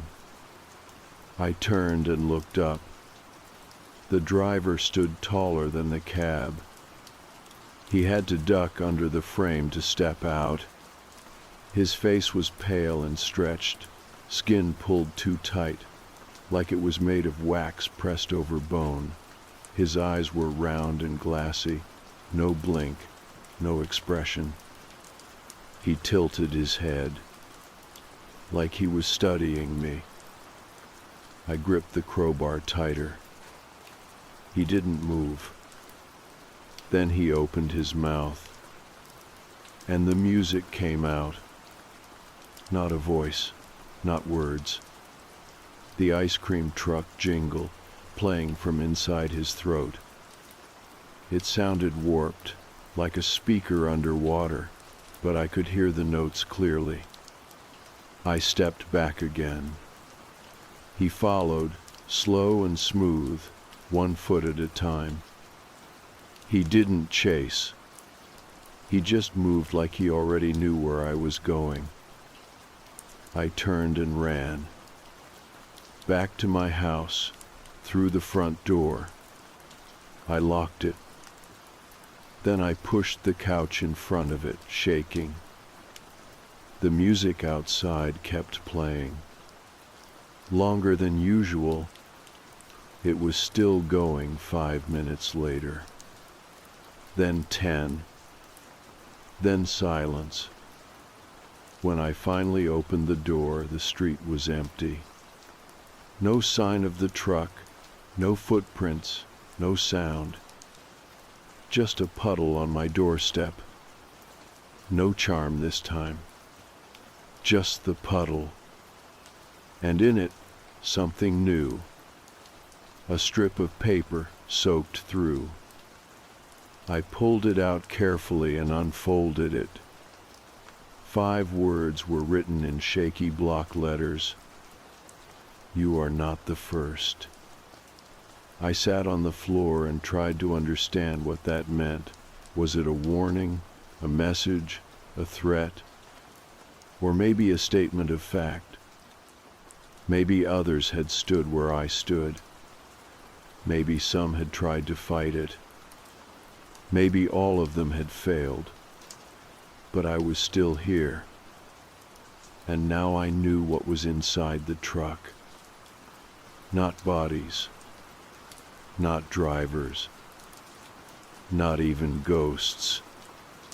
Just absence. Just tokens. Each one left behind like a receipt. A record of something taken.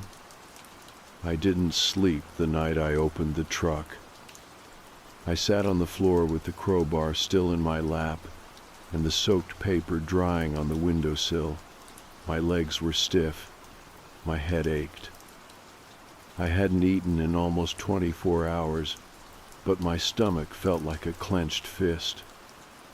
You are not the first. That line played over and over in my mind like the warped melody from the truck. There was no part of me that doubted it anymore. This thing had been around a long time, too long for anyone to fully track. But someone else had tried, maybe more than one person, maybe many, and they had all failed. But I had not disappeared. I had come back. That had to count for something. I took the charms the next morning and drove to Daniel's place. He let me in without asking anything. He looked worse than before, pale, tired, like someone who had been waiting for a knock on the door that finally came. I laid the 2 charms on his kitchen table and added the paper. He read it in silence. Then he poured 2 glasses of water and sat across from me. Do you think it can be stopped? I asked. He didn't answer right away. Then he said, No, I think it feeds on the attention, the pattern, the watching. That's why it plays the music. It wants you to look. It wants to be seen. So what happens if no one looks? He shrugged.